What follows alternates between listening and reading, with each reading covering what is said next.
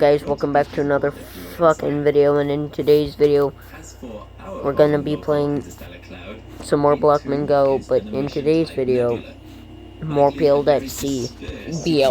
Fucking Build at Sea. God damn it, I can't speak like a normal person today. Particles within it are exceptionally hot, around 6,730 degrees Celsius, with some particles even approaching millions of degrees Celsius.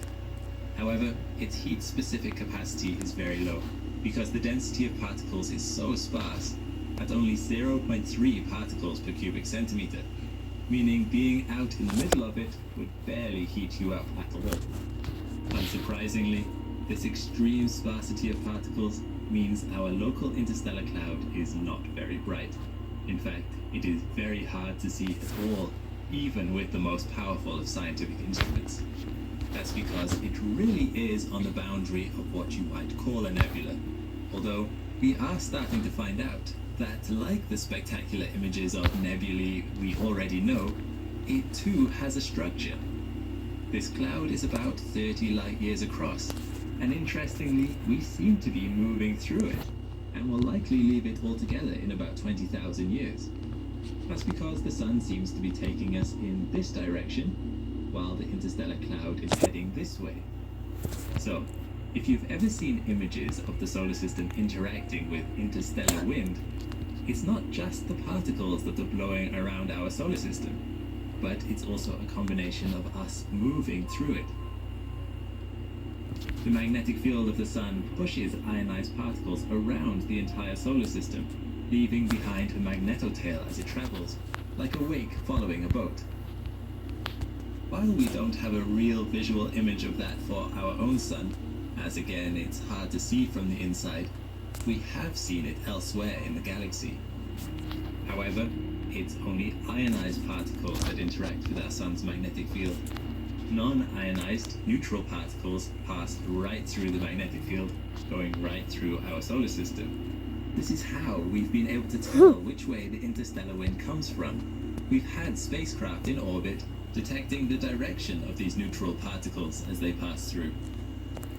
Even though the interstellar cloud is not dense compared to other nebulae, it is actually one of the densest regions for hundreds of light years in any direction. This is because it is contained in a region known as the local bubble, where the average density is even lower than the local interstellar cloud at 0.05 particles per cubic centimeter. Interestingly, this bubble connects two other bubbles, and it's in the regions where these bubbles meet where it's believed that clouds like the interstellar cloud form. Let me explain. When we talk of nebula of any kind of density, we are actually talking about the interstellar medium. The interstellar medium, simply put, is all the gas and dust found in the galaxy, in whatever form that may be. It isn't evenly distributed, and the thickest sections of it are the different types of nebula we have already talked about. However, if you look anywhere in the sky, and look through the right wavelengths, you will see a faint glow in space. These are ionized particles emitting electromagnetic radiation in a variety of frequencies. So, the local interstellar cloud is part of the interstellar medium, but as I mentioned, it isn't evenly distributed. Within our local bubble, the density of the interstellar medium is far below the average of the whole Milky Way.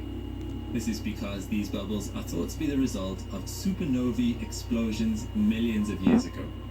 The supernovae not only ionized the particles, it also pushed most of them outward, leaving behind the bubbles, or what is known as supershells. When supernovae shockwaves meet, the particles suddenly have nowhere to go, so instead they clump up.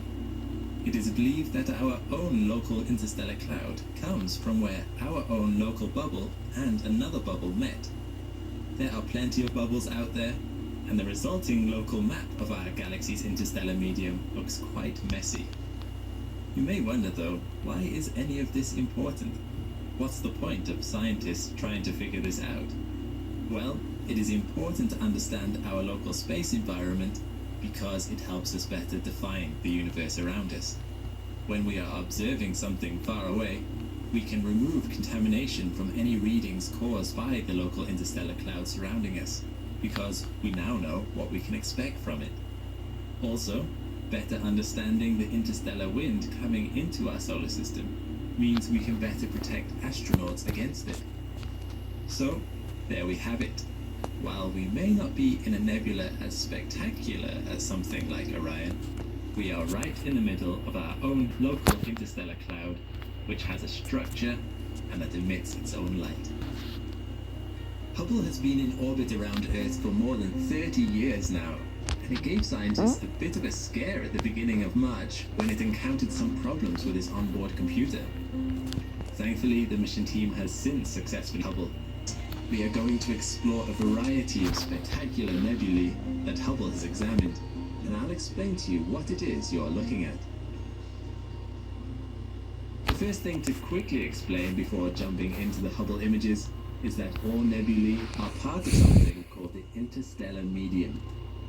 The interstellar medium is the gas and dust that is unevenly dispersed around our galaxy. This is what the interstellar medium looks like from our viewpoint on Earth. Some parts of it only have 1 particle per cubic centimeter, as close to a true vacuum as you can get. The densest regions, which are like the nebulae I'm about to show you, can have millions of particles per cubic centimeter, which is still incredibly dispersed if you consider our atmosphere has 10 quintillion particles per cubic centimeter at sea level. However, over the many light years these nebulae stretch across, this mass really adds up. Let's look at our first example, and I'll show you what I mean. Number 61, the Circinus Molecular Cloud. The most basic type of nebula is an inert, cold, and dark nebula, also known as a molecular cloud. They are named like this because they mainly consist of the molecule H2. In this state, they don't do much, and we can only really see them because they block the light behind them. However, molecular clouds are some of the most densely packed nebulae out there, with millions of particles per cubic centimeter. They sit in space for millions of years, prevented from collapsing in on themselves by their own internal pressure. That is, until an external force comes along and bumps the cloud. This force could be from a supernova shockwave or from density waves in the galaxy. In any case, this nudge overcomes the internal pressure of the cloud, causing it to start collapsing in on itself from its own gravity.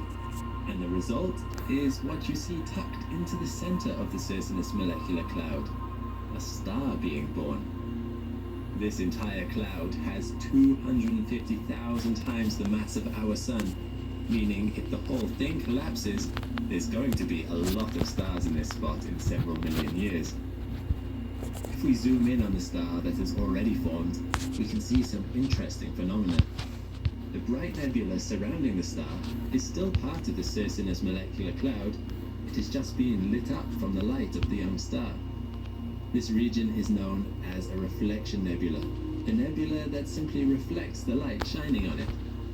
You can also just about see a protostellar jet shooting away from the star, the leftovers from the gas and dust it absorbed from the molecular cloud. It's a different color because it's really hot, having come from the star itself. Let's move on to number 62, NGC 2014 and NGC 2020. This breathtaking image is a great example of one of the most famous types of nebula, known as an H2 region.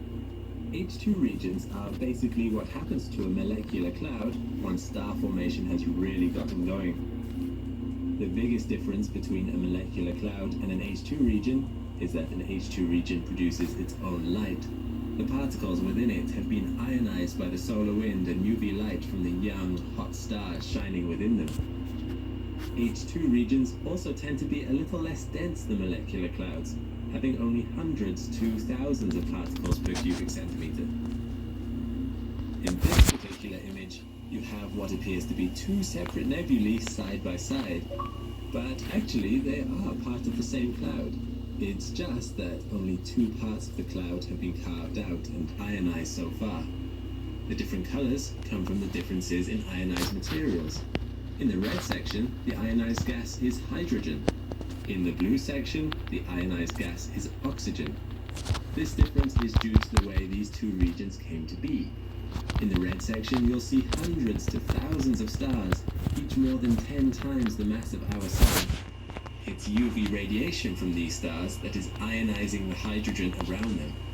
Stellar winds from the stars can be seen carving out the nebula. Here, the nebula is dense, and so is more resistant to the stellar wind. Here, however, the nebula is less dense, and the stellar wind has carved bubble shapes into it, reminiscent of coral.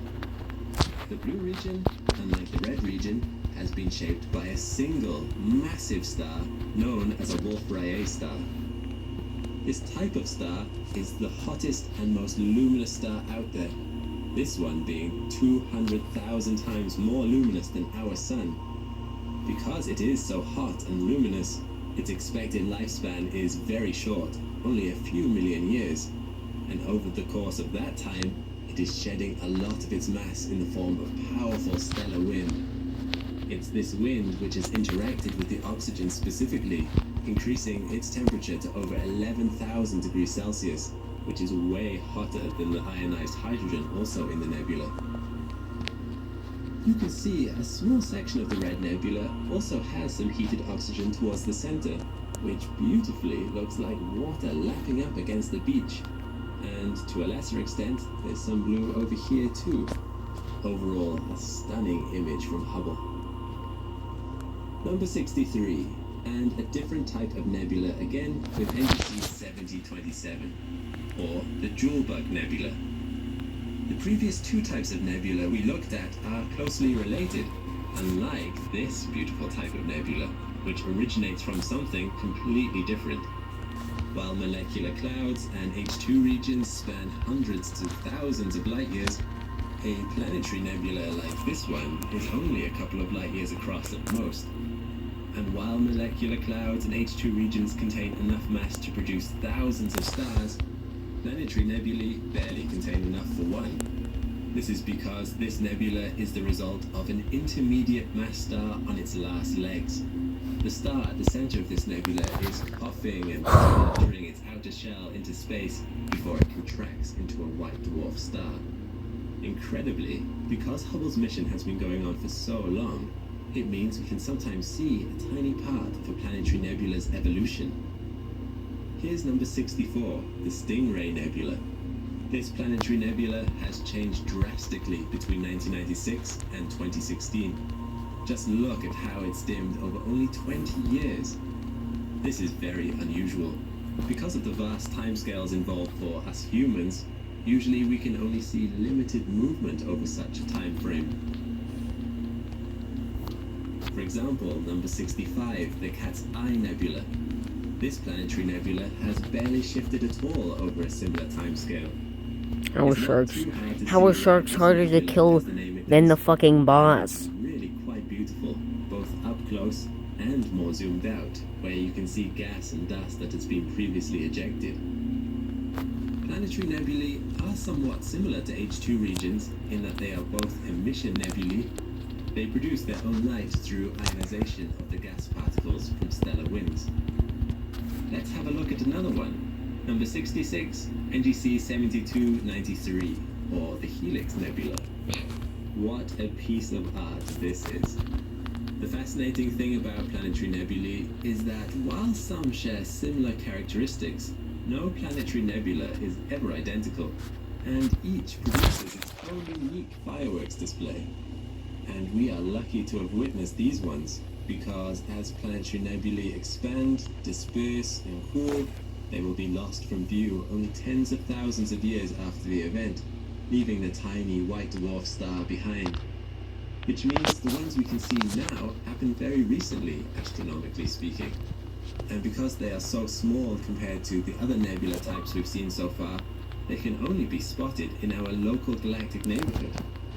The Helix Nebula is especially close to us, being half the size of a full moon in our sky, which allows us to peer inside and see its remarkable details. What I think so incredible about this image is seeing how the stellar wind from just this one star is blasting away at the dust halo which had been ejected away from the star before the planetary nebula formed, just like the halo we saw in the Cat's Eye Nebula. With the Helix Nebula, the expansion of the planetary nebula has now caught up with the halo and is carving it away. This is a mind-blowing image of space, and it's probably one of my personal favorites. There are so many more beautiful examples of planetary nebulae that I could show you, but let's finish this episode on number 67, the Hourglass Nebula. This nebula is pretty far away at 8,000 light-years, so we can't see it in the same detail as the Helix Nebula. However, its shape, color, and little beady eye in the center are truly phenomenal. Sometimes, if the planetary nebula originated from a tightly orbiting binary star system, what you'll get is a two-lobed nebula. This could be the case for this one. And you can see the star, or stars, towards the center here. No, this isn't the reflection from the camera flash that pareidolia would have you believe. Episode 5. For the episode playlist, click on the annotation here or have a look in the description. Number 28, Doradus 30, or the Tarantula Nebula. This image is a small section of what is known as the Tarantula Nebula. The Tarantula Nebula is a huge, impressive nebula found in the Large Magellanic Cloud, a satellite galaxy to our own. Some may argue it isn't as pretty as some of the other nebula we've looked at so far, but I must say it does look good in its own right. But if it isn't its looks that make this nebula stand out, what is it, and what sets it apart from anything we've looked at so far? Well, we'll come back to that. Let's first of all give you some context. So, where is it? Well, this is the Large Magellanic Cloud, the largest of the Milky Way satellite galaxies, and as you see, it has a lot of nebula.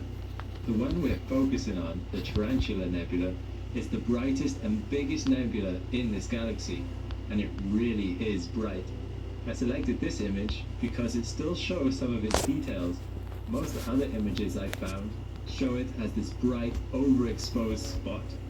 It's so bright that if this nebula was as close to us as the Orion Nebula in our own Milky Way, it would cast shadows at night.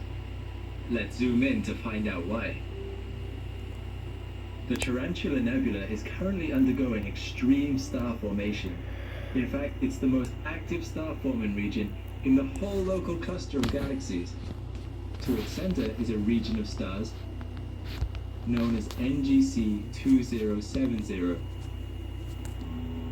The central concentration of stars, known as R136. It's this star cluster that produces most of the energy to make this nebula visible.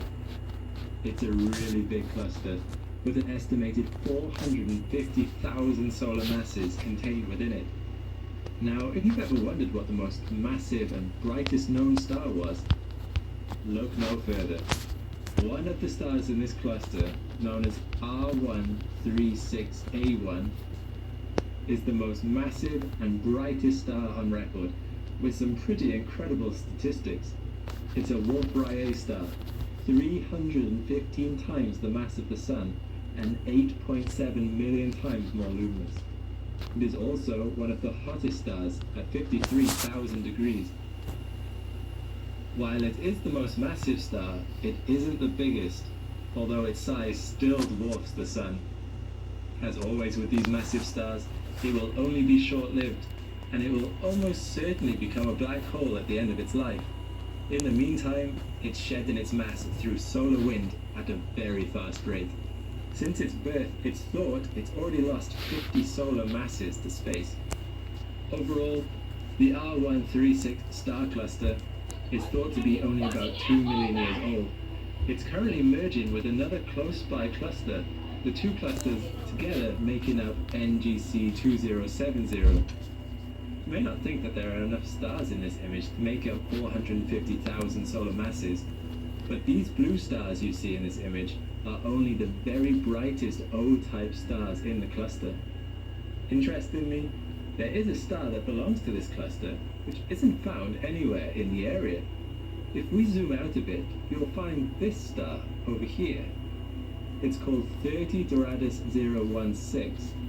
And the young star, only 1 to 2 million years old, may have traveled about 375 light years from its suspected home in the star cluster R136, and it's still traveling about 400,000 kilometers per hour. But how did it get all the way out here? The theory is that it was part of a binary star system when another, even more massive star entered the system and kicked out the now homeless star. These other stars would have had to have been extremely massive, as 30 Doradus 016 is no minnow at the suspected 90 solar masses. It is now an explorer destined to travel the far reaches of the Large Magellanic Cloud. There is another old star cluster found in the Tarantula Nebula called Hodge 301. It is roughly 20 million years old, with some stars 10 times as old as those found in R136. Within the star cluster, there are thought to have been at least 40 stars that have gone supernova, whereas in R136 there have been none. This is because of the age of Hodge 301. Some of the shortest lived stars have already gone through their entire life cycle. More stars in this cluster are on the verge of exploding in supernova 2, so watch this space.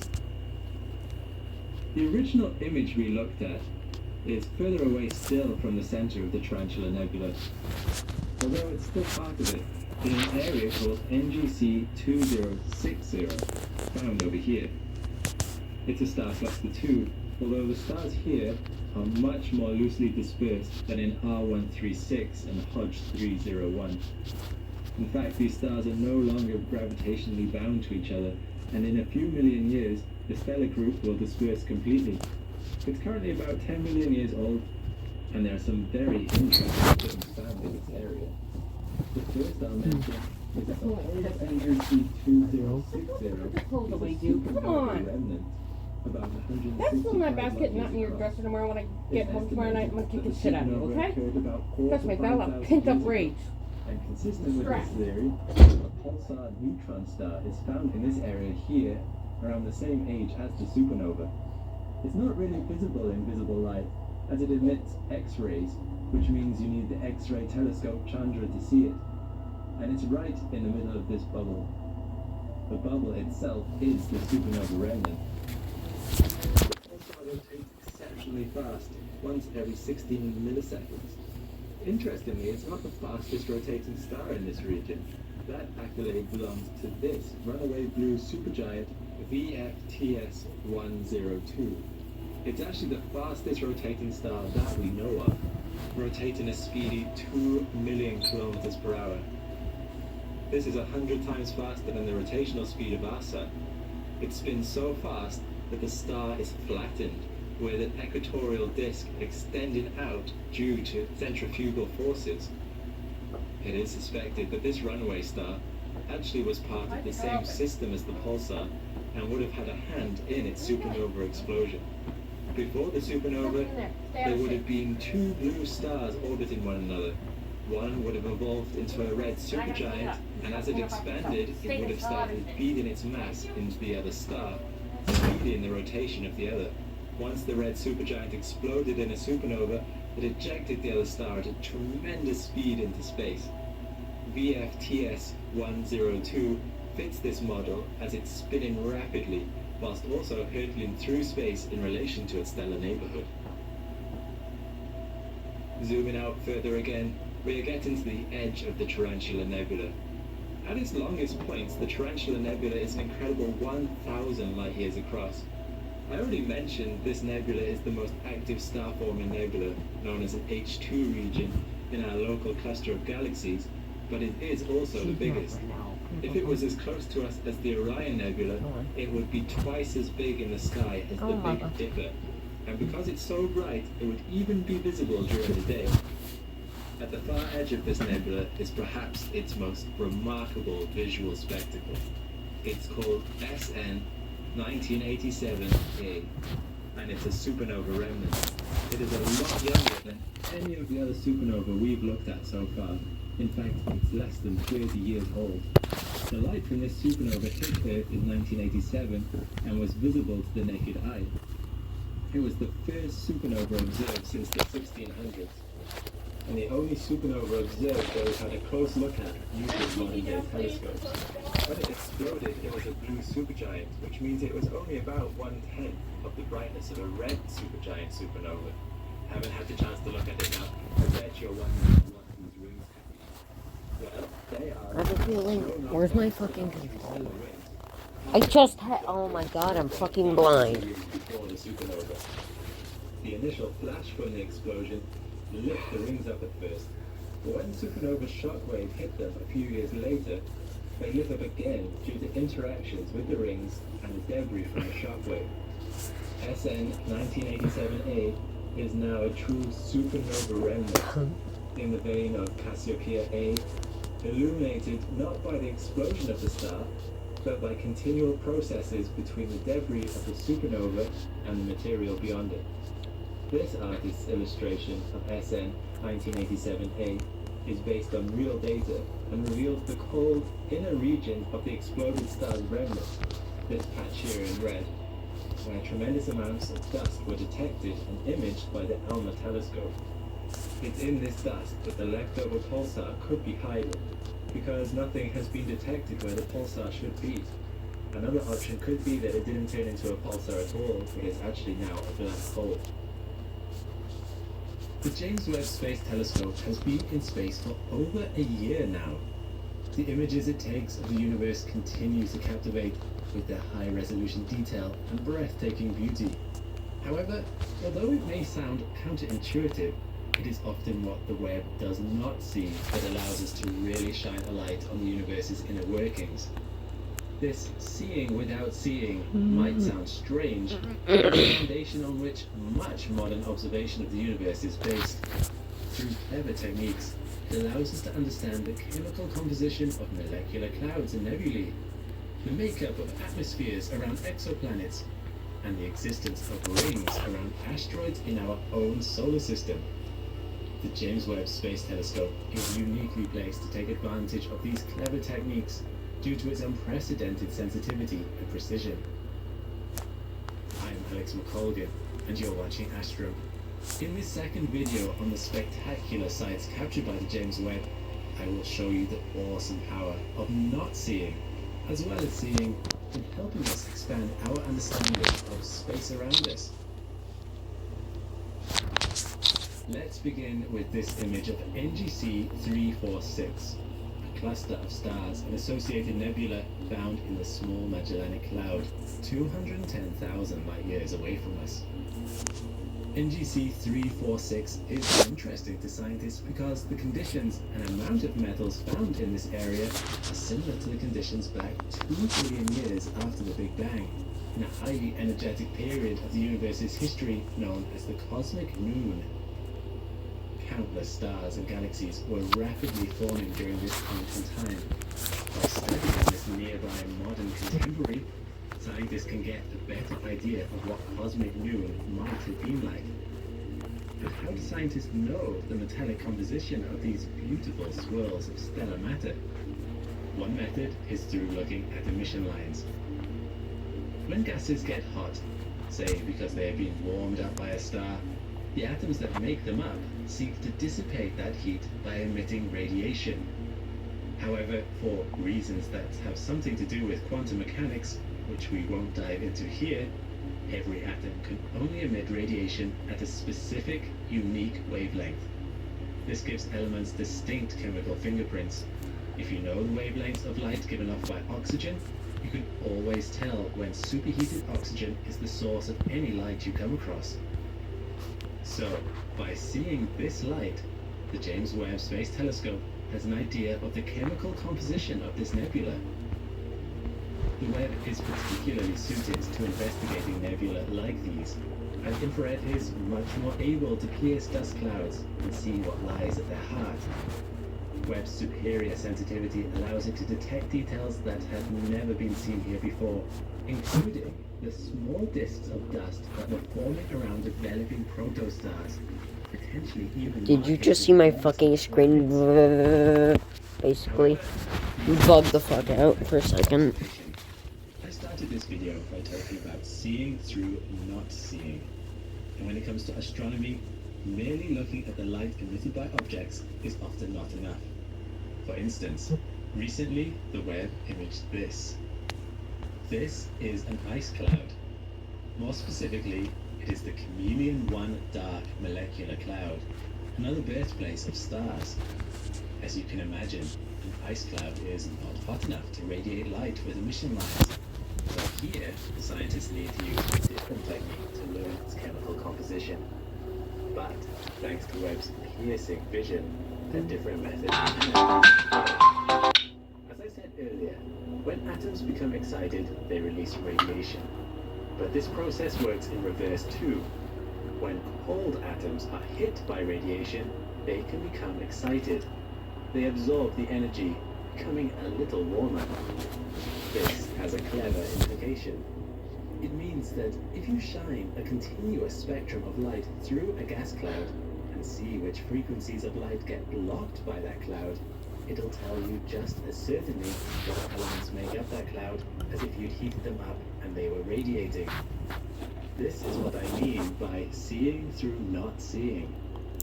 Of course, it does hinge on light shining through the cloud. This occurs through all the stars sending out light from behind the Chameleon-1 dark cloud.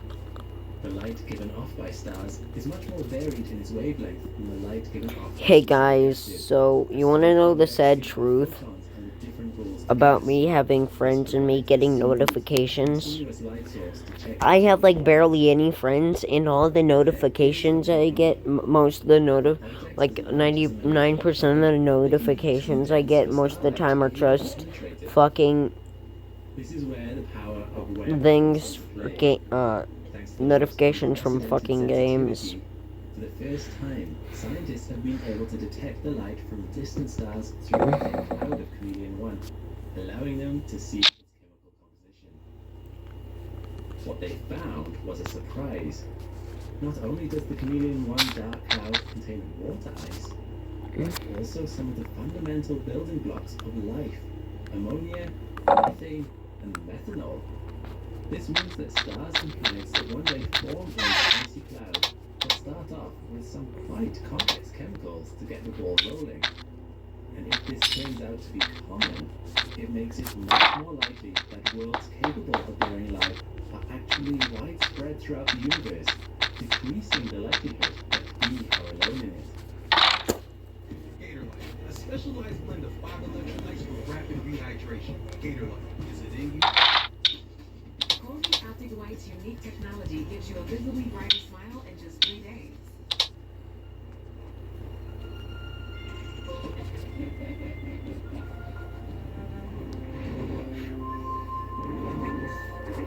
Making something truly original isn't easy, but finding it is. Special starts on it. All right, ladies. Big noted driver 3.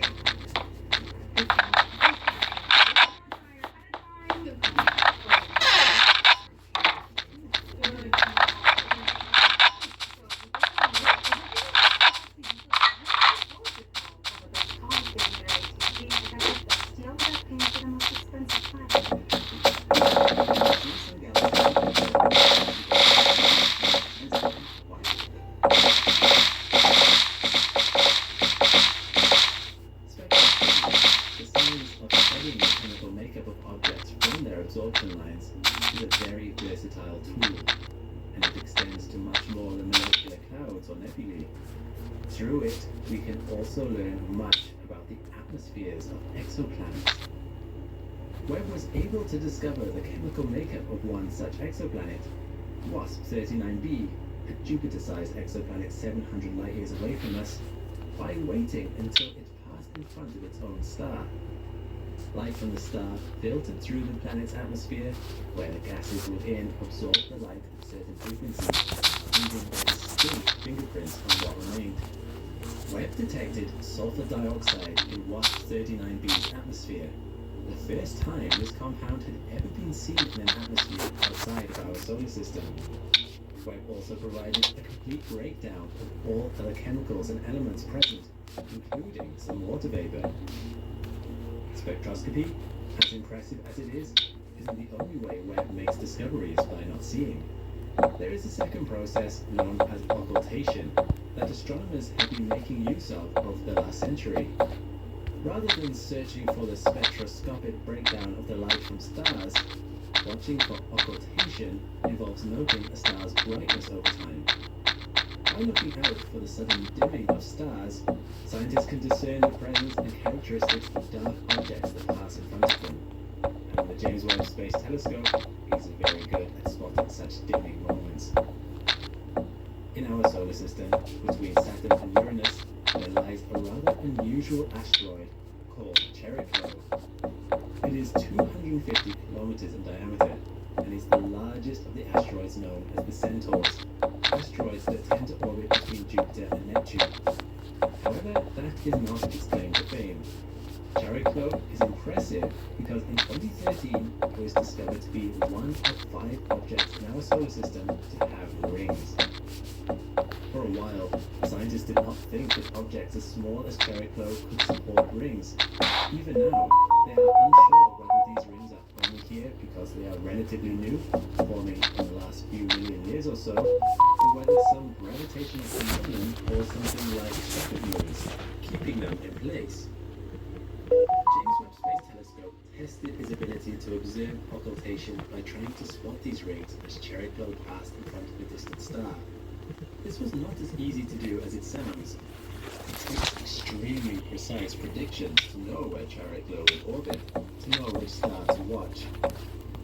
Given the size of objects in space, even the smallest miscalculation would result in no occultation being observed. That said, Webb was able to spot Cheriklo and its 2 rings as they passed in front of the star, noting occultation of the asteroid itself as well as each of the rings, as seen in this video. The rings were too small to be imaged by Webb directly. From the sudden dimming in the star's brightness, Webb was able to clearly make out the rings, which are thought to orbit about 400 kilometers from Cheriklo itself. The larger of the rings is only 6.9 kilometers wide, and the smaller one is a tiny 120 meters wide. It is not yet clear what these rings are made of, but Webb was able to detect crystalline water ice on the main body of Cheriklo. With further observations, more information about these rings will come to light. And speaking of rings, there's one more image I want to show you. This is just one that I found spectacular. The strange rings of Wolf-Rayet 140. These reddish purple rings are like nothing I've seen in space before. The astronomers who first saw it thought that something might be wrong with their equipment. The rings seem more like the ripples of a pool, or the rings of a tree than an actual interstellar object. And yet, these rings actually represent over 100 years of a truly incredible phenomenon. At the heart of these rings lies the solar system. Every 8 years, the 2 stars at the center of this system orbit close to each other, and their stellar winds interact space.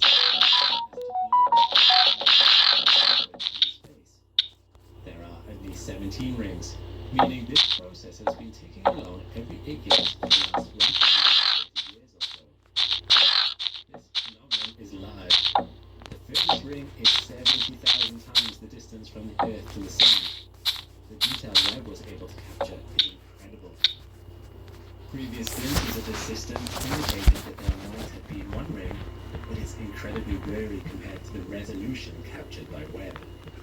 These rings were useful for astronomers, as they provided opportunity to spatially document the chemical compositions of the rings of Wolf-Rayet 140 over time. Through these probes, scientists found what they believed to be polycyclic aromatic hydrocarbons. PAHs had been known for a long time. They help with the formation of stars and planets, but their origin has long been a mystery. Now, thanks to this discovery by James Webb, Wolf-Rayet binary stars have stepped forward as one possible source for this crucial compound. And it was only possible because of the spectroscopy and James Webb's ability to see and not see light in incredible detail. There will no doubt be many more discoveries Webb will make in the years to come. Such a powerful telescope can capture images of far greater clarity than the space telescopes before it. but I thought it was important to emphasize that not all the Webb's discoveries are stunning images in the night sky.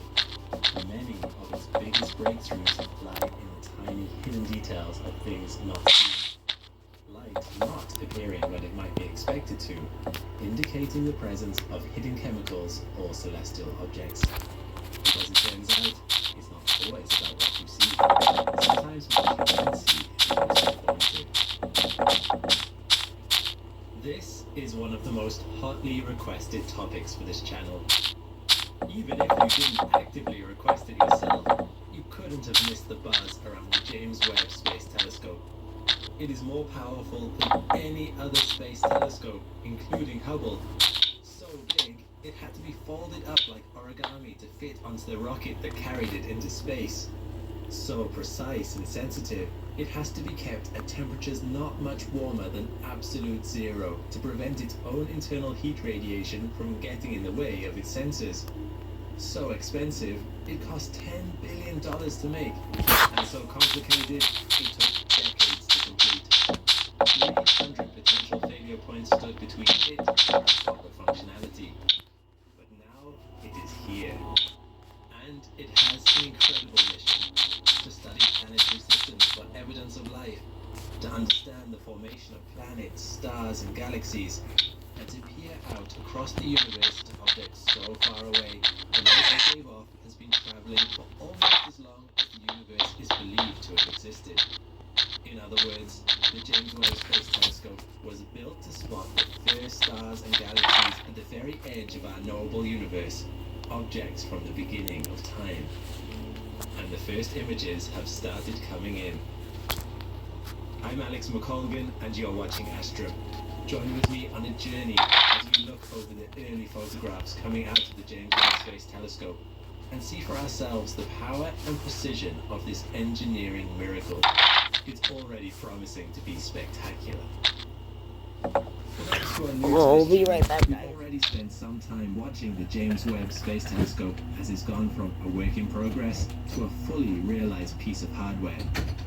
It was first conceived in the 1990s and was originally intended to cost only $1 billion and to launch in 2007. However, numerous setbacks and delays plagued the project, pushing it back again and again. It was only in December 2021 that it finally launched, and it has been spending the intervening months slowly unpacking itself, powering up its systems, and testing its hardware. It is a 6,500 kilogram monster, with a sun shield whose 14 by 21 meter dimensions are around the size of a tennis court. Its mirror for capturing light is 6 times larger by area than Hubble's lens, which allows it to pick up more photons from further away to create crisp images. It boasts numerous cameras and scientific instruments which allow it to see across the infrared spectrum. This is a feature that is vital to its unique mission.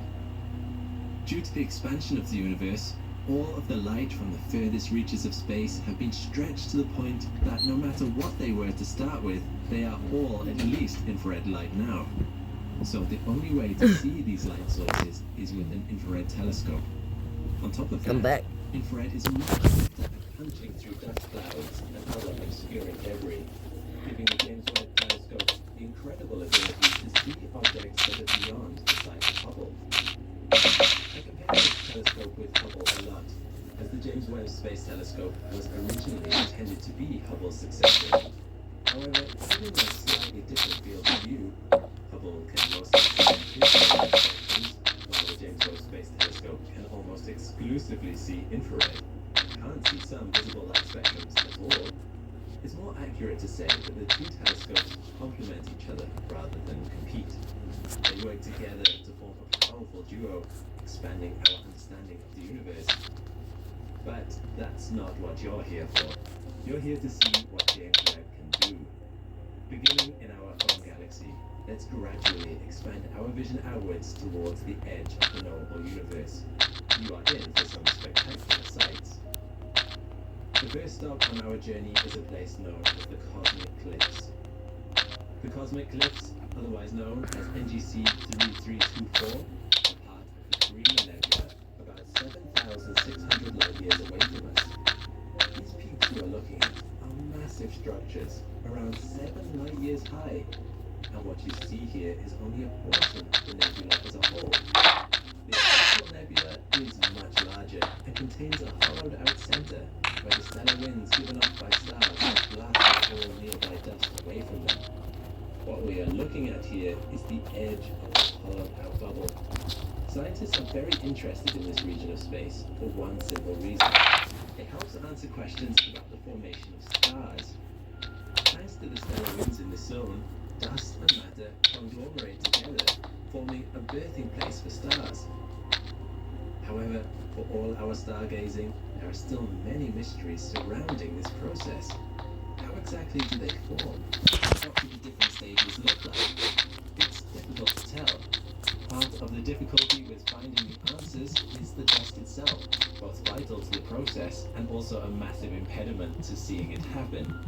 It wraps around the forming stars like a protective cocoon, stopping scientists from seeing very clearly what is going on at the moments we'd like to see the most. James Webb fixes that. Not only does this image provide more detail than Hubble's image, but thanks to James Webb's Hamburg mid-infrared instrument, we can peel back the layers of dust and see what lies within. See how much clearer the image is. This will provide scientists with data on the formation of stars for a long time yet. So much for the birth of stars. At our next stop, the James Webb Space Telescope uncovers more about the end of their lifespan. And for this, let's look a little closer to home to NGC 3132, otherwise known as the Southern Ring Nebula. The image on the left was taken by James Webb's near-infrared camera, while the one on the right was taken by MIRI. This is a planetary nebula, although technically that term is a bit of a misnomer. While regular nebulas are the birthplace of stars, a planetary nebula is not a place planets form. Instead, it was just an unhelpful naming convention used by early astronomers who noted the round shapes of these nebulas and they thought they looked a bit like planets. The name stuck, even though our interpretation of the name has moved on. Planetary nebulas like this one are formed when dust and gas are blasted out from dying stars towards the end of their lifetime. Knowing the chemical composition of this dust is useful, as understanding what material exists in the universe helps us to understand what later waves of stars might be made of. So once again, James Webb's ability to peel back the layers of dust to see what lies within is invaluable. Compare this with Hubble's image, to get a sense of the precise detail that James Webb is able to bring to bear. From this, scientists have learned that the second star within the system still has not actually exploded, so the formation of its own planetary nebula is still likely to come. We can also get a better sense of how the gravitational interactions of the two stars stir the nebula, mixing the dust together in fascinating patterns. Now, let's look a little further out, beyond our galaxy. If we want to see star creation, it makes sense to find a location like this. 161,000 light years away from us lies the Triangular Nebula, so named because it evokes the idea of a giant triangle lurking within its silken web. Aside from the obvious otherworldly beauty, this area is of particular note to scientists because of its similarity to a period in the universe's history known as the Cosmic Noon. At that point, which, to our best understanding, took place about 1 billion years after the universe began, star creation was at its most prolific.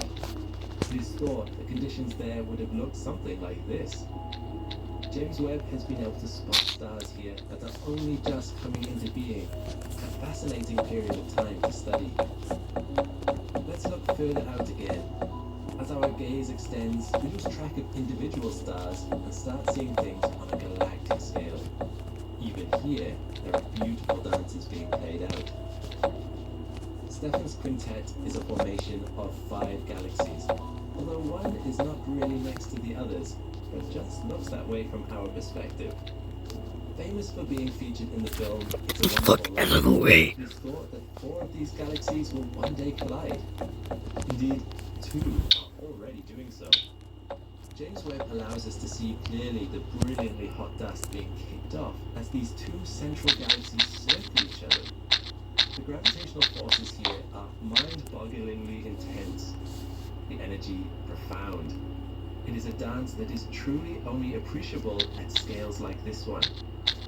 This image was not taken at a single time, but actually is a composition of almost 1,000 separate images that James Webb took and then scientists put together, giving it details. Let's look further at it again. Until Motherfucker broke my wall. In an image known as a Webb's therapeutic field.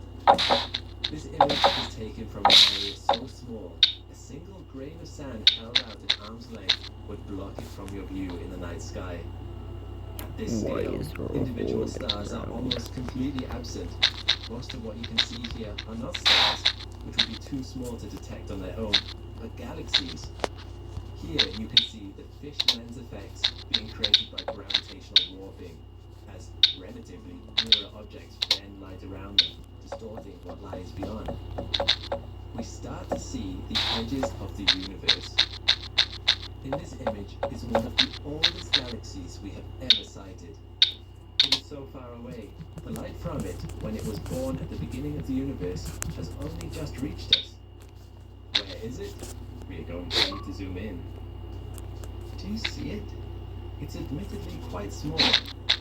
By evaluating markers within the light given off by this tiny red galaxy, scientists are able to identify how far it has redshifted, and thus how long the light from it has been traveling by comparing it to normal visible light from similar sources. This tiny dot was found to be 13.1 billion light years away. As far as we know, given that the universe is thought to be 13.7 billion years old, this is one of the earliest galaxies that we will ever be able to see. Now, you might be disappointed by how small it is. However, there is some room for hope. Compare this image with one taken by Hubble of the same region. Obviously, James Webb's image is crisper and clearer, giving more detail and showing more objects. There is one vital distinction between these two images. Hubble took its image by staring at this patch of sky for 10 days, slowly gathering every photon it could from this region of space and compiling them into a single image. James Webb, on the other hand, took only half a day taking his own image. What this implies is that if James Webb was able to take such a detailed image in 1/20th of the time, imagine how detailed an image it could take if it was in other words, this tiny little dot is likely not the best that James Webb can do. I hope these images have given you a sense of the scientific breakthroughs possible with the James Webb Space Telescope, but also just how beautiful the sights of the universe are. Images like these blew me away. Sadly, we are going to have to be a little patient to see what discoveries James Webb might have in store for us. James Webb has only just finished running through its calibrations, letting its instruments cool off, and making sure there are queues of scientists fighting over who gets to use it to do what over the next 5 to 10 years of its expected lifespan. Each second is hotly contested. We will be investigating exoplanets for scientific atmospheres for life, unveiling nebula to find the origin of stars, and will help us to understand the difference between an old galaxy like ours and the young galaxies that formed just after the Big Bang. With a tool as powerful as the James Webb Space Telescope, who knows what else we're about to discover. Thanks for watching. I really want to give a huge thank you to our astronauts on Patreon. It's really becoming a thriving community, and I've loved reading all your messages and comments over there. If you'd like to join in, then you can visit the link in the description to become an astronaut and bring the channel more stability to the algorithm. When you join, you'll be able to watch the whole video ad-free, see your name in the credits, and submit questions to our team. Meanwhile, click the link to this playlist for more Astro content. See you next time.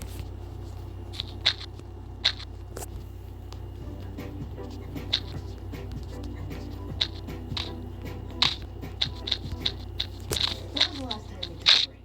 Sad desk benches don't revitalize us. We all deserve a moment to recharge and revitalize ourselves. Tea break! Let's make tea breaks happen! It's time for a tea break. It's time for purity.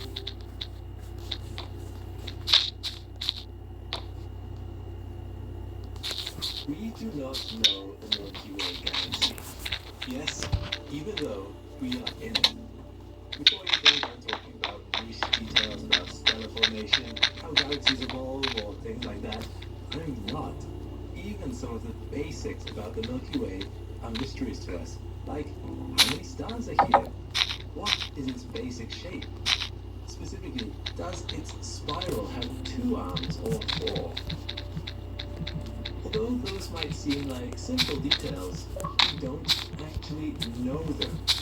Number of stars estimates range from 100 billion to as high as 400 billion, depending on what estimates are being used. Scientists have gone back and forth between 2 or 4 arms over the last 2 decades, and currently we're leaning towards 4. This makes sense. It's naturally harder to look at a thing that you're inside. It's easier to look out your window at the house across the street than it is to look at your own house from that same position. Here's a fun one for you. How many galaxies are in the Milky Way galaxy? According to ESA's Gaia Space Telescope, which just finished its 10-year mission, the answer is not just one. Gaia has been mapping the stars of the Milky Way, performing 3 trillion observations. And now, as it takes its final look at our galaxy, the data is being evaluated. 30,000 stars are moving a little strangely. They are going the wrong way. They are originally not from around here. I'm Alex McColgan, and you're watching Astro. Join me today on a deep dive into Gaia's data to answer exactly how many galaxies did the Milky Way eat. As I already alluded to, looking at our own galaxy is surprisingly hard. I've mentioned before in a previous video how all of the stars, stellar clouds and gas can actually get in the way of what we're trying to look at. This gets particularly bad towards the center of the Milky Way's plane, where the most matter accumulates, creating an area astronomers refer to as the zone of avoidance.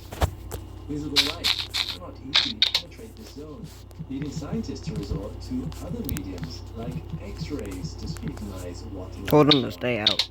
To carry on our house analogy from earlier, we are sitting in our bedroom. I told you to stay the fuck out of my house, you dumbass.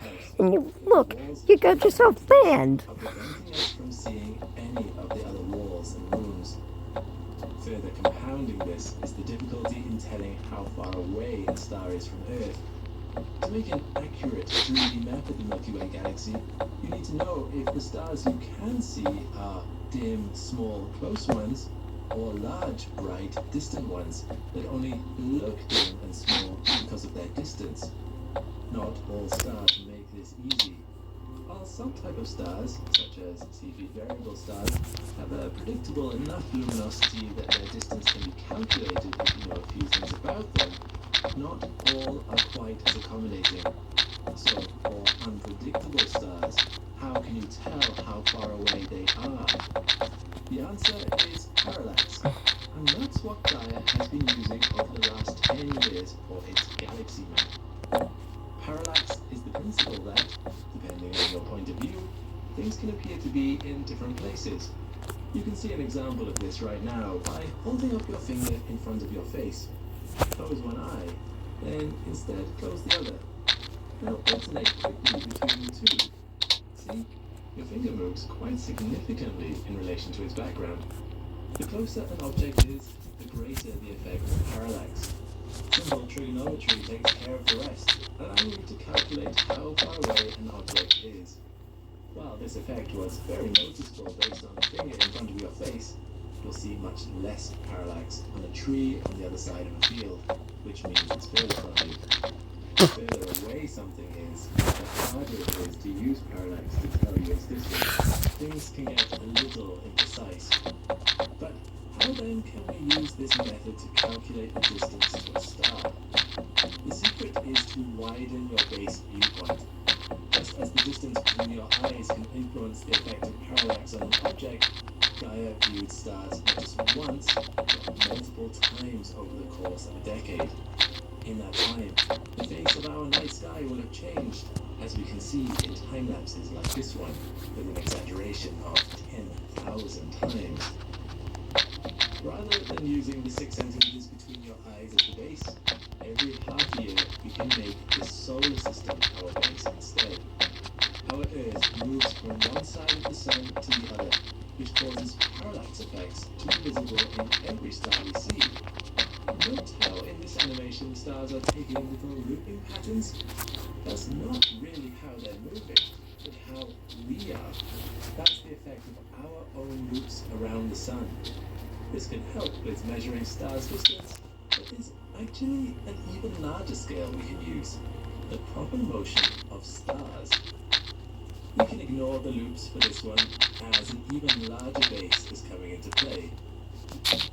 Rather than just use the motion of our planet on either side of the solar system, we can make use of the fact that our own solar system, along with the other stars in the galaxy, are also moving. So we can use that motion as an even larger base for establishing parallax. The same principle applies.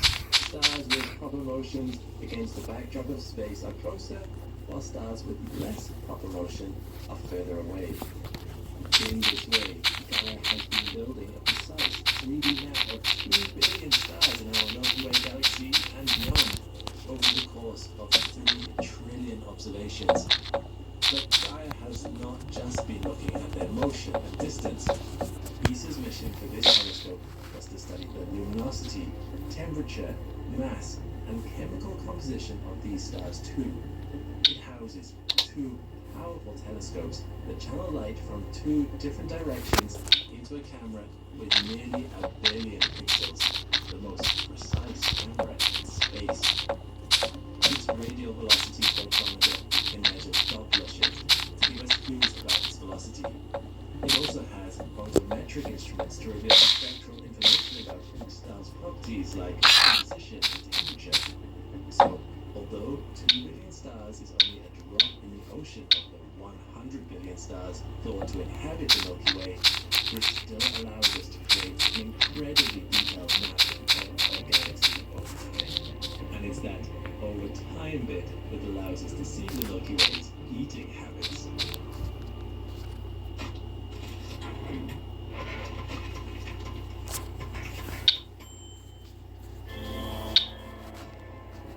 Deep down,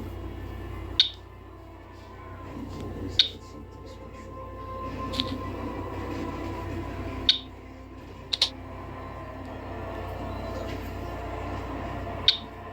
But you have to go when no one's watching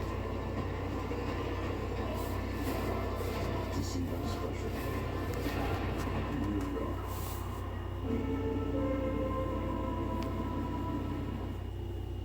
No matter what kind of teeth you gotta brush, Oral-B Electric cleans better with one simple touch. Oral-B's dentist-inspired brown brush head hugs them, cleans them, and gets in between them for 100% cleaner teeth. Your perfect clean starts with Oral-B. J.D. Power has ranked Nissan #1 in new vehicle quality among mainstream brands. Get 0% APR for 60 months on the Nissan Pathfinder, Nissan Murano, Nissan...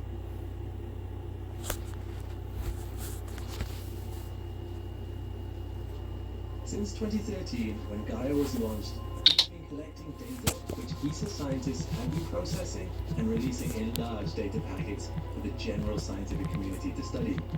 The larger the gap in time, the more comprehensive and precise the data. More time equals more parallax. 3 such data releases have taken place so far, in 2016, 2018, and a 2-parter that released a simplified version in 2020 and then the full version in 2022.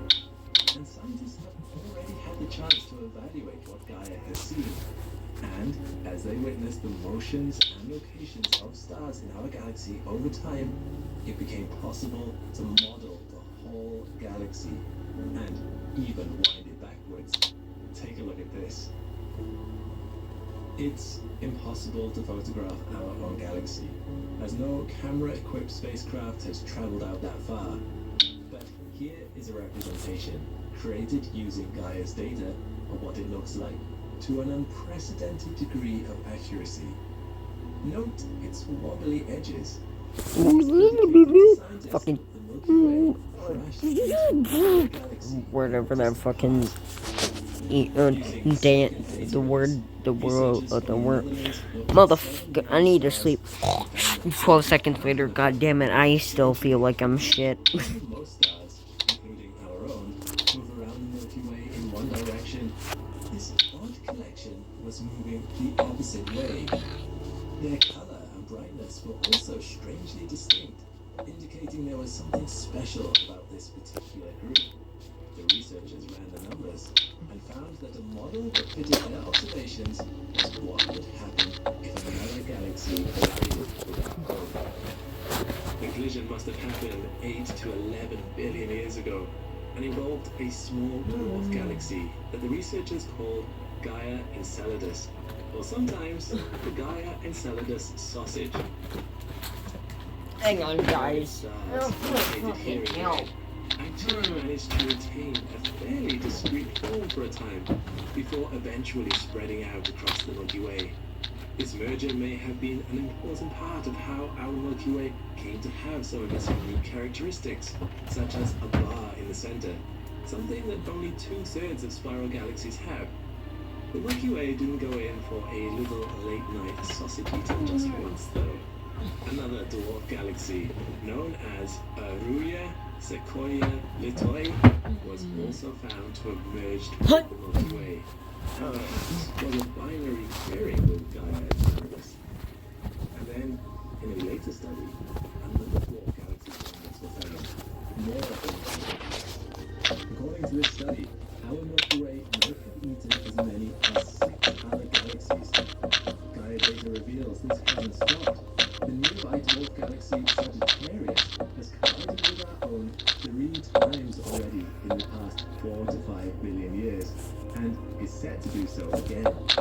This collision may have even been the spark that lit the flame of our very own sun, which came into being around that same time. Eventually, Sagittarius may well become galaxy number 7 that the Milky Way has consumed, all of its stars being slowly ripped away and brought into our own galaxy. These revelations are just some of the incredible discoveries made possible through the Gaia telescope's data, which is why it is sad that Gaia's time has come to a close. The Gaia telescope maintained its position in the second galaxy using judiciously applied cold gas propellant, 1,000 grams a day. However, that cold gas has finally run out. On the 15th of January, Gaia told us the last observation and has begun the process of doing a few last calibrations before finally powering down on 27th of March 2025. But the story is not over yet. 2 more data packets await release.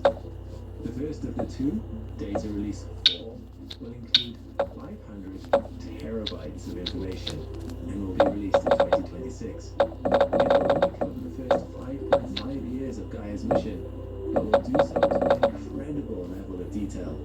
Its precise measurements of stars' orbital motions might even highlight locations of exoplanets and will create the largest catalogue of binary stars to date. It's also worth recognizing that the Discovery Sky broadcasts don't end with just prior or ongoing galaxy impacts. It's possible to fast forward the data to model the motion of our local stars millions of years into the future, allowing us to see incredible models like this one. Note how, although stars near us initially spread out across the Milky Way, they later reconvene due to what is thought to be density waves. Seeing this play out helps explain the spiral arm shape of our galaxy. Gaia data has helped improve our picture of events much closer to home too. Gaia revealed the position and direction of travel of over 150,000 asteroids in our solar system, and thanks to its ability to track those movements over time, Gaia was able to demonstrate that 352 of them probably have moons, as shown by slight wobbles in these asteroids' trajectories. This nearly doubles the number of such binary system asteroids that we are aware of. Gaia has been called a treasure trove, and it's hard to overstate just how much information can be found in these data releases. Gaia has provided us with the largest ever 3D map of quasars across the wider universe, identifying 1.3 million of them, with the earliest being spotted at the edges of the universe, with light that started traveling when the universe was only 1.5 billion years old.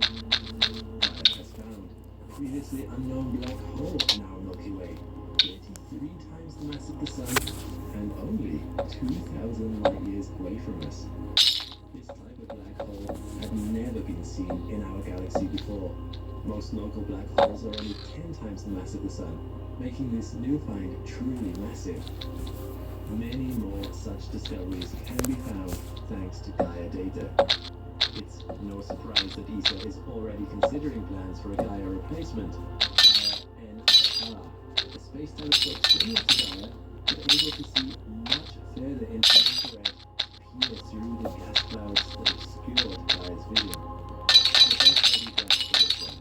If it goes ahead, Gaia NIR will look to launch in 2045, providing a approximately net mission and Gaia to allow ESA to take even more advantage of Gaia.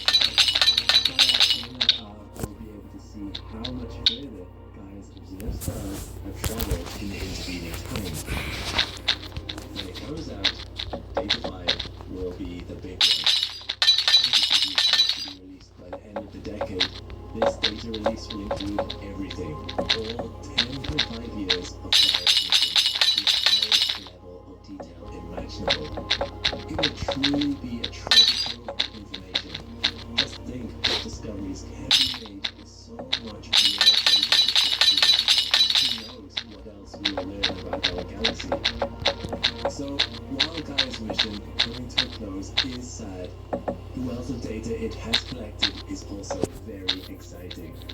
Our Milky Way galaxy might be surprisingly hard to learn about, but Gaia's data will give us the best crack at it to date.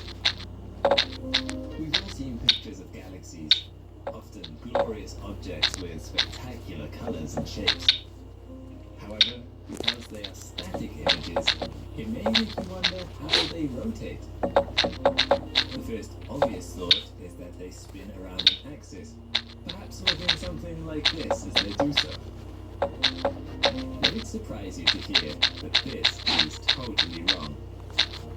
For a start, galaxies are not solid objects, but rather made up of millions to trillions of stars. Each star follows their own orbit, although they are often going in the same direction at least. But actually, one of the main reasons a spiral galaxy does not orbit like the first example is that angular momentum would wind the arms up into tighter and tighter spirals. We don't see this, so something else is at play. These arms are caused by density waves, meaning a galaxy's rotation would in fact look like this. Here, the arms stay in place, or at least move extremely slowly as stars and gas pass through them. Another theory is that shock waves produced by supernova and stellar winds are the cause of the arms. These theories might not be mutually exclusive, and both processes may be at work here. Density waves are potentially caused by the self-gravity of stars as they orbit after they have been perturbed by another force. As stars have a gravitational influence on each other, eventually a pattern forms where their orbits meet around certain areas in the galaxy. Very, very interestingly, density waves are even seen in certain parts of Saturn's rings. Here you have a section of ring that appears like the inside of a tree trunk, but this is not the case. In this region, the ring is influenced by the gravity up inside the rings. What you are actually looking at is one very tightly wound ring, a bit like an LP record. And just like with a galaxy, this arm stays the same shape, never getting tighter or looser. Within these arms is where the majority of star formation takes place in a spiral galaxy. The gas and dust within a galaxy clump up in these arms too, which is why you often see star-forming nebula dotting the arms. The arms are also brighter, not just because there are more stars here, but also because all the hot, young, bright stars are found in these regions. Because the hottest types of stars are so short-lived, by the time they move away from the arms, a lot of them will have already burned out. Another interesting phenomenon to do with spiral galaxies is something caused by dark matter. In the early universe, when dark matter was more dispersed, stars within galaxies that are dominated by normal matter would orbit a lot slower around the outside of the galaxy than towards the center. However, today, stars are moving a lot faster near the edge of the galaxy thanks to the influence of dark matter. Dark matter is mysterious in that it cannot be seen or observed in any way other than by its gravitational influence. Dark matter seems to have clumped towards the center of galaxies over time, making stars orbit faster than they should around the edge of a galaxy if only gravity from normal matter was accounted for.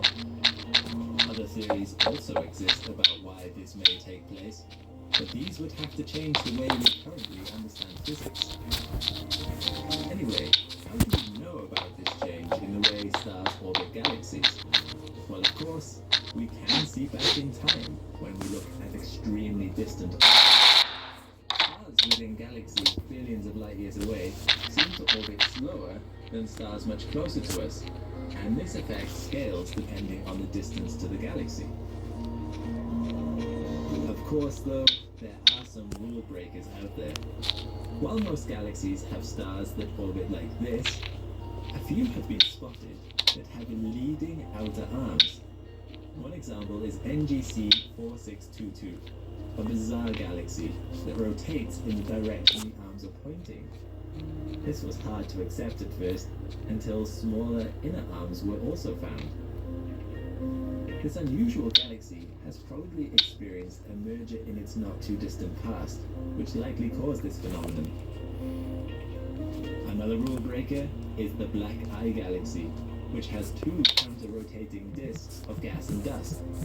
The inner disk, where you can see all the dust lanes, rotates normally, whereas gas in this outer disk rotates the opposite direction. Interestingly, stars in this outer region do not seem to be orbiting retrograde, meaning it is just the gas that does so. It is believed that gas must be still getting fed into the galaxy from the intergalactic medium, or that this galaxy also merged with another extremely gas-rich galaxy.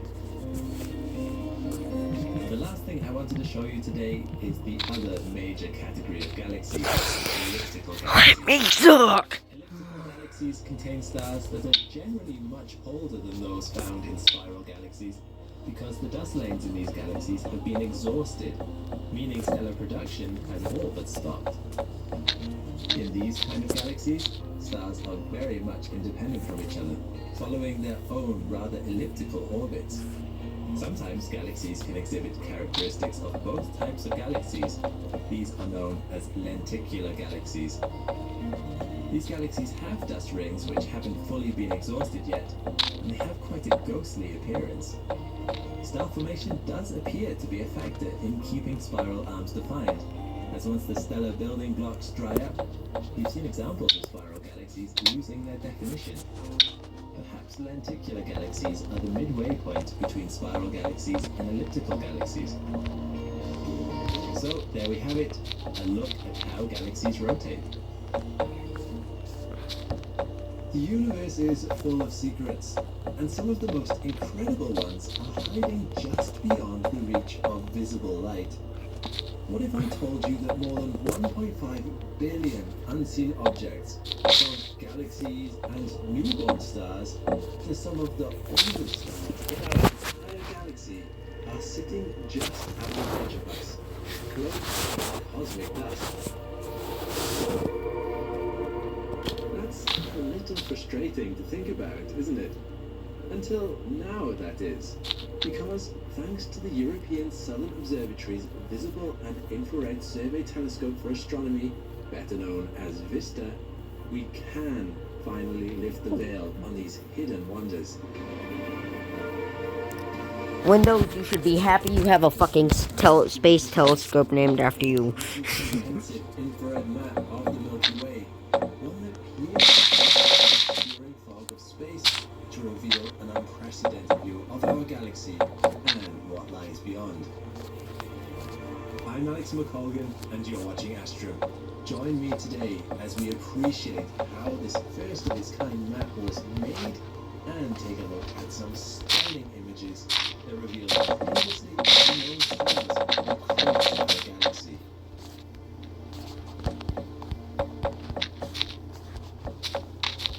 Hey Galen, what's harder, picking plays or picking outfits? Next course. You gotta be twice as good. Can you throw twice as far? Is Sprite responsible for your success? Nah, but it tastes good. If you want a refreshing drink, Sprite. Obey your thirst.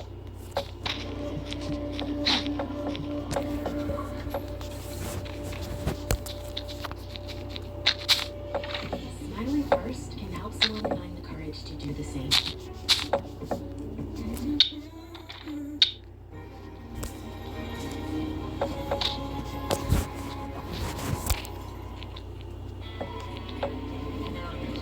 We can do anything we want, except one thing. We just can't stop being America.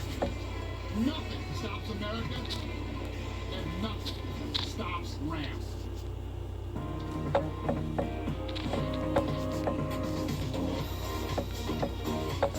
I mean, besides a nuclear bomb, but those, no, my god! My fucking god! No! God damn it, everything's going wrong! Ever undertaken. Encompassing a 13-year period from 2010 to 2023 across 140 nights of observation, this project has captured around 200,000 images and generated 500 terabytes of data. That's the same amount of data as it would take to stream a 4K video for nearly 3 years straight. VISTA is part of ESO's Paranal Observatory located in Chile, with its main focus being to map large areas of the sky. Using VISTA's infrared camera, known as VIRCAM, the team was able to peer through the dust and gas that permeates our galaxy and uncover some of the Milky Way's most hidden places. To be honest, isn't it... Okay, this is gonna sound stupid, but isn't it weird that how us as a civilization can fucking have pictures flying through space from fucking telescopes at like in light years back to Earth, but when you're in a fucking valley in the middle of nowhere, you have no Wi-Fi?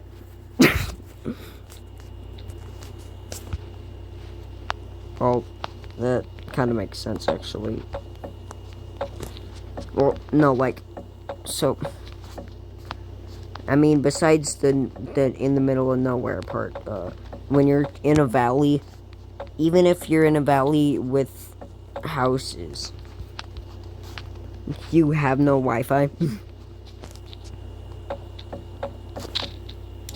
Traditional telescopes allow us to view space in visible wavelengths, which range between about 380 to 700 nanometers. But VISTA isn't like traditional telescopes. Instead of relying on visible light alone, VISTA operated infrared wavelengths between 900 and 1200 nanometers, allowing it to detect otherwise invisible objects like stars obscured by dust and cold ground dwarfs, also known as failed stars, which don't emit enough visible light to be seen with a traditional telescope. To get an idea of the difference between visible and infrared light, take a look at these two images of the Lobster Nebula, or NGC 6357, one taken in visible light and the other with VISTA's telescope. We can see that in the infrared, the dust that obscures our field of view seems to disappear, revealing what look like hundreds of thousands, or maybe even millions, of previously invisible stars. The map was created through VISTA variables in a Via Láctea, or VBB survey, Via Lactea being the Latin name for the Milky Way, and its companion project, the VVV Extended Survey, or VVVX. The data collected from these two companion projects that make up the VISTA Infrared Survey have already led to the publication of more than 300 scientific articles. Unlike other recent space maps, this is one of the most detailed ones ever made. It's the first infrared survey to cover nearly 80% of the Milky Way's luminous mass, and provides the largest infrared catalogue ever made of our galaxy's central region. It allows astronomers to study our galaxy in finer detail than ever before. This survey gives us an accurate 3D view of which were previously hidden by dust. It covers an area of the sky equivalent to 8,600 full moons, and contains about 10 times more objects than any previously published infrared map from Our Milky Way consists of a central bulge, a dense, bright, puffed up collection of stars with a flat disk of 2 spiral arms wrapping from the ends. This image of the galaxy is mapped in the survey. The red squares mark the central regions of the galaxy, which were observed by the original survey, and then re-observed again by the extended survey. And the other square colors show areas that were only observed as part of the extended survey. So in this image, you can see that these surveys have focused right in the central plane of our galaxy, spanning part of the disk and most of the nuclear bulge. But what has VISTA revealed? Argentinian astrophysicist Daniel Muti, who led the survey project, said, "We've made so many discoveries, we have changed the view of our galaxy forever." And as much as I'd love to talk about all of them in this video, it's probably best I stick to some of the highlights. As part of the survey in 2015, VISTA turned its attention to the star formation region in Messier 20, also known as the Trifid Nebula, which lies about 9,000 light years from Earth. Viewed in visible light in this image, we can see a beautiful nebula, glowing pink from the emission of ionized hydrogen, and surrounded by a blue haze of scattered light from young, hot stars. The cloud of gas and dust is obscuring the star-filled space behind it. Now, look at this second image taken by VISTA's infrared camera. Peering beyond the clouds reveals a whole swarm of new stars. This image not only allows us to see through the Trifid Nebula, but by chance, it revealed objects on the far side of our galaxy that had never been seen before. To their surprise, astronomers identified 2 faint, reddened objects as Cepheid variable stars. While they appear in the image to be just behind the edge of the Trifid Nebula, in reality they are very distant, about 7 times farther than the nebula that once helped to block them from our view. Cepheid variables are a type of bright star that is unstable. They brighten and fade over a period of a few days or a few months, depending on their brightness. The first variable star we ever identified in modern times was Omicron Ceti, also known as Mira. It had been described as a nova until 1638, when Johannes Halwurz observed it getting brighter and dimmer in a cycle that lasted 11 months. As for this pair of newly discovered stars, they are the only Cepheid variables that we have identified so far in this location, which lies beyond the central bulge on the far side of our galaxy. And they can be really useful too. You can think of them as a kind of cosmic yardstick that can be used at the distances of tens of millions of light years. If you know how long the star's pulsation period from bright to dim is, then you can infer its absolute brightness as well as its age. You can compare absolute brightness to the apparent brightness, that is, the amount of light that reaches Earth, so you have a measure of how distant the star is. With a few reference points like these, we can build up a real picture of the scale scale of our galaxy and beyond. Looking toward the galactic center, a team of astronomers and data scientists found even more candidate Cepheid stars, 655 in fact. They then sorted these into one of two classes and found that 35 of these 655 stars were classical Cepheids, the younger of the two. This was really exciting, especially since the galactic bulge was thought to contain mostly elderly stars that were at least 8 billion years old. Recording their pulsation periods, the team revealed that all 35 of these Cepheids were less than 100 million years old, and some of them may be as young as 25 million years old. To put that in context, our own sun is about 4.5 billion years old, so the youngest Cepheid has only been around for 0.6% of our sun's lifespan. I broke my. Damn it! I threw a Hot Wheel at my TV and broke it, or some stupid shit like that. Yes, if you're wondering, yes, that actually happened to me. No, I don't want to fucking talk about it. Because I was young and stupid and curious at the time, so. In reviewing this structure, combined with the discovery of all the Cepheids, as I mentioned earlier, scientists have inferred that there has been continuous star formation along the midplane of the galaxy for the past 100 million years. There might also be even younger Cepheids that we haven't seen yet, as these stars would be so bright that they would be saturated in the UV survey. The fact that we found this thin disk of young stars within the galactic bulge is incredible. We used to think that the galactic bulge was an ancient feature of our galaxy's past, where exclusively all stars had formed separately from the stellar disk. But this finding reveals that things aren't so black and white, and that the formation of newer stars within the bulge could be a natural progression of our galaxy's evolution. But even more inspiring perhaps is a discovery by the Vista Infrared Survey that lies at the ancient heart of our Milky Way galaxy.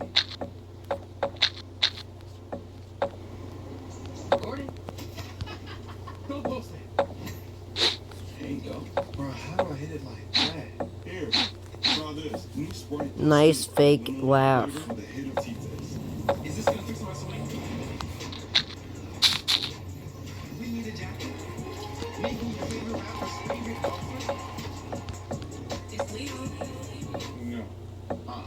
If you want to swing like a pro, Reps. If you want to refresh your drink, new Sprite Plus Tea. With more baking soda than other brands, Arm & Hammer toothpaste, sweet cherry black, and change. The difference is Arm & Hammer. Marshall's buyers hustle for the latest trends. From fashion to beauty, so you don't have to. We get the deals, you get the good stuff. Marshall's. Eczema isn't always obvious. Eczema isn't always red. But now, eczema isn't always going to stop you with Eblis. Eblis is a once-monthly treatment to help those with moderate to severe eczema find real itch relief and real results. Like skin that's still more clear at 1 year. Don't use if you're allergic to Eblis. Allergic reactions can occur that can be severe. Eye problems can occur. Tell your doctor if you have new or worsening eye problems. You should not receive a live vaccine treated with Eblis. Before starting Eblis, tell your doctor if you have a parasite infection. Skin that's still more clear, even at 1 year. Clearly, it's possible with Eblis. Talk to your doctor about Eblis for eczema.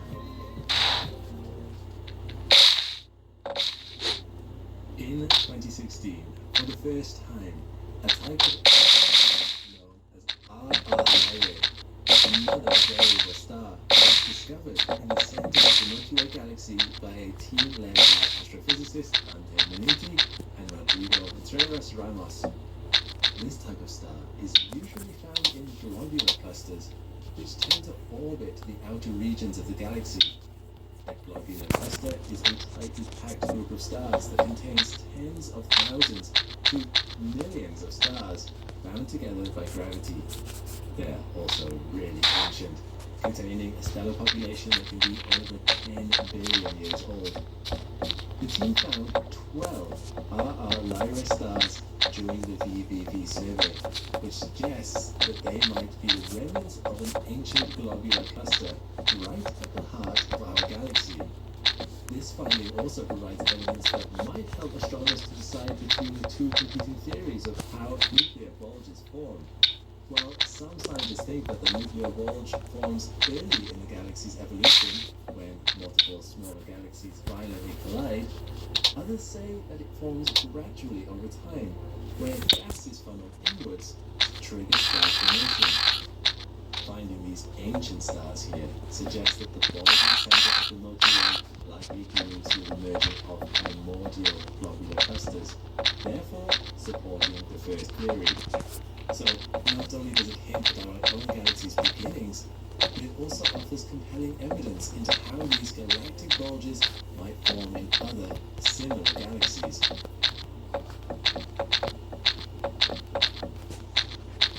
Speaking of ancient stars, Bristol was able to find 2 new globular clusters as part of the infrared survey in 2011. In this visible light image, a known globular cluster, UKS-1, can be seen on the right as a hazy red splotch. This cluster had been the dimmest known globular cluster until the new discoveries. Now, compare the same patch of sky, but this time in VISTA's infrared light. Suddenly, we can see what we have been missing. Much more faint than the known UKS-1, we can make out a second globular cluster, this time in the upper left of the image, which has been named VVB-CL001. Another globular cluster, aptly named VVB-CL002, was found soon after, and this small, faint group of stars may be the closest known globular cluster to the center of the Milky Way. Did you know that there were only 158 known globular clusters in the Milky Way before these new ones were found by VISTA? For the survey to identify 2 more of these rare stellar objects is quite a significant accomplishment. Within this central... God fucking damn it! You that dude's a... Did you see how... But now that they've been revealed, these features bring exciting possibilities for further study. Hang on. It could just be What fucking videos have I already put? I don't care! 001 is gravitationally 1 hour, 2 minutes. If this is then they would be the Milky Way's first known binary globular cluster. 2 minutes, 20s. We found binary clusters in other galaxies, like in Centaurus 12, A, 5. the Large Magellanic Cloud. But some think it might be when these gravitationally bound clusters collide that we get the most massive globular clusters, like Omega Centauri. So studying a binary cluster right in our own galaxy could produce some amazing insights into this process. It's all speculation at the moment, but it's definitely cool to think about. In addition to globular clusters, the VISTA infrared survey identified a multitude of other types of star clusters. At least 96 new open or galactic clusters have been found, which typically contain fewer, younger stars and are much more common than the globular type. Like the globular clusters, they have been hidden by cosmic dust, but VISTA's 1.1 infrared telescope Video. has lifted the curtain to show them in all their glory. Take a look at just a few of these stunning Why images we now have. What the fuck do you hate me? One of these open clusters, BVV-CL003, is much more difficult to make out in images compared to the tightly packed globular clusters. Try and see the density differences in the stars in this section of the image compared to the surrounding regions. It was found by Vista 15,000 light years beyond the Milky Way center, and also happens to be the first of its kind to be discovered on the far side of the galaxy.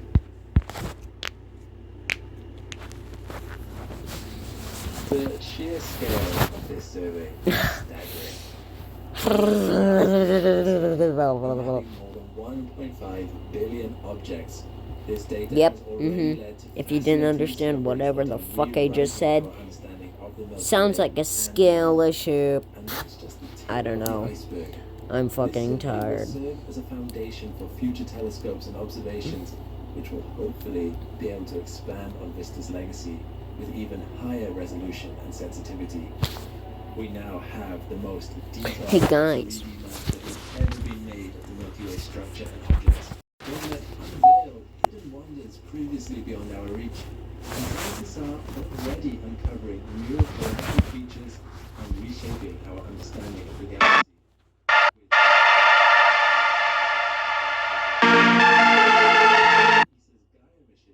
Invisible.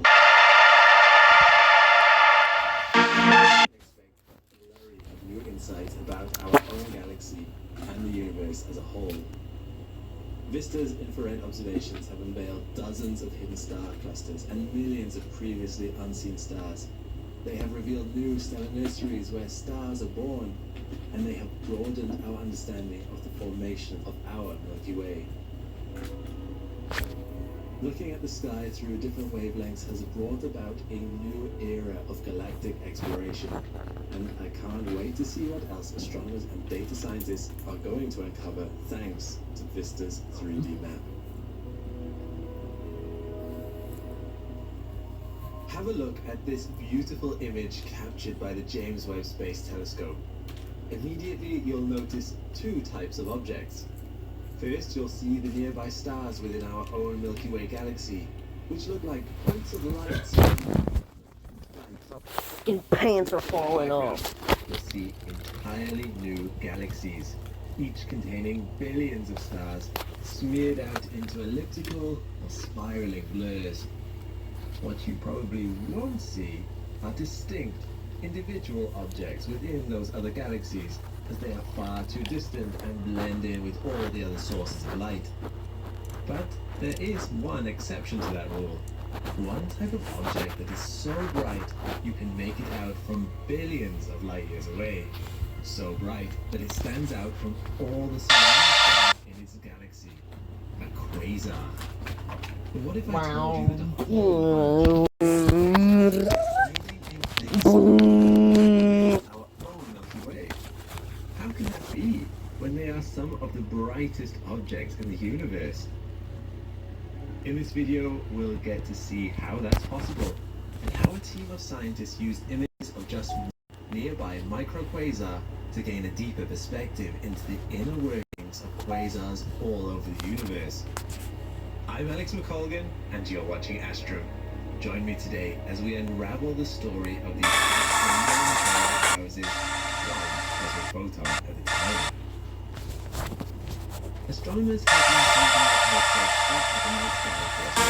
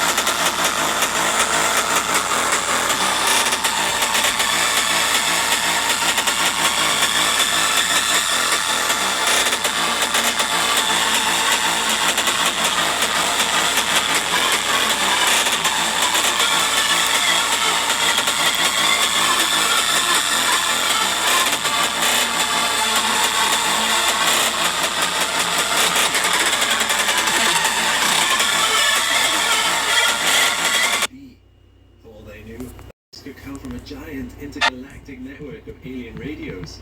But what they did learn from follow-up observations using more precise telescopes like the Hale telescope is that you could see these objects in the visible part of the spectrum. They were just extremely small and faint. They were far too small to be galaxies, they appeared as points, not smeared out blobs in the sky. They also couldn't be regular stars, because regular stars don't typically emit much energy at all in radio waves. For this reason, these mysterious objects came to be known as quasi-stellar radio sources, which quite literally translates to something like a star, but not a star, that emits a lot of radio waves. That name eventually got shortened to something that was a little bit more palatable, quasars. Even with the catchy name, it took astronomers and physicists nearly 30 years to really pin down what these quasars were. And unfortunately, it's probably not alien radios, although the real answer is still extremely fascinating.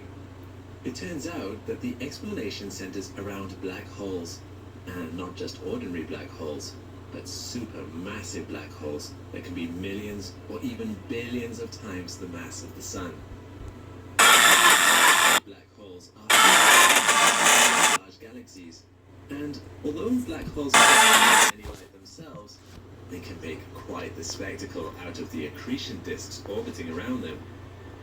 If you want all the details, you can queue up our older video on quasars here, but for now, let me just give you a quick summary. Matter orbiting a black hole can slide inward as it loses energy due to internal friction. Much of that energy ultimately gets converted into light that streams outward from the black hole. But in some cases, the accretion disk also splits out relativistic jets of ionized matter, culminated by powerful magnetic fields along with the black hole and its surroundings. The particles in these jets can propagate through the universe from galaxy to galaxy as cosmic rays, sending out radio signals as they're pushed around by intergalactic magnetic fields. Overall, quasars emit so much energy that a single quasar in a distant galaxy will outshine the hundreds of billions of stars in that galaxy combined. That's why, when quasars were first observed, they appeared as small as a star, but far brighter than any star outside of the Milky Way could have ever been. Now, the Milky Way has its own supermassive black hole right in its center too, called Sagittarius A star.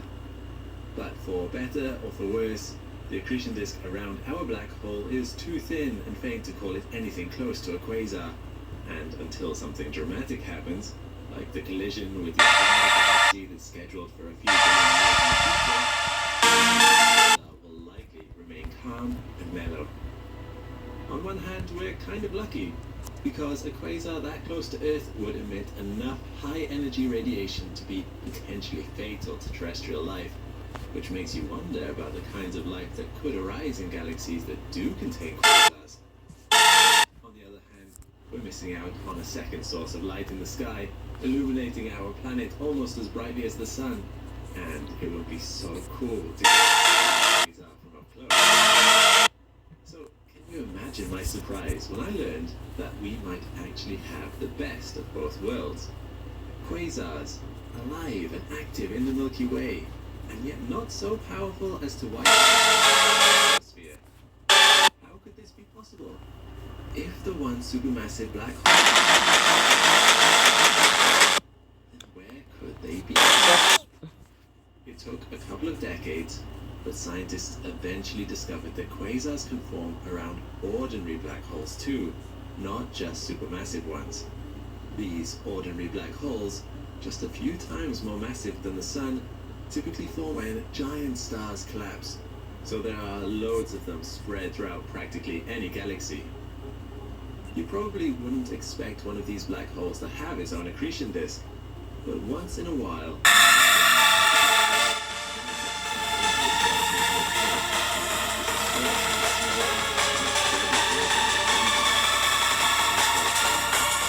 even though the jets of a microquasar are much weaker, proximity to Earth, allowing us to learn more details about the properties and dynamics of both microquasars and their larger, full-scale counterparts. The very first microquasar was discovered in 1979 and was given the obvious name SSL-2. It was originally documented as the 432 compiled by astronomers Nicholas Sandelik Stevenson. To date, only a handful of microquasars have ever been found, and SS433 in particular has been a subject of widespread wonder and research. Despite its name, SS433 is more than just some ordinary star in a catalogue. It is a Type A supergiant orbiting around a stellar mass black hole in a binary system. As the black hole accretes material from the supergiant star, it produces a pair of jets perpendicular to the line of sight from Earth, meaning that the jets hit us or reach us. But as the jets propagate outward, they emit light in all sorts of directions, allowing us to image them at various angles and learn more about how they are produced.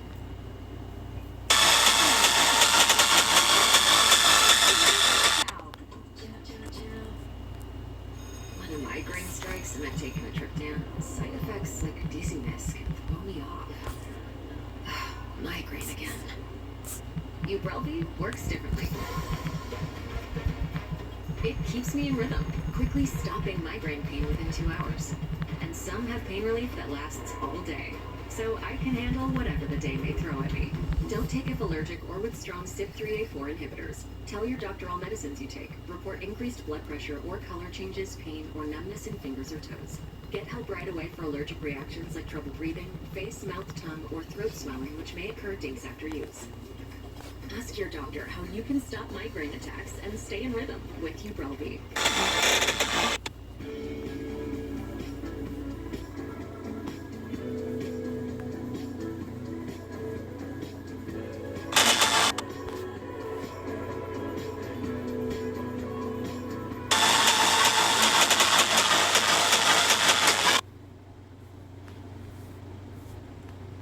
One of the first things we saw was that there are actually two types of jets emanating from SS433. The inner jets extend out just a couple of light years from the black hole before fading away, while the outer jets appear 75 light years out and span an additional 300 light years or so. We still don't know how exactly these outer jets form, or why they terminate after 300 light years, and we only have a rough idea of what they're even made of. But a recent study from the HESS collaboration gave us some new clues to these questions.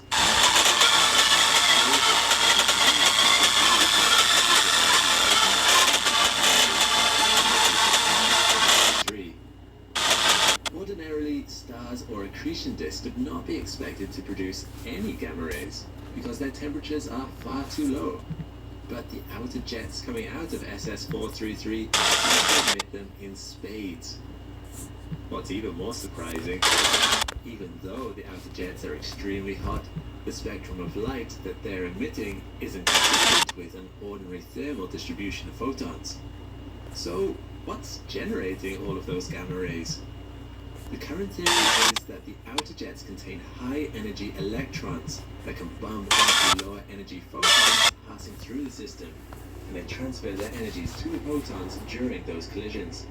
This process goes by the name of inverse Compton scattering. The scientists at HESS realized that measuring the energy of the emitted gamma rays can give us a lot of information about the energy of the electrons in the gas that produced them in the first place. And what they found was in full support of the inverse Compton scattering theory. The highest energy gamma rays, carrying over 10 tera electron volts of energy per photon, or about 10 trillion times more energy than a photon of visible light, were primarily coming from the innermost region of the outer jets. Gamma rays with lower energies, on the other hand, came from correspondingly farther distances down the jets of S433. This distribution is a clear indication that electrons farther down the jets have less energy to transfer to photons than electrons right at the beginning. Or in other words, as the electrons stream along the outer jets, they tend to lose energy over time, presumably due to their collisions with photons. But how did the electrons acquire such large energies to begin with? Models suggest that their initial launch velocity from the black hole was just about 1/4 of the speed of light. But by the time they reached the outer jets, these high-energy electrons appear to be moving at speeds greater than 99% the speed of light. multiplying their initial energies by a factor of 1 billion. The Hess collaboration believes that this wild acceleration occurs due to a shock wave at the base of the outer jets caused by complicated configurations of magnetic fields. Each time an electron interacts with the shock front, it gains a boost of speed across the boost pad in Mario Path.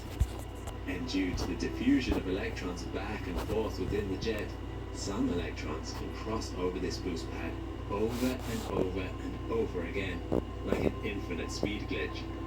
This process is called diffusive shock acceleration, and it may be responsible for amping out electrons to energies in the hundreds of tera-electron volts, just enough to be able to produce the high energy gamma rays observed by Hess. But shedding light on the production of out the jets of SS433 throughout the Milky Way hold treasure troves of information about the inner workings of even the most massive quasars in the center of distant galaxies. And now that we know to look for them, might hope and revealing ever more shocking surprises. So, what surprised you from today's video? Was it the possibility of shockwaves in deep space near black holes? Or was it the fact that the Milky Way is home to thousands of little quasars of its own? Let us know your thoughts in the comments below. I know. Black holes are the densest Yeah, what the with gravity so powerful. Yo, what the As such, it is no surprise to find that the largest black holes at the center of galaxies, where Dagger. there has been fed into them for billions of years, continually increase their mass. The very largest of these supermassive black holes can be billions of times the mass of our sun. However, it may come as a surprise to you to realize that some of the most massive black holes we know are actually the youngest. You see, when we look at distant galaxies, we are also looking back in time, and the galaxies billions of light years away often have the largest black hole. If the universe is only 30.8 billion years old, and light takes billions of years to reach us, that means the galaxy we are observing can only be a few billion years old at most from our perspective. Pretty young for a galaxy. Anyway, it should be the case that nearer supermassive black holes are more massive, seeing as they've had so much extra time to consume. I mean, I don't really need that in here. The very largest supermassive black hole we know of is known as TON 618, with an incredible mass of 56 billion solar masses. By itself, its mass is comparable to the Milky Way galaxy. It's exceptionally far away, and it's taking light emitted by it 10.8 billion years to reach it, meaning we are observing it as it was 10.8 billion years ago. This means it can be at most around 2.8 billion years old. By comparison, our own Milky Way galaxy is approximately 13.6 billion years old. Yet the supermassive black hole found at our galaxy's core, Sagittarius A star, is only 4 million solar masses. Motherfucker, what are solar masses? Is still only 200 million solar masses. One of the big factors to consider here is the difficulty in detecting and measuring black holes. This is still a really new field of research, as technology has only just allowed us to start observing black holes in the last few decades. Even then, we can often only observe the area surrounding black holes, that is, before the Event Horizon Telescope came along. But even that telescope takes ages to image just one black hole, so our general understanding really is still quite limited. In fact, most of the distant Jesus black holes Christ, we know about excuse me. can only be seen because they are quasars. TON 618 is a quasar. Matter is pouring into the black hole's accretion disk at an incredible rate, and because of this, it's erupted into a quasar. Quasars can only be sustained as long as matter is falling into them, otherwise they revert back to dark black holes. It's hard to fully grasp the physics of the accretion disk, but it is believed that the friction here is so great, the accretion disk of a quasar by itself can produce thousands of times more light than entire galaxies combined. Ton 618 produces as much light as 140 trillion suns, completely outshining the galaxy it resides Where in. the fuck did to the that point go? that we can't Oh, even hey, see there's it that from our one. There's perspective. that piece, but that's However, not because quasars are the that brightest I'm objects in the asking universe, about. they can be Oh, seen from found it. very far away. Where did my gun go? One reason Oh, for large black holes being far away is down to something known as Malmquist bias. This is where brighter objects further away appear more plentiful, when in reality, we simply can't see the dimmer objects that distance, implying there may be an argument that the largest supermassive black holes are actually distributed fairly evenly throughout the universe. If a galaxy has a very large black hole but it's not a quasar, it means we won't see it after a certain distance because a galaxy is much dimmer than a quasar.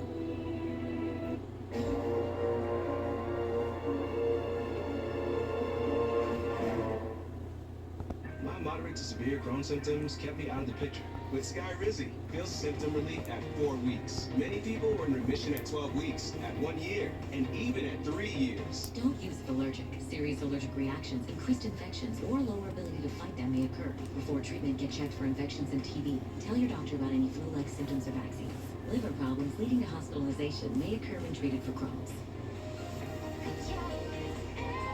Ask your gastroenterologist about Skyrizi.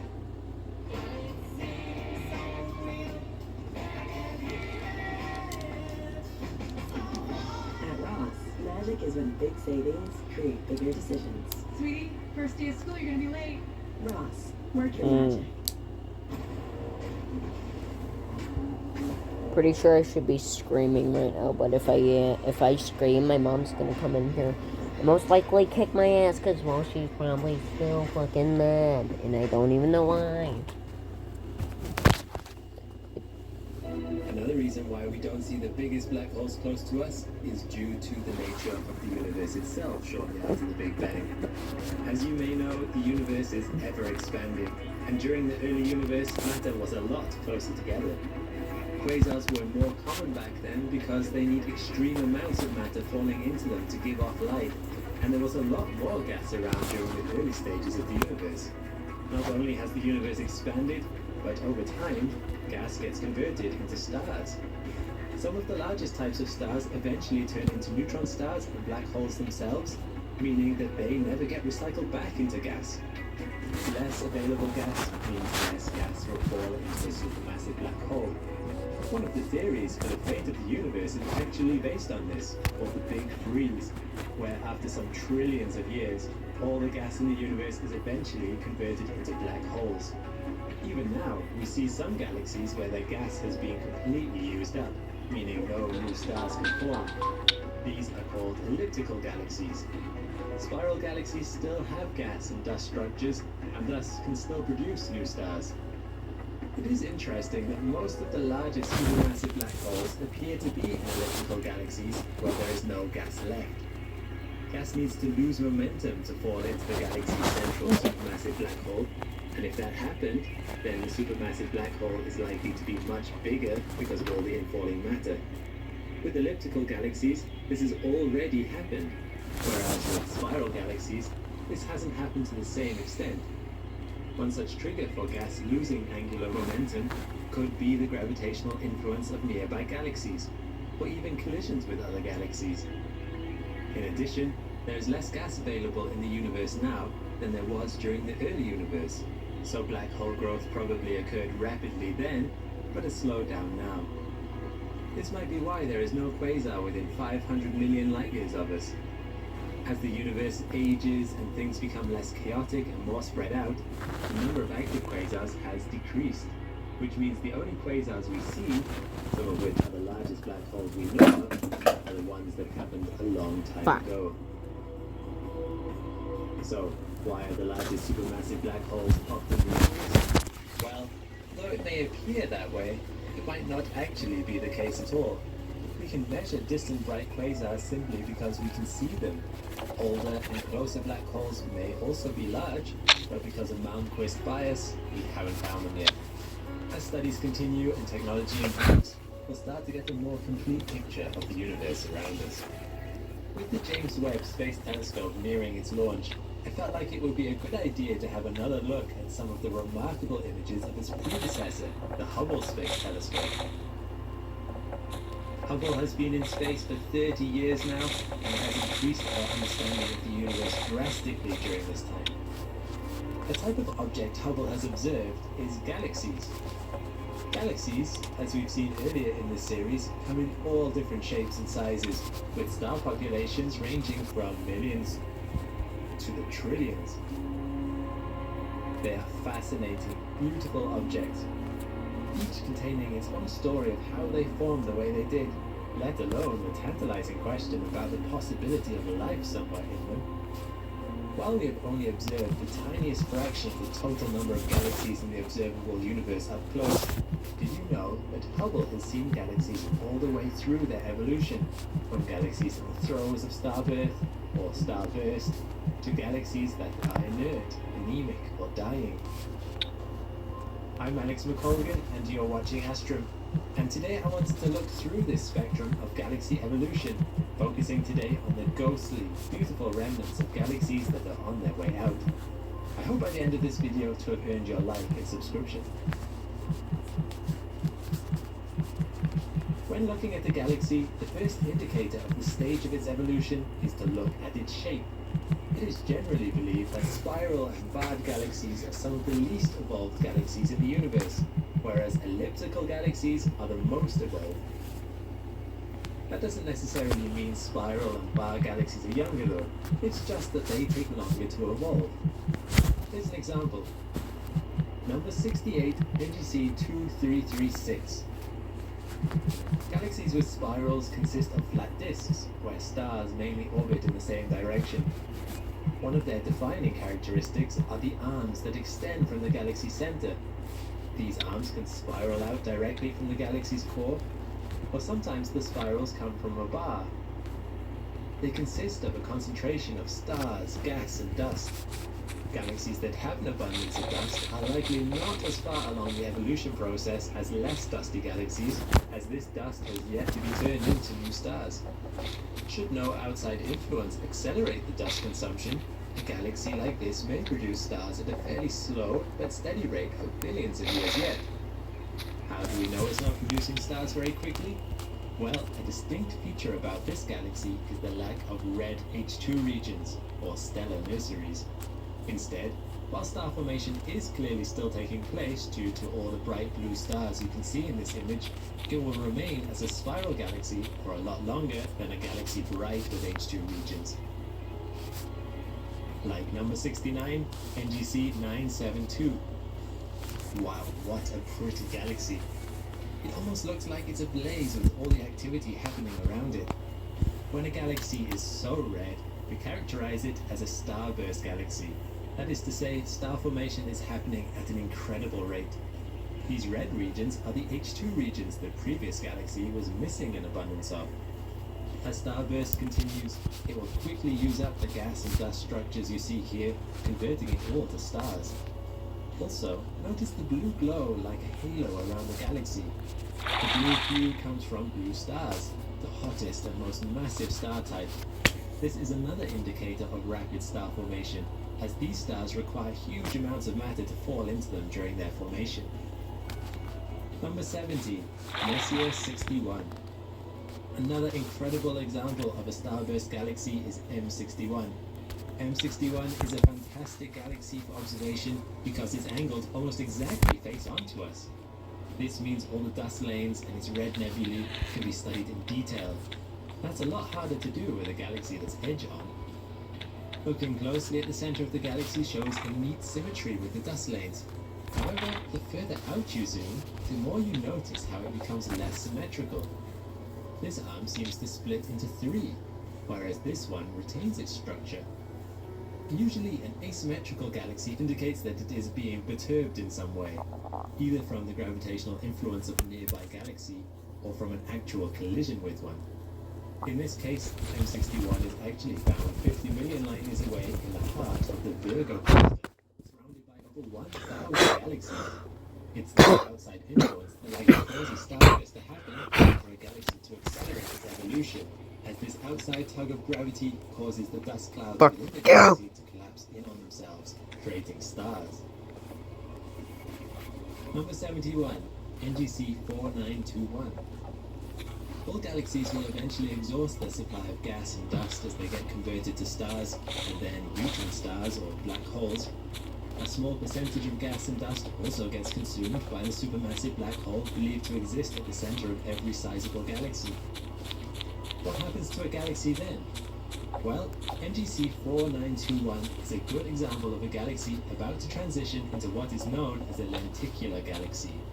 However, this one still has its spiral arms visible, so it remains classified as a spiral galaxy for now. It seems that star formation and dust lanes are a key element of keeping the shape of a spiral galaxy's arms, and when this process stops and the material runs out, the arms seem to lose some of their shape and definition. The color of the galaxy also changes to a ghostly white or reddish Wait. white as the galaxy's blue star population burns out, disappears. They have fucking This is a definition. fascinating galaxy. It is really unusual to see a spiral galaxy so devoid of color. The only colors visible really are the few remaining blue stars clinging to the dust lanes. Astronomers have described this galaxy as anemic, as star formation here must be incredibly slow. Number 72, NGC 2217. This is the first true lenticular galaxy I've shown you today, although NGC 2217 isn't totally done with star formation just yet. Notice the blue stars around the outer edge of the galaxy. However, in this instance, the dust here is almost completely exhausted, and the spiral arms have lost their definition. The bulge at the center of the galaxy has a white and reddish hue, showing that only older and less massive star types exist here. There are no blue stars visible to speak of. Number 73, PGC 10922. Here's another face-on galaxy for you. This particular lenticular galaxy is further along its evolution again. Most of the galaxy here is completely devoid of gas and dust, apart from towards the center. You'll also notice how any arms that once existed have been totally wound up until they are almost indistinguishable. All that's left really are old stars and a flat disk, but even the disk will eventually lose its shape as the galaxy widens and evolves into an elliptical galaxy. Like what is happening with number 74, NGC 1947. With this lenticular galaxy, we can still see the wispy remnant of the spiral arms. However, the stars in this galaxy have clearly already stopped orbiting along a flat disk, and now simply orbit slowly and from all directions. The very last stages of a lenticular galaxy look something like NGC 1533. There's no gas or dust noticeable. However, you can just about see the remains of a bar structure coming away from the core, indicating that this was once a bad spiral galaxy. Eventually, what you end up with is something like number 76, Messier 105. This is a true elliptical galaxy, a galaxy almost totally devoid of gas and dust. This galaxy is so anemic that only one sun-like star gets produced in a galaxy like this every 10,000 years. So what you are left with is the vast majority of the stars found in this galaxy being older, redder star types. If we really zoom into this image, you can see the red sprinkling of stars, especially as we move away from the brightness of the galaxy's core. This is the last stage of a galaxy's evolution that we can observe. These stars will last for billions to trillions of years, and the universe is too young to see what happens eventually to a galaxy like this, although it is thought that they will simply become dimmer and dimmer as one by one the stars reach the end of their lives. So there we have it, a snapshot of the evolution of galaxies. While having an almost spooky vibe to them, I really like lenticular galaxies. Their unstable nature produces some amazing patterns that you can't find in any other galaxy type, although it is somewhat sad to think too that as the universe ages, spiral galaxies will become less and less common, until the only galaxy type remaining are the elliptical galaxies. Hubble has released the zip file on their website containing the top 100 pictures Hubble has ever taken. What I will do over the course of this series is go through these pictures one by one and explain what it is you're looking at. And believe me, some of these pictures require an explanation. Episode 4. For the episode playlist, click on the annotation here or have a look in the description. Number 22, NGC 4449. At first glance, I thought this was one of the Magellanic Clouds, but it's actually a small, irregular galaxy in a galaxy group called Hewn Spermatocyte, about 12 million light years away. This means, like us, it is part of the Virgo supercluster, otherwise known as the local supercluster of galaxies. It is similar to the Large Magellanic Cloud in that it has a general bar shape, but the big difference is this is considered a starburst galaxy. It is very active in producing new stars, as can be seen here in these pinkish regions. Pink or red areas in a galaxy are generally a telltale sign of star formation, as stars surrounded by hydrogen gas ionize the hydrogen to glow red with intense radiation. Another telltale sign of high rates of star formation is the many blue stars you see in this picture. Blue stars are extremely hot, young, and often massive stars that will burn out quickly because they get through their field so fast. Because these stars can only live to a certain age, they must have only been produced within the last few million years. And as we can see, there are many blue star clusters in this galaxy. This starburst is thought to be because of galaxies interacting with NGC 4449. If we zoom out a bit, we can see this trail of red stars, perhaps the remains of a spheroid galaxy passing through NGC 4449, and it's stretched by this tidal effect. Looking at the galaxy center, we see a bright, white group of stars with some dark clouds of dust around it. Stars can form within clouds like these. This galaxy is 19,000 light years across. Number 23, HD 97950. This spectacular superstar cluster is found within NGC 3603, an H2 nebula. It is incredibly pretty and has been studied a lot because it's found in the Carina spiral arm of the Milky Way, roughly 20,000 light years away. NGC 3630 is interesting to astronomers because it is the most massive visible cloud of glowing gas and plasma known as an H2 region in the Milky Way, and the superstar cluster has the densest concentration of stars known in our galaxy. The UV radiation and stellar winds have carved into this surrounding dust, producing these beautiful shapes, but also giving us an unobscured view of the superstar cluster. Stars of note in this cluster are Cher 25, a star 60 times the mass of our Sun, and reaching the end of its life cycle.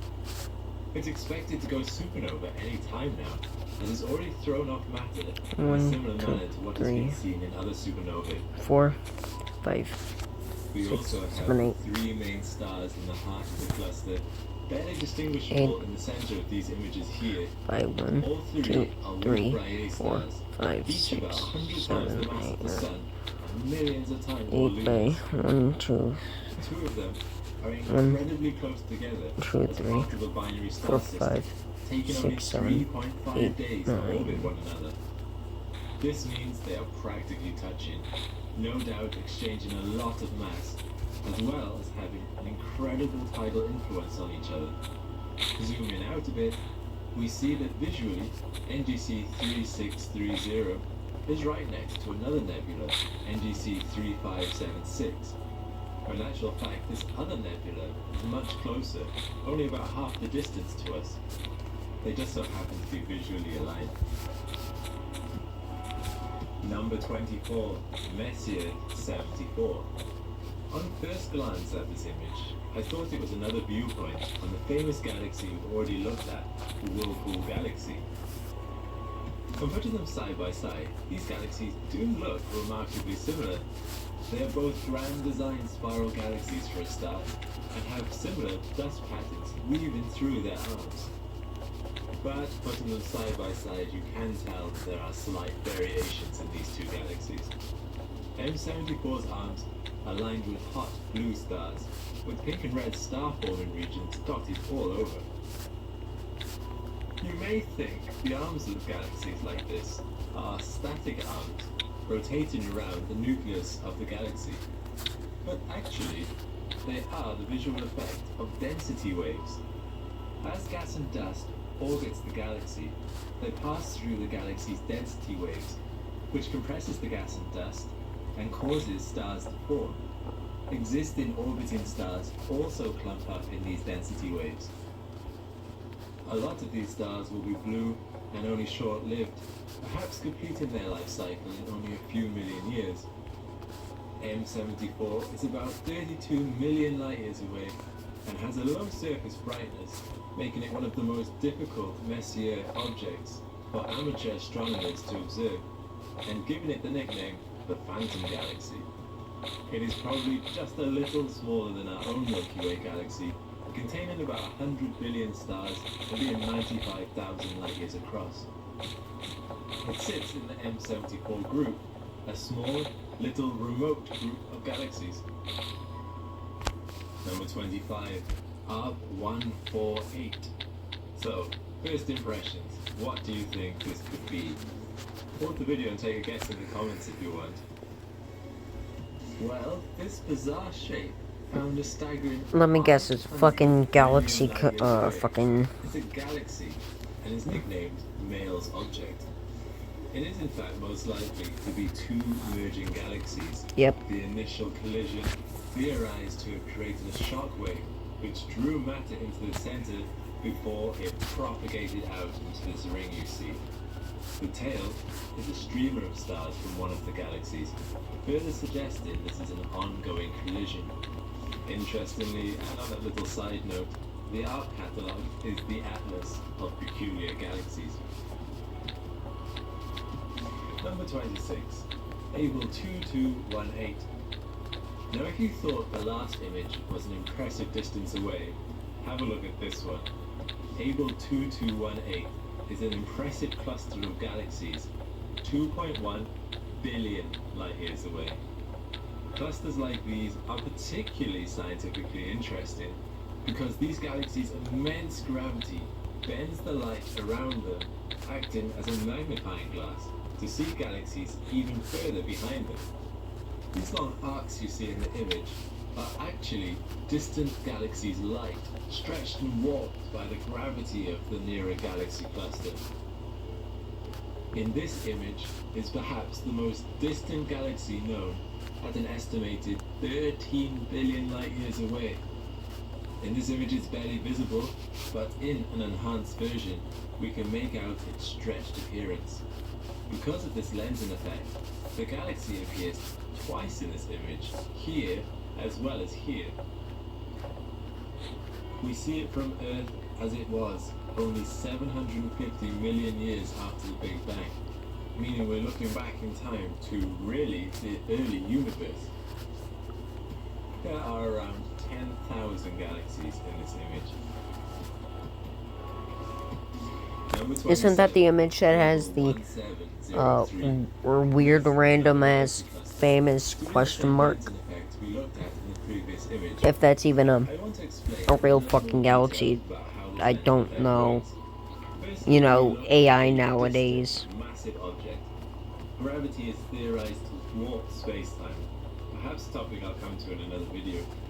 But often elliptical galaxies are the biggest galaxies in existence, and the more massive the galaxy, the bigger the warping effect on space-time. You can see this with the lensing effect around the big elliptical galaxy in the middle of this image. As space-time is warped, light is bent around the galaxy, and if it's aligned right, it gives us a magnified view of the other side of the galaxy. It's a natural, handy magnifying glass just floating in space. And about this galaxy cluster, Able 1703 is around 3 billion light years away. Space can be beautiful. You have flawless elliptical galaxies with no traces of dust bands blocking the view of their stunning shape. You have grand galaxies with spiral arms that wrap around the entire galaxy with a surprising level of symmetricity.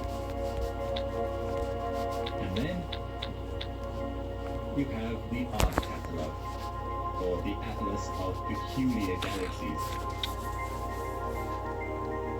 These are galaxies which laugh in the face of order. Galaxies which are often going through a very tumultuous time in their existence. And they are fantastic in their own right, each with a story to tell. I'm Alex McColgan, and you're watching Astro. And in this Hubble episode, we will go through some of the most peculiar galaxies that Hubble has ever seen. And I'll try and explain what it is you are looking at. Number 43. ARC 116, or Messier 60. At first glance, this galaxy doesn't look so unusual. It seems like a standard elliptical galaxy, a massive galaxy which has already used up most of its dust and gas in creating stars, which gives it this smooth appearance. It can be found 57 million light years away and has one of the biggest black holes ever discovered near its center, at roughly 4.5 billion solar masses. But this isn't particularly peculiar so far. Zooming out a bit reveals something very unusual. M60 is right next to another, very different looking spiral galaxy called NGC 4647. From our viewpoint, it looks like the galaxies should be interacting with each other, but there aren't any immediate signs of this. It is very unusual to see two galaxies so close, but without any warping of their shape. As it turns out, they are not side by side, but rather one is in front of the other. There's one other really unique thing in this image. Another galaxy you probably haven't noticed. This tiny little galaxy here is known as M60 UCD1. It is the most densely packed galaxy that we know of, being only 300 light years across, but having 200 million solar masses contained within it. Towards the center of this tiny galaxy, stars are so densely packed, it makes the density of stars about 15,000 times greater than found in Earth's neighborhood in the Milky Way, meaning that the stars are about 25 times closer together. An X-ray view of the surrounding area from the Chandra telescope reveals all the black holes and neutron stars found in Messier 60.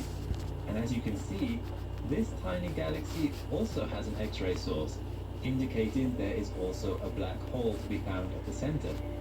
Scientists believe that this is a black hole with roughly 10 million solar masses, which would make it just a bit bigger than the black hole found at the center of our Milky Way galaxy.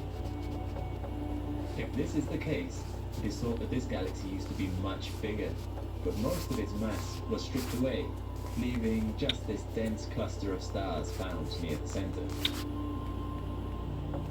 Number 44, ARC 147, or IC 298. You don't have to look too closely at this image to determine that this is a very weird looking galaxy.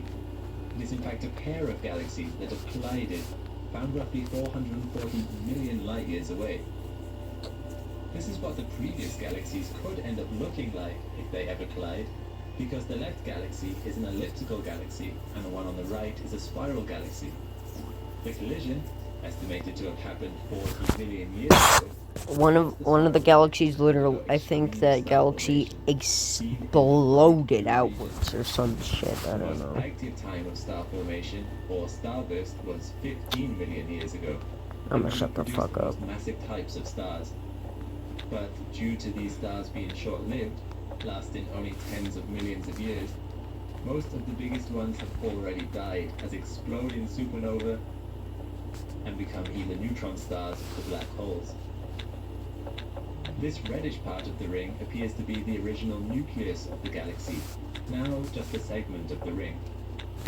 Due to elliptical galaxies having exhausted most of their supply of dust and gas, star formation isn't nearly as prevalent in this galaxy.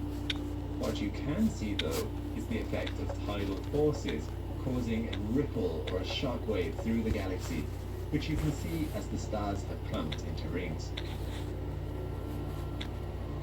Number 45, ARC 77 or NGC 1097. Another galaxy with a smaller galaxy tucked away inside it is NGC 1097. Unfortunately, the Hubble image cuts the smaller galaxy out, but ESO's Very Large Telescope has also had a look at the galaxies, in which you can see its smaller neighbor, NGC 1097A, a small elliptical galaxy that is in orbit around the bigger galaxy. NGC 1097 itself looks quite like a giant eyeball to me, with its pupil I fucked that up. by a bright iris. Zooming in on the iris, I fucked we the can see entire that it is a fucking ring thing up, rich damn in it. star-forming regions. I'm not Each bright fixing blob it. thought to be hot bubbles of hydrogen, I'm not which stars destroying are this entire fucking house. viewing different wavelengths of light shows that some dust from the rings is also being sucked in towards the supermassive black hole found. Just let me the fuck up, you cunt! But this isn't the most peculiar thing about NGC 1097. Zooming all the way out reveals 4 jets emanating from the core of the galaxy in an X shape. Due to the lack of hydrogen gas found in these jets, scientists believe that they are the remains of a small galaxy that NGC 1097 cannibalized. Number 46, ARC 142. Here is another galaxy merger that kind of looks like a penguin and an egg. When viewed like this image might seem serene almost. But in fact, the biggest spiral galaxy has taken a beating from this merger. This long section here is where one of the spiral arms of the galaxy has been ripped away by the elliptical galaxy, which doesn't look like it's two-phased. I want pressure plate, thank you. Where's the fucking... Thanks. Again, the blue regions along the edges here contain starburst, and this 3D view shows that these dust veins are probably becoming detached from the galaxy too. These galaxies are found roughly 350 million light years away. Number 47, ARC 210 or NGC 1569. Now, I don't think you've seen a galaxy quite like this one. Well, that's because this tiny galaxy, no bigger than the large Magellanic Cloud orbiting our Milky Way galaxy, is pretty much just one giant nebula. This galaxy is almost the total opposite of an elliptical galaxy, as it is rich in gas and dust that does not yet form stars.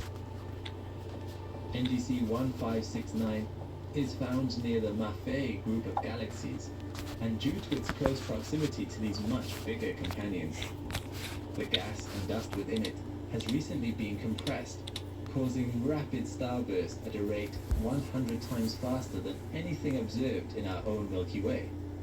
Towards the center are densely packed, massive stars, which have blasted away the red dust and gas towards the outskirts of the galaxy through solar wind and supernova explosions, leaving behind huge star clusters. The small white stars found in the halo of the galaxy are older stars which have been around for much longer. We can have such a detailed look at this galaxy because, although it is small, no bigger than 6,000 light years across, it is also reasonably close to us at only 11 million light years away. Number 48, ARC 272. We'll finish with one more galaxy merger seen from a rather interesting angle. These two galaxies are roughly the same size and are just astronomical moments away from impacting each other.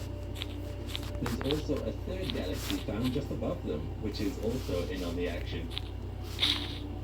The reason for seeing 3 galaxies merging at the same time is the fact this is happening in the Hercules supercluster, roughly 500 million light years away, which is one of the biggest filamentary structures of galaxies that we know about in the universe.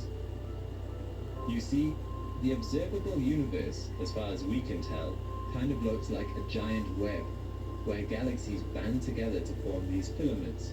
which form the boundaries between large voids in the universe. This is what the universe up to 500 million light years from us looks like. And even in this space, you can see this banding of galaxies. And just because some of you have asked about this in the past, this is where the Ortiz Void is, which is one of the biggest voids of galaxies that we know about. Thanks for watching. Making this video required some long-term planning and work, which we were only able to do thanks to the consistency and sustainability of your memberships as Astronauts on Patreon. A huge thank you to everyone who has signed up, and if you'd like us to make more videos like this, you can join with the link down below. When you join, you'll be able to watch the whole video ad-free, see your name in the credits, and submit questions to our team. Meanwhile, click the link to this playlist for more Astron content. I'll see you next time.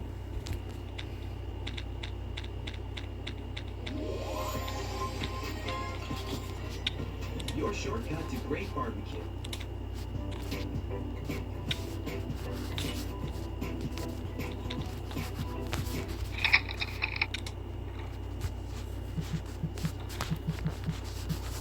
On the 14th of September 2015, scientists at the Laser Interferometer Gravitational Wave Observatory detected gravitational waves directly for the first time. A stunning achievement that led to the 2017 Nobel Prize in Physics. Why was this significant? Well, here's an analogy. Let's imagine that human beings evolved without the ability to see light. For thousands Is that a of years, fucking we AK? in the dark, relying on our other senses until, one day, someone invented a machine that could perceive light for us. In time, we'd see everything, from the tips of our noses to the farthest flung galaxies. This analogy captures the magnificence of LIGO. It's about much more than proving a scientific prediction. LIGO enables us to perceive the physical universe and understand reality on a new level. Like photons, gravitational waves travel at the speed of light as they ripple across space-time. Their signals are all around us. By listening for gravitational waves with some of the most sensitive instruments ever built, scientists are recording tremors of distant, violent events. The formation of black holes, supernova explosions, and potentially exotic phenomena we haven't discovered yet. So, what are gravitational waves? What causes them? And why is LIGO's ability to detect them already transforming our understanding of the universe? I'm Alex McColgan, and you're watching Astron. Join me today as we learn about gravitational waves, unpack the groundbreaking technology behind LIGO, and anticipate some of the stunning developments that lie around the corner. Gravitational waves are one of the stranger implications of Albert Einstein's general theory of relativity. As we've covered previously, space-time is a model that combines the three dimensions of space and the fourth dimension of time into a single manifold. All objects with mass create curvature in space-time, and objects with a lot of mass create a lot of curvature, which we experience as gravity. A simple way to visualize this is to think of a cue ball resting on an elastic surface, and a bowling ball resting on that same surface.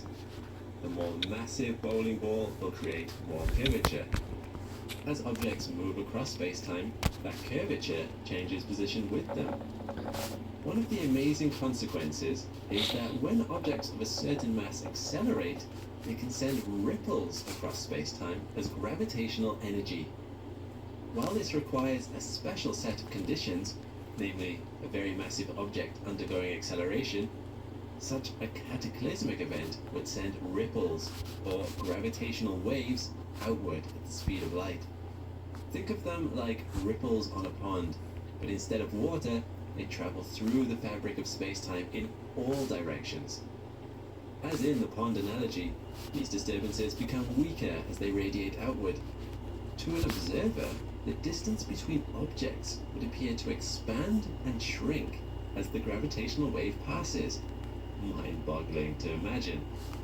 Yet, although Einstein predicted the existence of gravitational waves, he was pessimistic about our chances of ever detecting them. He thought that these disturbances would be so small as to escape our ability to measure them. And who could blame him? Many of the changes in distance that LIGO seeks to measure are 1/10,000th the length of a proton. Yes, you've heard that correctly. 10,000 times smaller than a single proton. And yet, these signals would come encoded with all kinds of information about their origins, when they originated, how far they traveled, and what kind of event produced them. This is where LIGO comes in.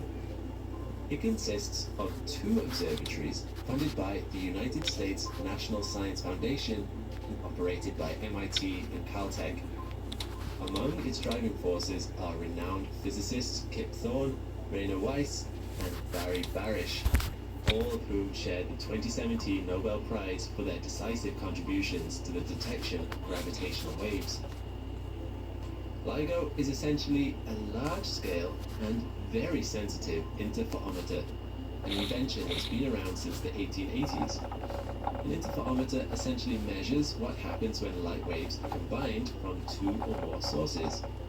For example, you could use an interferometer to test whether light travels at different speeds through different substances, such as through air or water.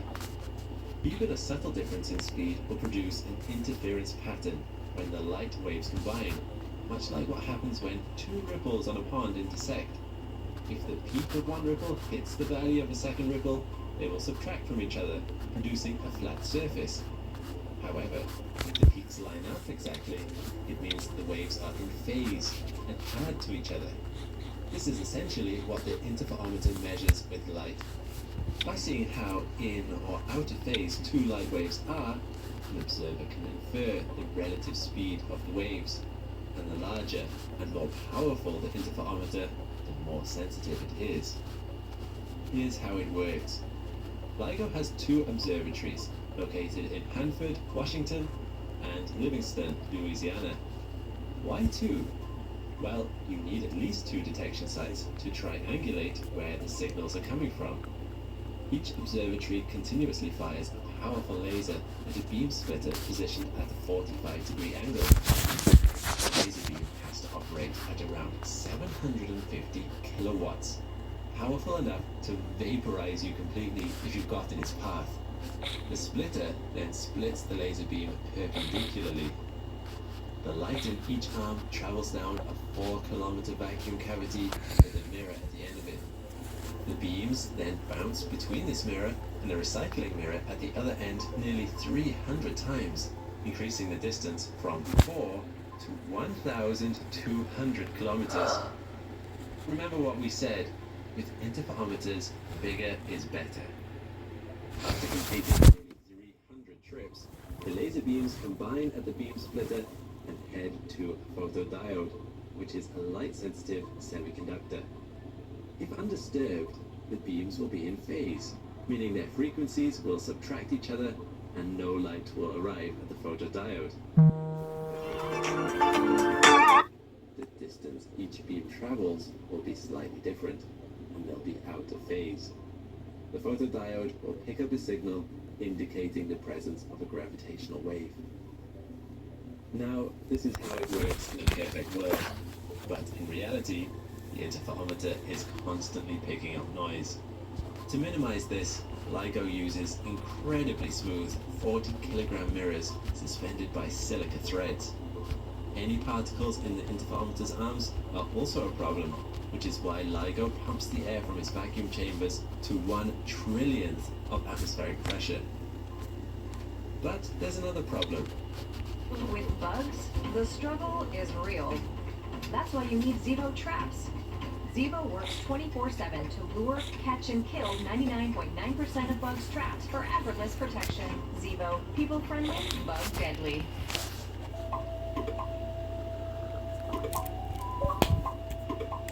The fact that this Reese's ad showed up at this exact moment proves that your devices weren't listening. Nuh-uh. Also said, try caramel big cup. This is a meal, and tender Italian steak and mozzarella sandwich so good you can't stop saying focaccia meal. Focaccia. Focaccia. Focaccia. Gotcha. Focaccia. Try the new Italian steak and mozz sandwich. It just feels good at Panera.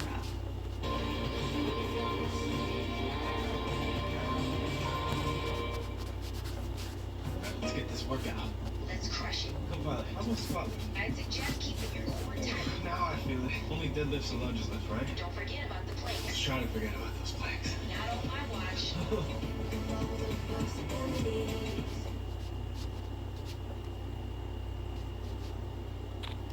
At these minuscule levels, even quantum mechanics are a nuisance because they introduce randomness into photon behavior.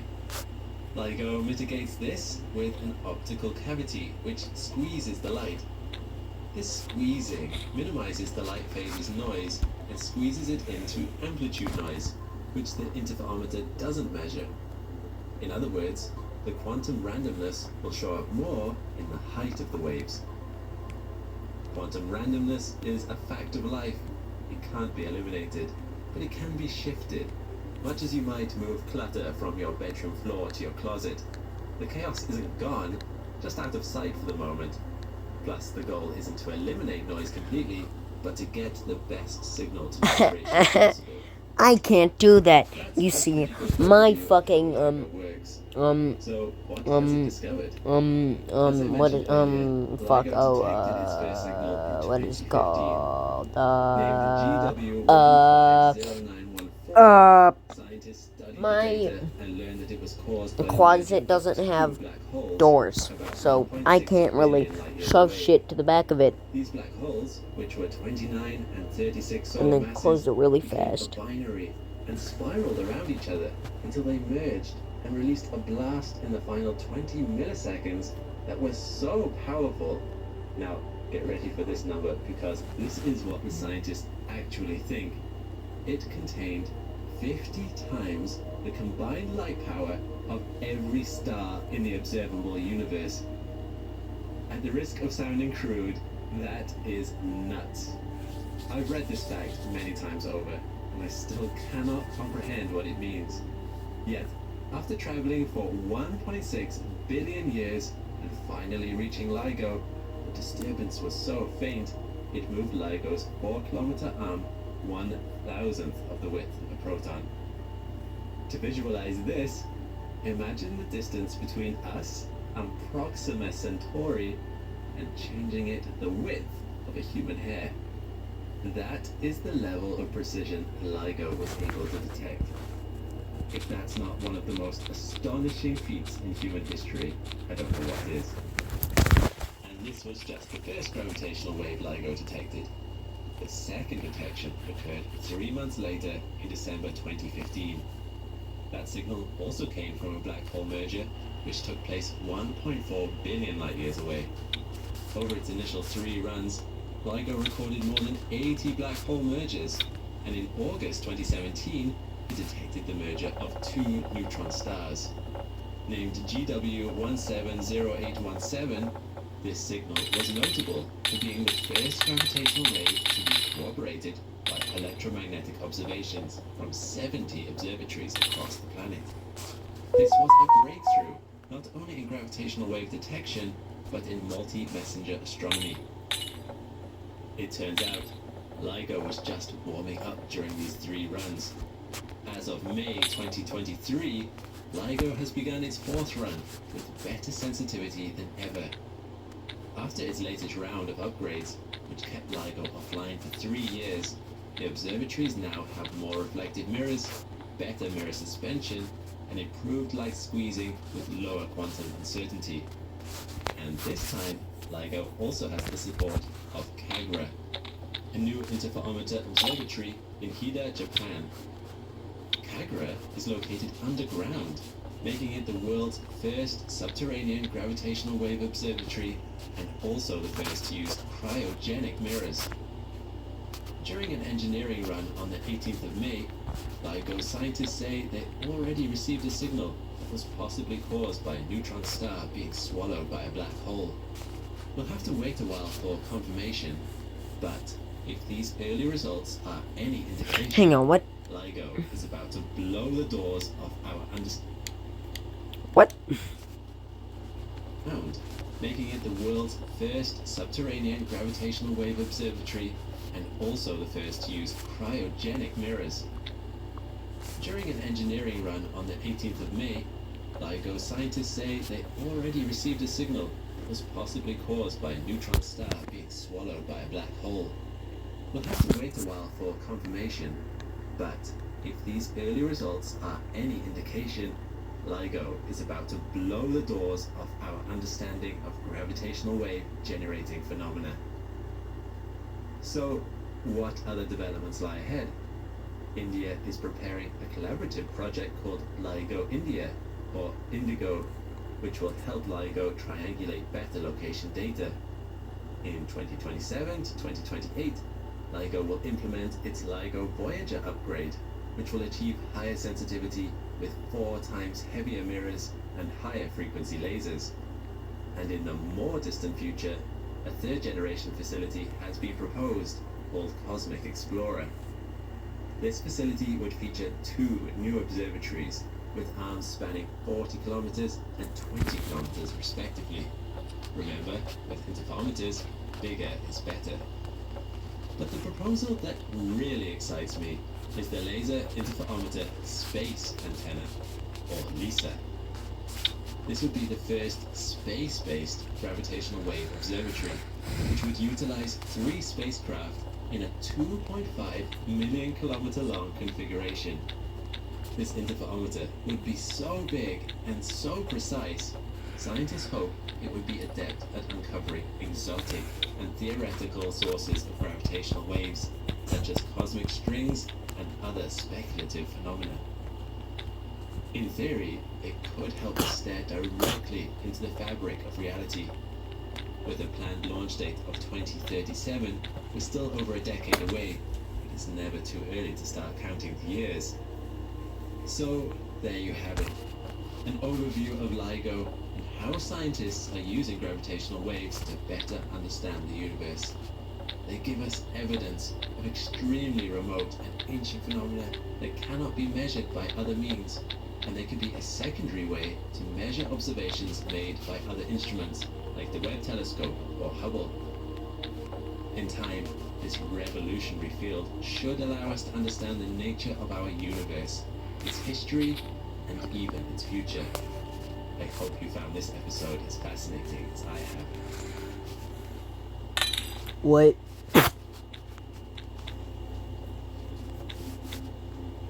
Tune into the universe with the right equipment and you will hear it humming, no matter where you look in the sky. Of course, it's not possible for sound to travel in the vacuum of space. Instead, we are talking about the hum of gravitational waves. You might already be familiar with a similar signal discovered decades ago. It's called the cosmic microwave background, and it is the afterglow of the Big Bang. This glow of microwave light was a groundbreaking discovery. It was the smoking gun that solidified the Big Bang's place as the leading theory of our universe's beginning. Yet, this light signal had a glaring weakness. Despite it being the earliest light of our universe, it was emitted almost 400,000 years after the Big Bang. If we want to go back earlier, we will need a background signal made not of light, but of the ripples of the fabric of space-time. In 2023, astronomers at the Nanograv Collaboration have announced that by using a clever trick, they may have detected just that. Using exotic stars as a galactic-sized gravitational wave detector, they measured the faint hum of space-time itself. This hum of gravitational waves might just be the reverberations of the very creation of our universe. I'm Alex McColgan, and you're watching Astro. Join me today as we learn about the secrets of gargantuan gravitational waves and the ingenious new method astronomers have used to detect them.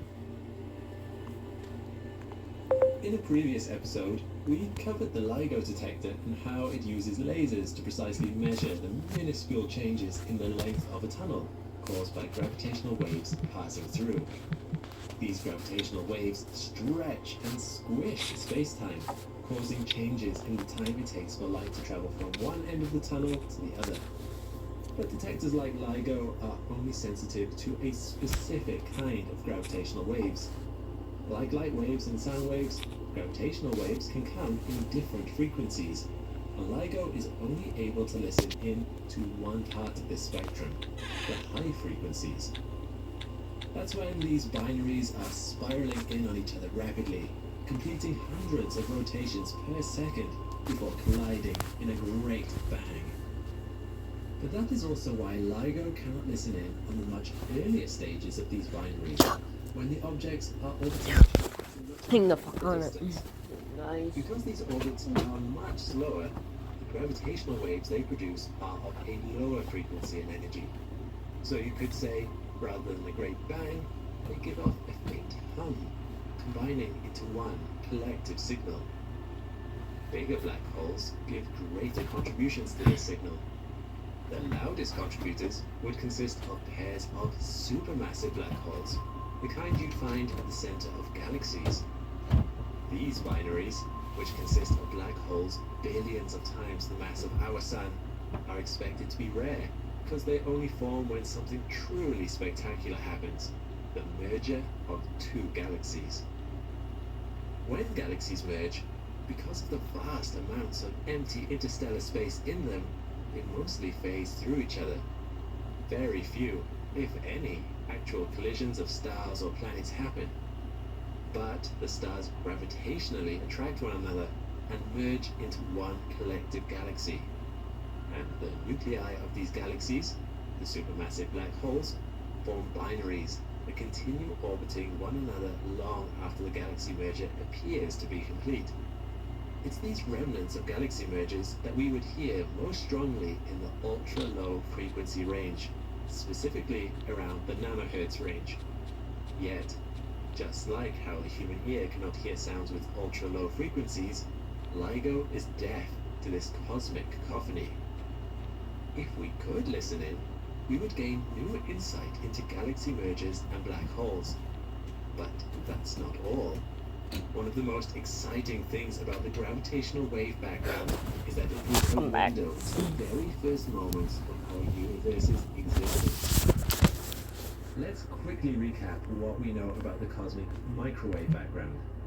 This microwave light is the earliest light that we can detect because for the first 400,000 years, the universe was opaque to light.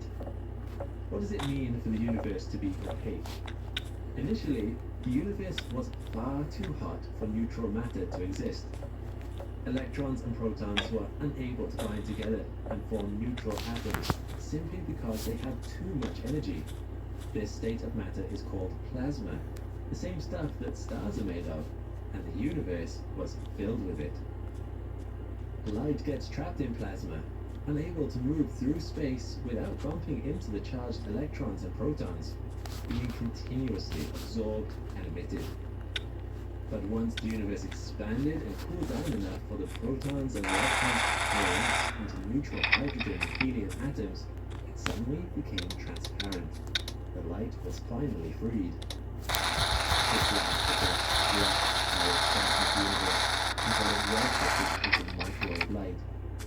This is why the cosmic microwave background is the earliest light of the universe. But gravitational waves are not made of light. They are made of space-time itself. Plasma is no obstacle to them. To gravitational waves, the universe has been transparent from almost the very instant of the Big Bang itself. They can penetrate past this plasma barrier and offer us a glimpse of the very first moments of the universe's creation. Because these primordial gravitational waves have been traveling for so long, even if they were originally produced at high frequency, they would be greatly stretched by the expansion of space-time. They would be redshifted into ultra-low frequency gravitational waves, the same kind that would come from black hole memories. Together, these multiple sources would give us so-called stochastic gravitational wave background existing over a range of low frequencies. How can astronomers retrieve this treasure trove of information about black holes, the Big Bang, and more? Can we build a better LIGO and detect how the Earth is bobbing up and down in these gargantuan gravitational waves? Well, LIGO works by sending two beams of light being sent along perpendicular tunnel arms. The beams are reflected by mirrors at the ends of each of those tunnels, and they return to the starting point and are compared with each other. This is so that if space-time gets distorted along one direction, information from the other direction can be used to get a sense of how much it has changed. Unfortunately, if we were to design a new LIGO to detect these gravitational waves, we would need to have tunnel arms that are much larger than anything we could build on Earth. This is because the frequency of a wave is inversely proportional to its wavelength. Ultra-low frequency waves have an ultra-long wavelength and would require us to look at changes over a much greater distance to notice the effects of these gravitational waves. For nanohertz waves, that is, one full fluctuation taking a billion seconds, a quick calculation, wavelength equals speed of wave over frequency, tells us that the wavelength would be around 10 to the power 17 meters. For a sense of scale, the distance between the Earth and the Sun, or an astronomical unit, is 10 to the power 11 meters. A light year is around 10 to the power 16 meters. The wavelengths we are discussing are tens of light years long. Clearly, we cannot build anything suitable for this task on Earth, or even in the solar system. We need to go beyond our stellar neighborhood. But rather than wait for humanity to ascend beyond the confines of our solar system and become a spacefaring civilization, astronomers at Nanograv have used a clever trick. You may recall our recent episode on pulsars, and how we discussed that these ultra-dense neutron stars are able to spin with remarkable stability. They emit light along their poles, and we can detect the pulses that we receive as those vast beams of light swoop around and hit the Earth again and again. These pulses come with such precise certainty that they are used as clocks of the cosmos, able to keep time across vast distances. L-tampons are gentle and powerful. L-Purity Care. Did you know weeds are 90% water? Spruce weed and grass killer cuts off their water supply, causing them to die from dehydration. Spray the leaves for visible results in just 1 hour and dead weeds in 1 day.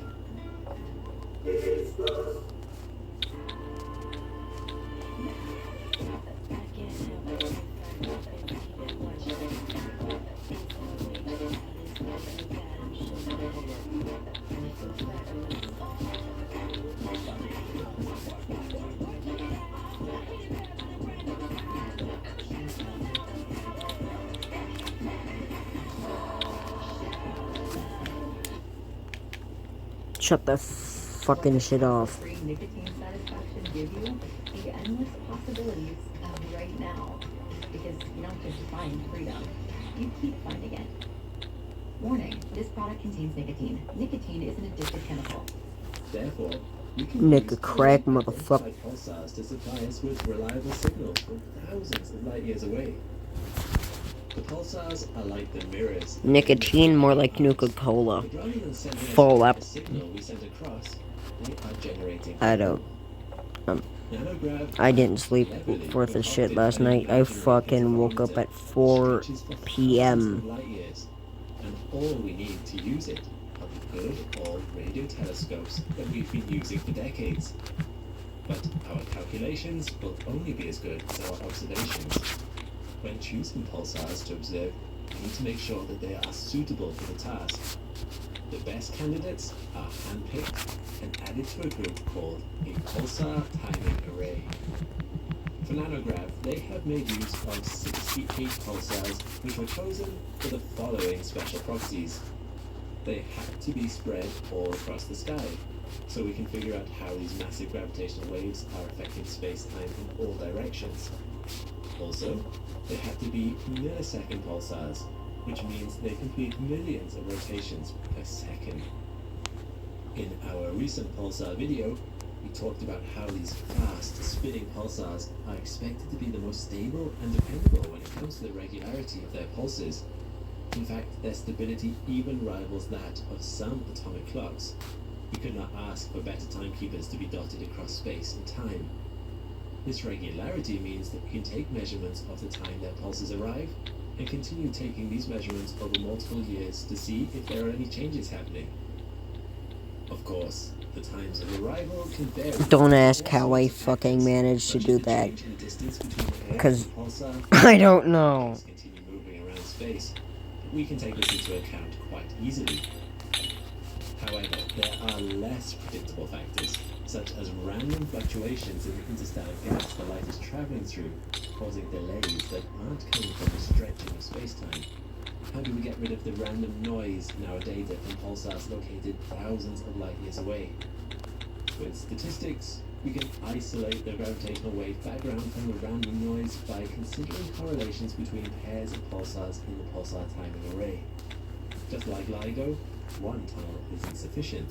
We need two pulsars on each end of our imaginary tunnels. If similar fluctuations show up with two pulsars, it is unlikely that the random noise aligned in such a way to make it appear, by chance, that they are acting in unison. It is far more likely that there is a common cause underlying both those fluctuations, such as the possibility that the photons from the two pulsars are riding the same gravitational wave and are washing by them both. We can then relate these correlations of pulsar pairs with the angular distance in the sky. If there is no gravitational wave background, we expect there to be no correlation, and the graph to show a straight line at zero. However, if the data shows a special curve called a Hellings and Downs curve, that would indicate that the gravitational wave background is responsible for the variances. What the fuck are you doing? I've succeeded in doing. On the 28th of June 2023, based on over 15 years of continuous observations of their 68 pulsars, they announced strong evidence for the gravitational wave background. This is the graph we've been waiting for. Who the fuck plays sand and dirt in my house? Especially on the carpet, not on the carpet too. God, fuck you. This is exactly what Kill yourself. when pulsars are separated. Useless. Useless. Yep. Travel to Earth. The error bars in the data appear quite large, but the researchers have calculated that the data shows that the existence of a gravitational wave background is statistically significant at the 3 sigma level. This means that there's only a 1 in 1,000 chance that this is a false alarm, and that this data was the result of mere chance. In physics, the 5 sigma level is considered the gold standard for a discovery, but 3 sigma is still very strong evidence. Yeah. As they collect and analyze more data, astronomers will be able to reduce those error bars and finally announce an official discovery. So, what secrets does this gravitational wave background reveal? While we cannot pick apart the sources of the collective noise just yet, we hope that these techniques will eventually allow us to listen in to specific supermassive black hole binaries and figure out what the signal can tell us about the creation of the universe. Until then, astronomers will continue to use their galaxy-sized detector to calculate how we are bobbing up and down in the turbulent sea of space-time. Have you heard about nanograph before? What secrets do you think gravitational waves can reveal? Let us know in the comments below. Every year since 2018, astronomers have spotted a mysterious blue flash in the sky. It is one of the brightest phenomena in the universe, an explosion that makes the average supernova look like a faintly lit candle in the distance. Some have been spotted closer to us, and others billions of light years away. They look similar enough to one another, but who knows what they are or what causes them? Through rigorous observation and analysis, astronomers began decoding a pattern and formulating a tentative but plausible theory. Quit throwing your fucking shit all up. God damn it. These explosions are called luminous fast blue optical transients. Go into the fucking shit, you bitch. I'm Alex McColgan, and you're watching Astrum. Join me today as we dive into the mystery of space's Thank you. explosions, how they were discovered, and why they The keep damn stumping door's scientists off-centered. again and again. The fuck are you doing? Being such a recently discovered event, the data we have on luminous fast Who the particle fuck? transients, or LF-bots for short, is minimal.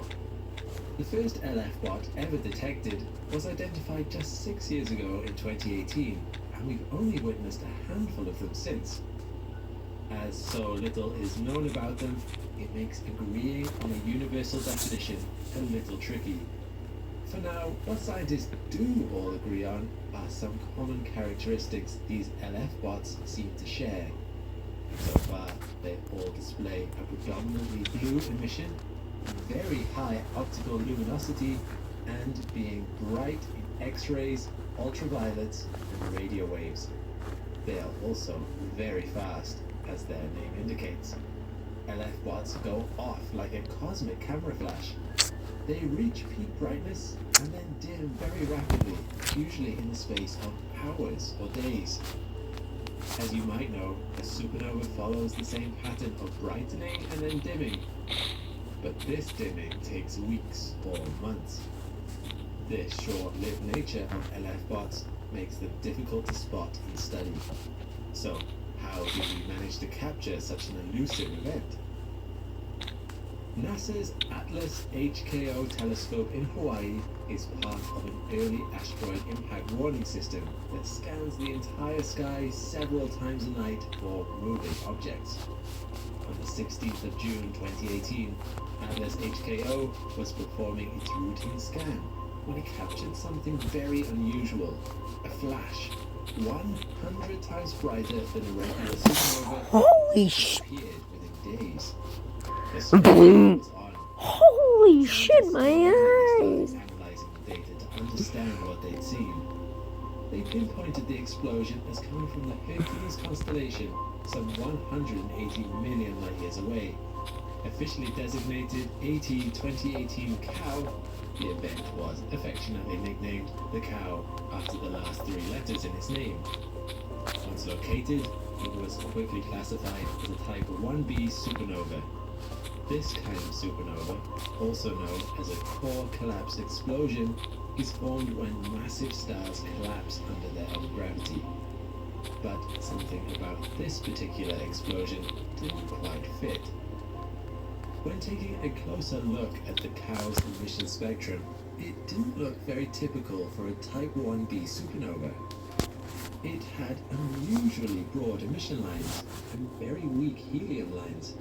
Scientists thought it appeared more reminiscent of a Type 1c BL supernova, and so was quickly reclassified. However, the more scientists pored over the data, the more surprised they were by what they found. Whatever this explosion was, it started to look less and less like a supernova. At least, not the kind of supernova we'd expect. For starters, it appeared out of nowhere. This blast went from inactive to peak luminosity in just a few days. Like we mentioned earlier, supernovae usually take a few months to reach their brightest and dim again at a similar pace.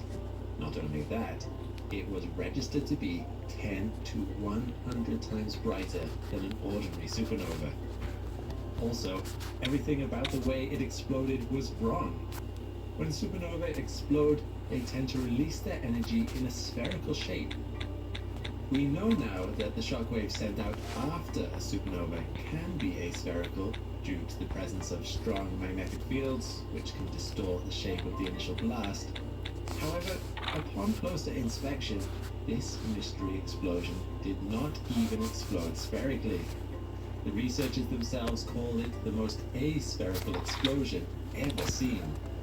Soon enough, other theories were being put forward. Some thought the COW could be a monster black hole shedding a passing star. Others suggested it was a supernova that gave birth to a black hole or a neutron star. But let's step back for a moment. It's really hard to draw any conclusions when you only have one of something.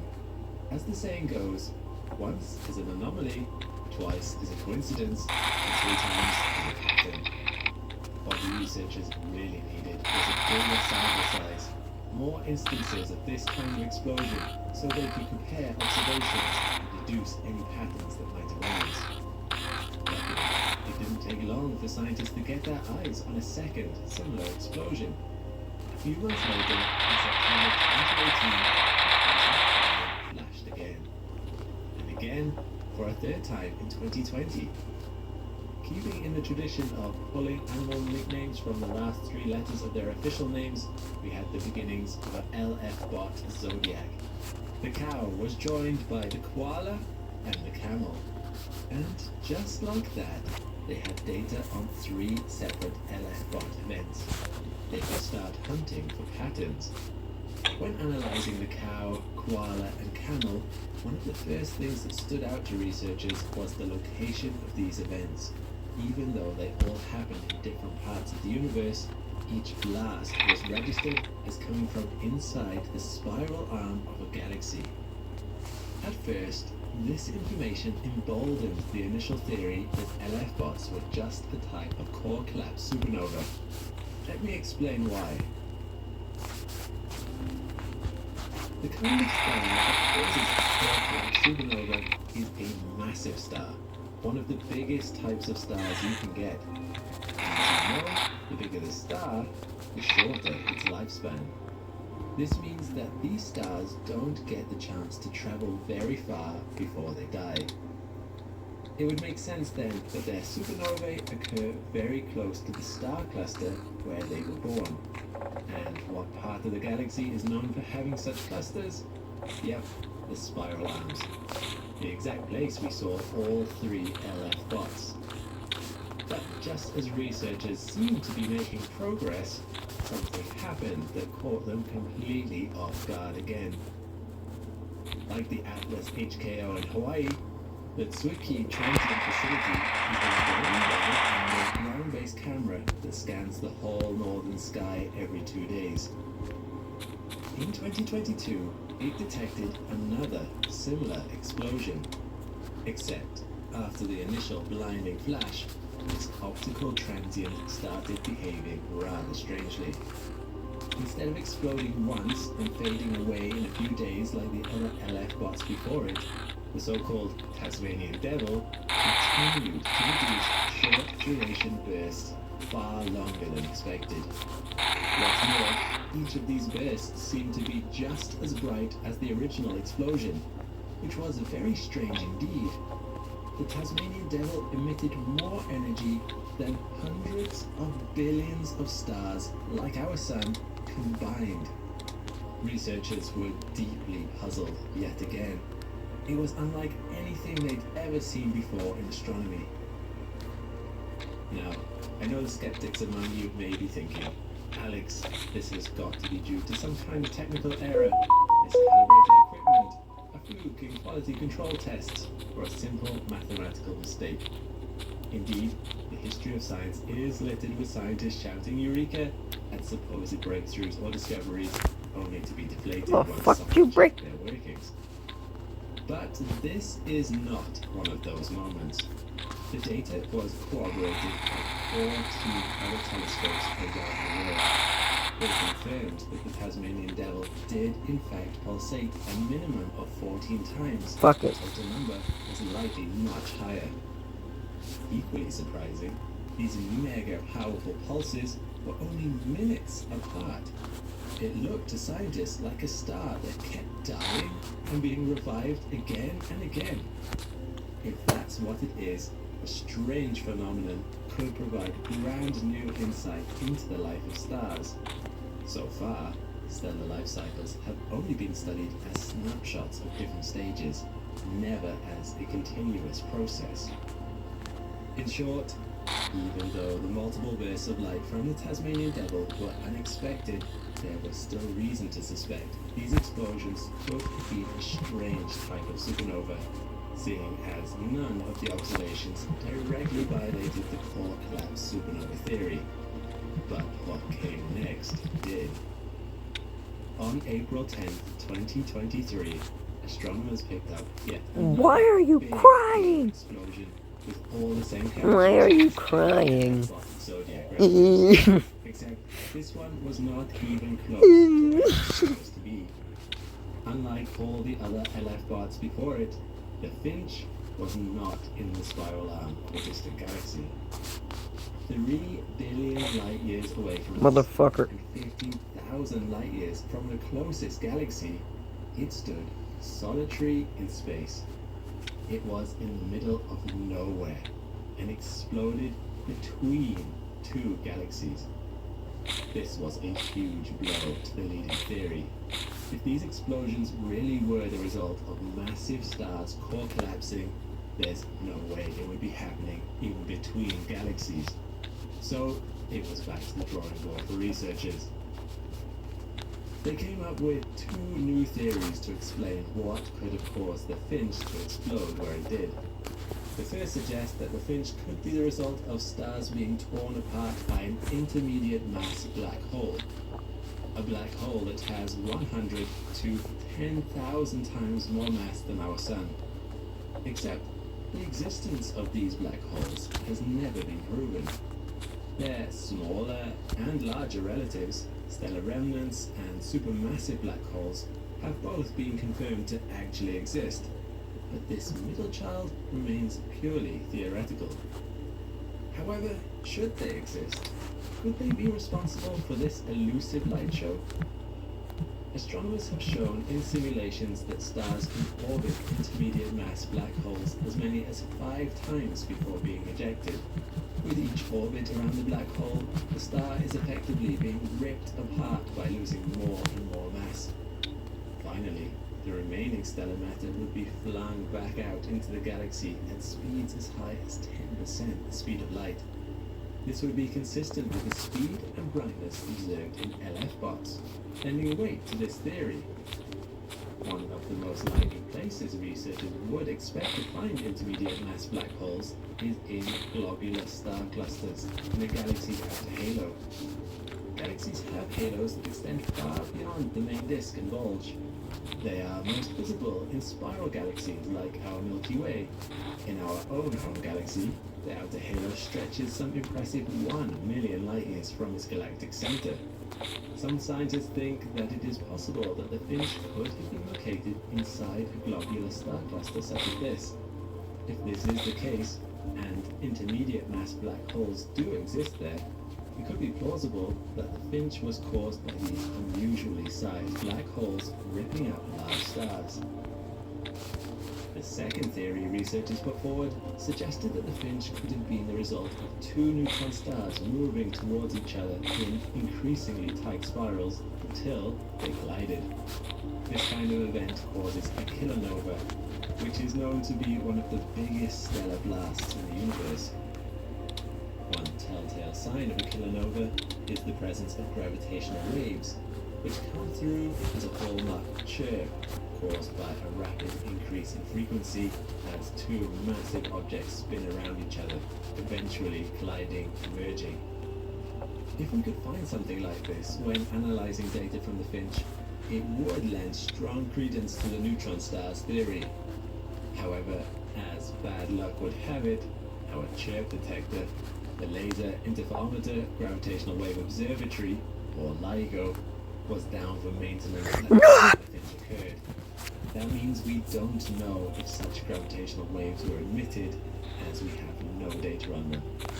One thing we do know is that no gamma ray burst was detected, which is something you might expect to see with a kilonova of this size. But remember, this explosion happened 3 billion light years away. That's really far, perhaps too far for whatever gamma ray data there might have been to be detected. All in all, none of this data can conclusively confirm or reject the neutron star theory. It's frustrating to bear witness to such an incredibly rare, new, and powerful phenomenon and not have the data to conclusively understand what is causing it. I guess patience is an underrated virtue for an astronomer to have, but they are not sitting on their hands either. Scientists are already planning to use the optics of the James Webb Space Telescope to carry out a search for any faint globular clusters in the same location as the Finch. This would hopefully clarify if they are on the right path with the intermediate mass black hole theory. In the meantime, other researchers are focused on broadening the sample size. The more LF bots we can detect, the more we will learn about them. The 6 we have seen so far have taught us some things, but we have a lot left to learn. The only way we're going to get a larger sample is to keep sweeping the sky with wide field surveys like the Atlas HKO and the Zwicky Transient Facility. Scientists' hopes are pinned on the Vera C. Rubin Observatory, currently under construction in Chile, a telescope which will scan the entire southern sky every few nights, which I've done a video about here. It is expected to be operational by 2025 and will be able to capture 10 times more light than all previous facilities. Follow-up observations with Hubble and ground-based telescopes will help analyze more information which could lead to more breakthroughs. LF bots are a super new phenomenon that we still don't understand well.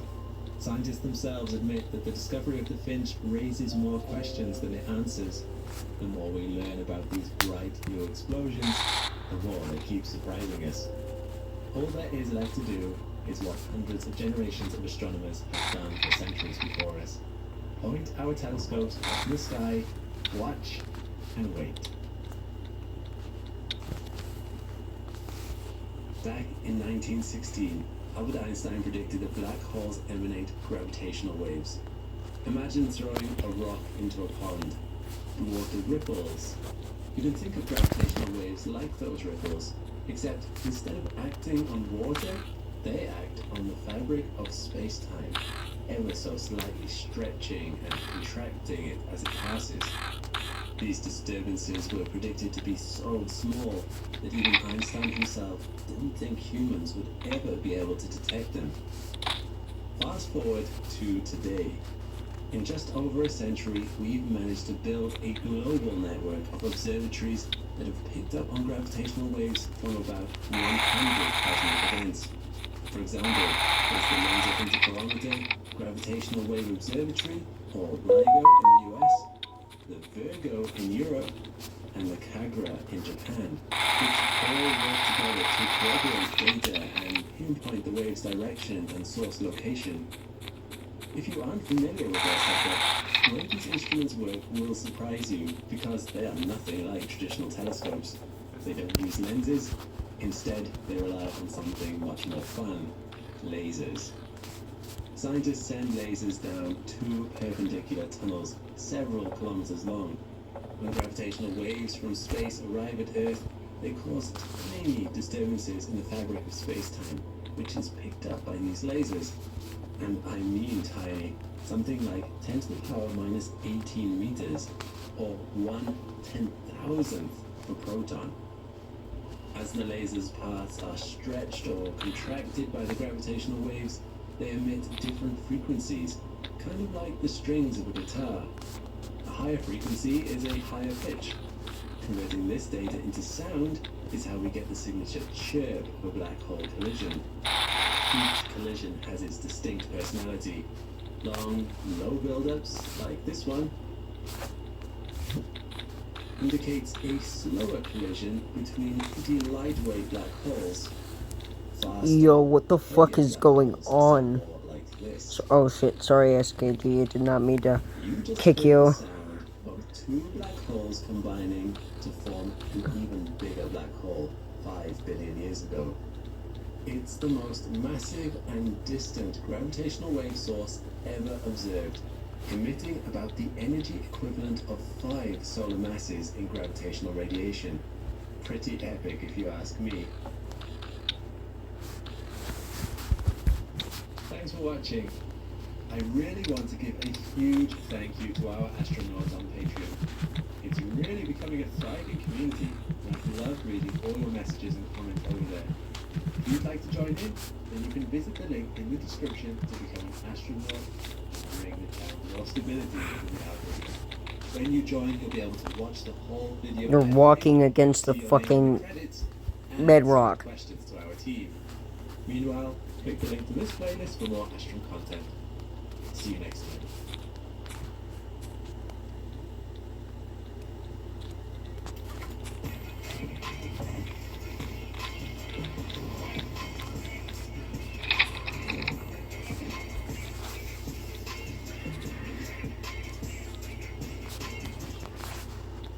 Pampers Cruisers 360 is the #1 pull-on diaper.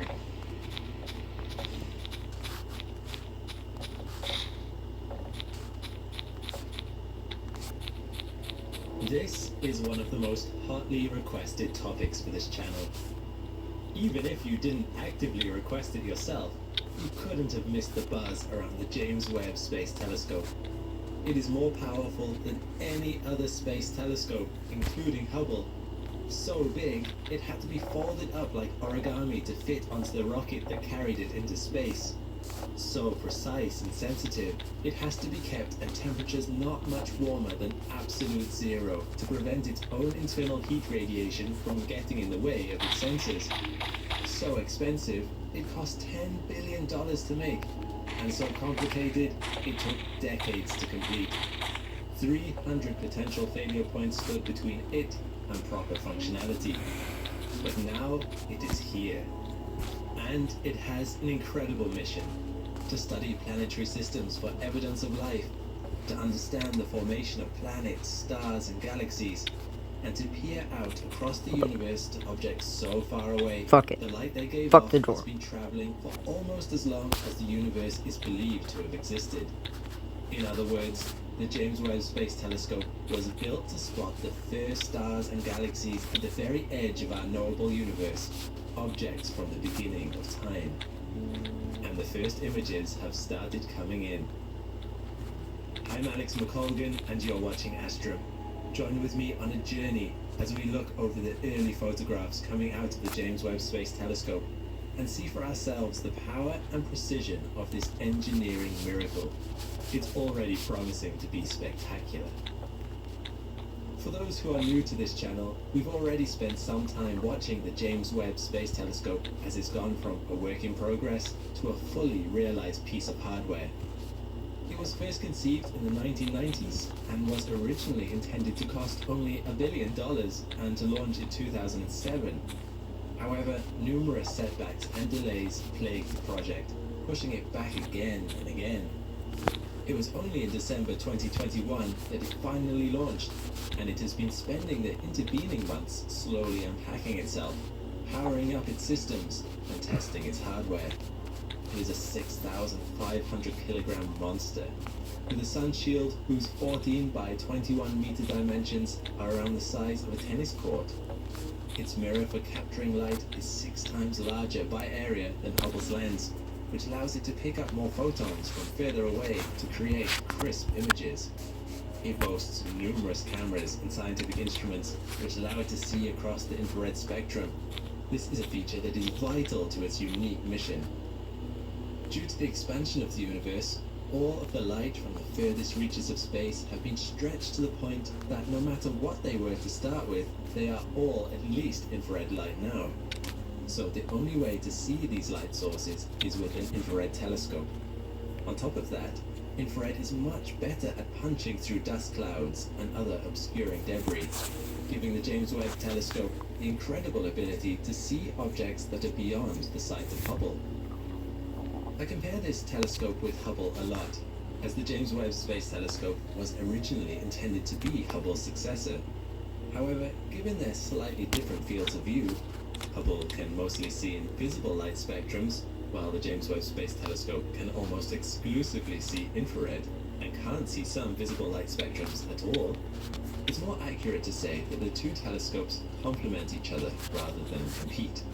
They work together to form a powerful duo, expanding our understanding of the universe. But that's not what you're here for. You're here to see what James Webb can do. Beginning in our own galaxy, let's gradually expand our vision outwards towards the edge of the knowable universe. You are in for some spectacular sights. The first stop on our journey is a place known as the Cosmic Cliffs. The Cosmic Cliffs otherwise known as NGC 3324, are part of the Carina Nebula, about 7,600 light-years away from us. These peaks you are looking at are massive structures, around 7 light-years high, and what you see here is only a portion of the nebula as a whole. The actual nebula is much larger and contains a hollowed-out center where the stellar winds given off by stars have blasted all nearby dust away from them. What we are looking at here is the edge of this hollowed-out bubble. Scientists are very interested in this region of space for one simple reason.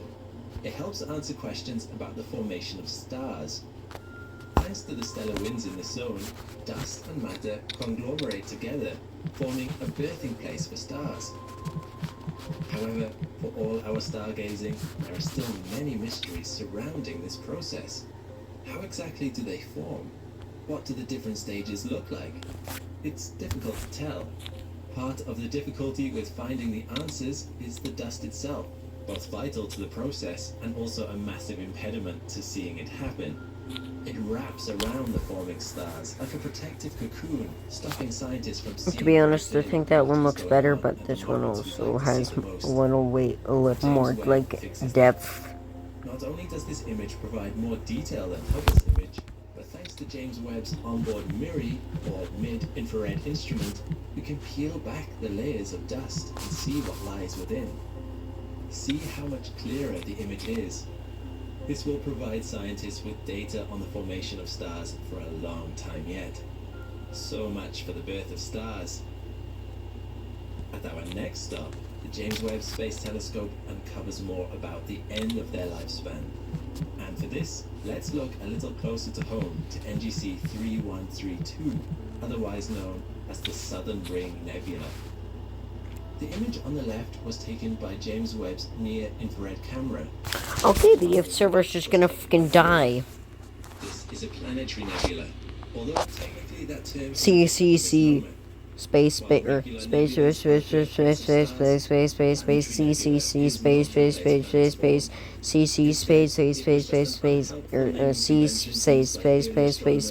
C shapes of these nebulas, and they thought they looked. Yep, that's it. Just that. The name stuck, even though our interpretation of the name has moved on. Either somebody DDoSed the server or it crashed. Blasted out from dying stars towards the end of their lifetimes. Knowing the chemical composition of this dust is useful, as understanding what material exists in the universe helps us to understand what later waves of stars might be made of. So once again, James Webb's ability to peel back the layers of dust to see what lies within is invaluable. Compare this with Hubble's image to get a sense of the increased detail that James Webb is able to bring to bear. From this, scientists have learned that the second star within the system still has not actually exploded, so the formation of its own planetary nebula is still likely to come. We can also get a better sense of how the gravitational interactions of the two stars stir the nebula, mixing the dust together in fascinating patterns. Now, let's look a little further out, beyond our galaxy. If we want to see star creation, it makes sense to find a location like this. 161,000 light-years away from us lies the Tarantula Nebula, so named because it evokes the idea of a giant tarantula lurking within its silken web. Aside from the obvious otherworldly beauty, this area is of particular note to scientists because of its similarity to a beautiful universe history known as the Cosmic Moon. At that point, which, to our best understanding, took place about 1 billion years after the universe began, star creation was at its most prolific. It is thought the conditions there would have looked something like this. James Webb has been able to spot stars here that are only just coming into being, a fascinating period of time to study. Let's look further out again. As our gaze individual stars, we'll start seeing things on a galactic scale. Even here, there are beautiful dances being played out.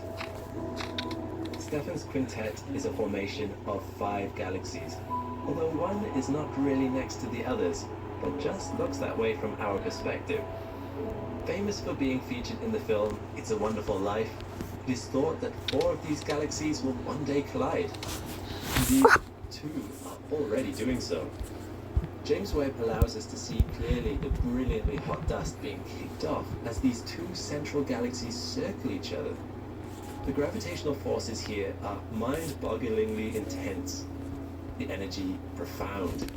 It is a dance that is truly only appreciable at scales like this one. This image was not taken at a single time, but actually is a composition of almost 1,000 separate images that James Webb took and then scientists put together, giving it incredible resolution for picking out details. Fancy horse. Fancy gun. Icebreaker smooth. Fancy.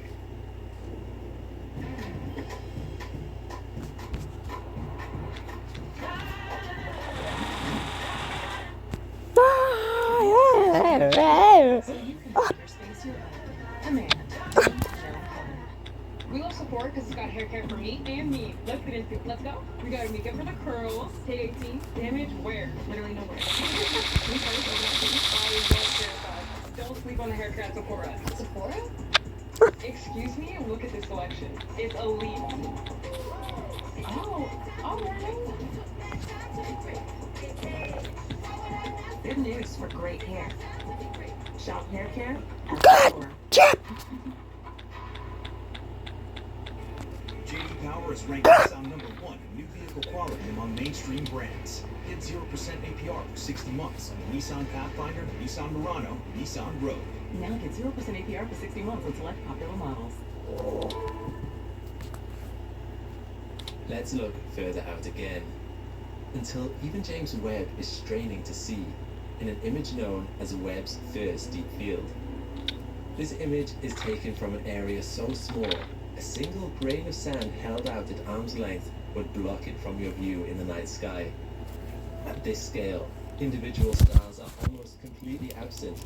Most of what you can see here are not stars, which would be too small to detect on their own, but galaxies. Here you can see the fish lens effects being created by gravitational warping, as relatively nearer objects bend light around them, distorting what lies beyond. We start to see the edges of the universe. In this image is one of the oldest galaxies we have ever sighted. It is so far away, the light from it, when it was born at the beginning of the universe, has only just reached us. Where is it? We are going to need to zoom in. Do you see it? It's admittedly quite small. By evaluating markers within the light given off by this tiny red galaxy, scientists are able to identify how far it has redshifted, and thus how long the light from it has been traveling by comparing it to normal visible light from similar sources. This tiny dot was found to be 13.1 billion light years away. As far as we know, given that the universe is thought to be 13.7 billion years old, this is one of the earliest galaxies that we will ever be able to see. Now, you might be disappointed by how small it is. However, there is some room for hope. Compare this image with one taken by Hubble of the same region. Obviously, James Webb's image is crisper and clearer, giving more detail and showing more objects.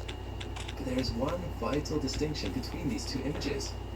Hubble took its image by staring at this patch of sky for 10 days, slowly gathering every photon it could from this region of space and compiling that into a single image. Not the carpet, you James fucking Webb, on the cunt. other hand, took only half a day taking its own image.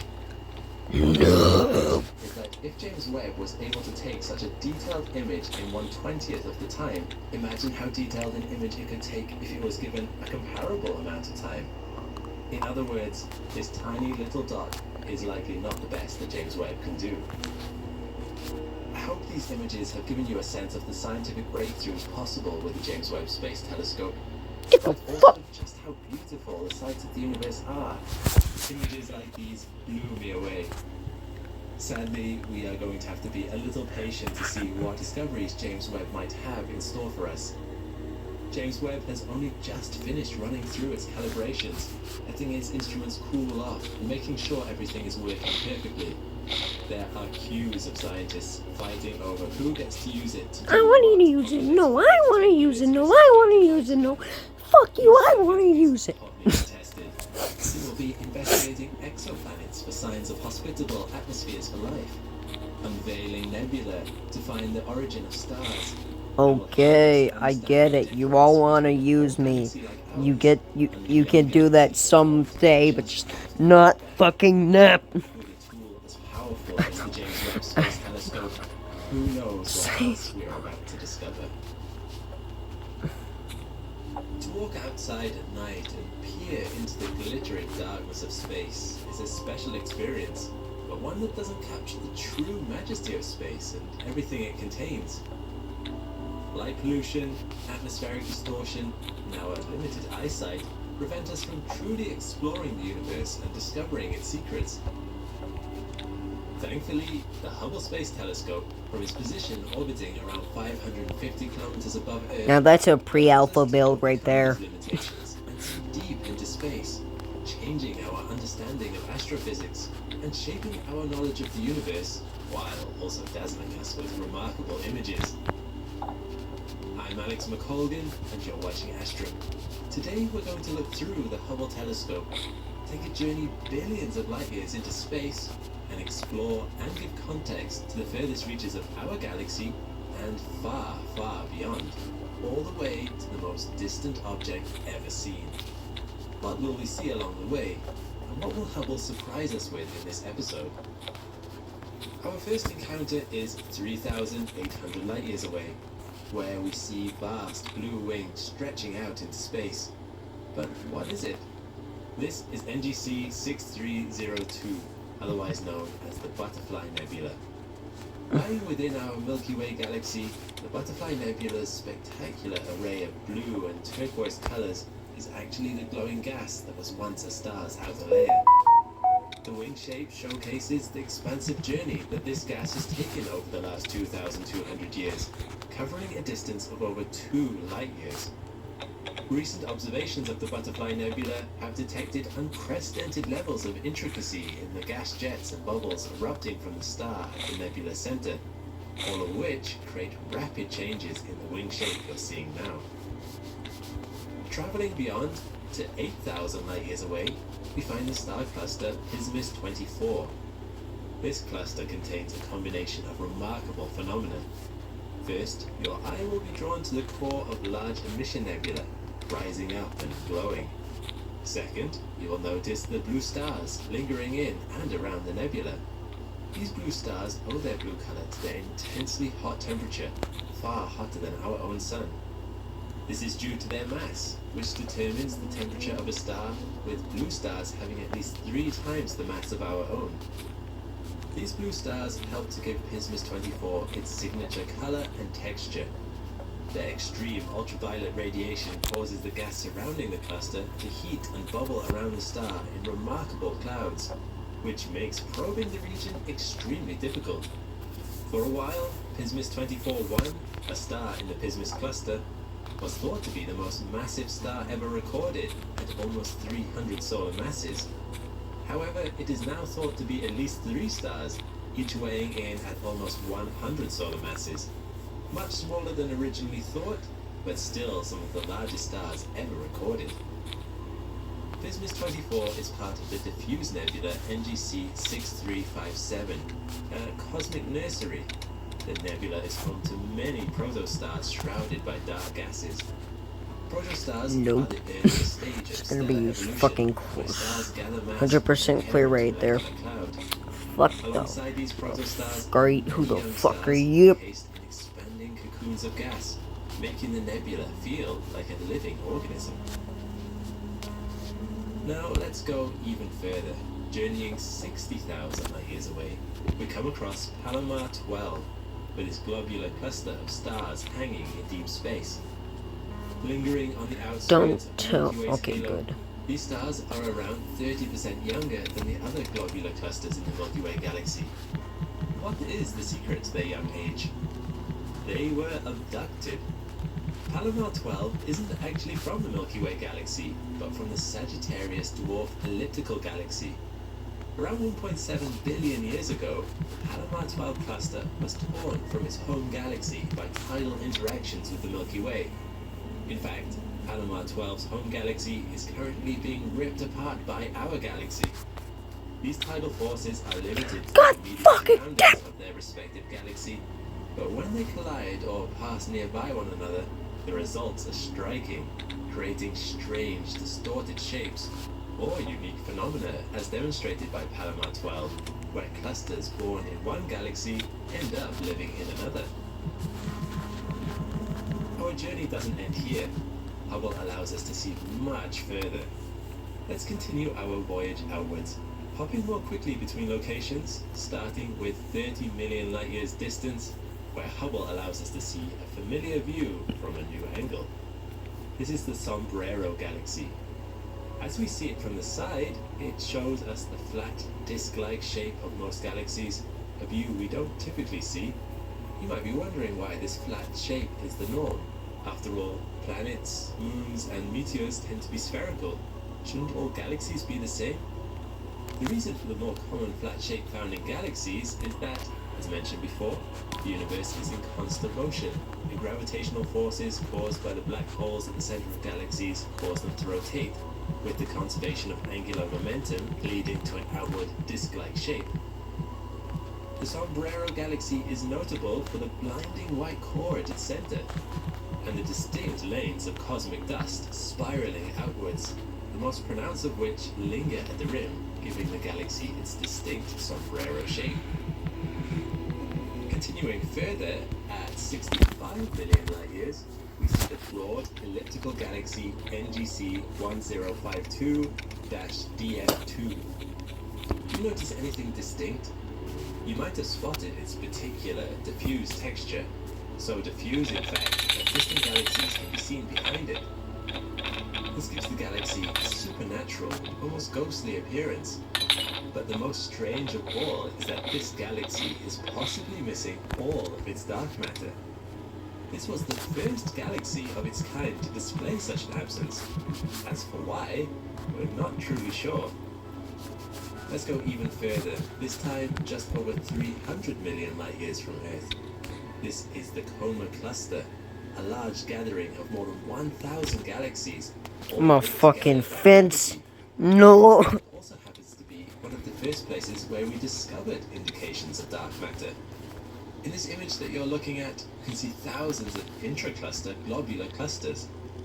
These are spherical groups of stars that are not bound to a galaxy, but to the Coma Cluster itself. While this might seem far, we can travel even further. Over 9 billion light years away is Max J1149, aka Icarus. The furthest star we knew of in the universe. In fact, light from Icarus takes so long to reach us that it appears to us the same way it did when the universe was 30% of its current age. To give a sense of how far away Icarus is, at the time of its capture in this image, Icarus was at least 100 times further away from the nearest star.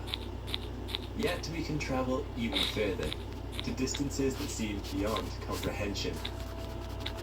Nicknamed Earendel, WHL0137-LS is a star in the Cetus cluster, whose light took over 12.9 billion years to reach us. However, due to the expansion of the universe, the distance between Earendel and ourselves is now even greater, 28 billion light years. We are just seeing it where it was almost 13 billion years ago. Earendel is suspected to be 50 to 100 times the size of our Sun, and due to its enormous mass, It might already. expected to They explode might. in a supernova in a few million years from our perspective. Nicknamed Earendel after the Old English name for morning star or rising light, the name is actually a reference to J.R. Tolkien's character Earendel, who traveled through the sky carrying a jewel as bright as a star. Outside of its interesting name and impressive size, Earendel also has an effective surface My head temperature just of started at least playing 20,000 Kelvin, almost 4 times hotter than our Sun. Terraria There is MP4, also a the small Terraria possibility Rain that populations MP4 music, would contain or whatever the no fuck other elements besides type of hydrogen music and it helium, is. and it would be far brighter than your average star. We are able to see this star through an effect called gravitational lensing, where a cluster of galaxies warp light from the star around them in just the right alignment so that they act like a huge lens, allowing Hubble to see much further than it otherwise would have been able to. Things are so unbelievably far away now that even Hubble is reaching its limits. But is there Oh anything god, further fuck, that I we can fucked that see up. on our journey to the far reaches of space? Yes, there is one more object Hubble can show us, the redshift galaxy known as HD1, the earliest and most distant known object in the What do you want? universe. Although little more to us than a faint red dot, HD1 is actually 13.5 billion light years away, or at least it was when the light was emitted. It is estimated to now be at a distance of 33.4 billion light years away, with the expansion of the universe taken into account.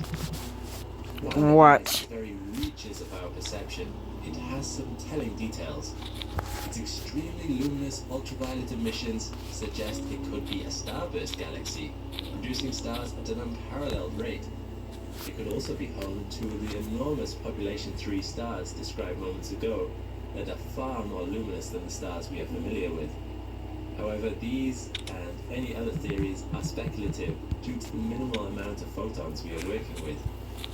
All we do know for sure is that something is out there 33.4 billion light years away, and for now, that's the furthest thing that we can see.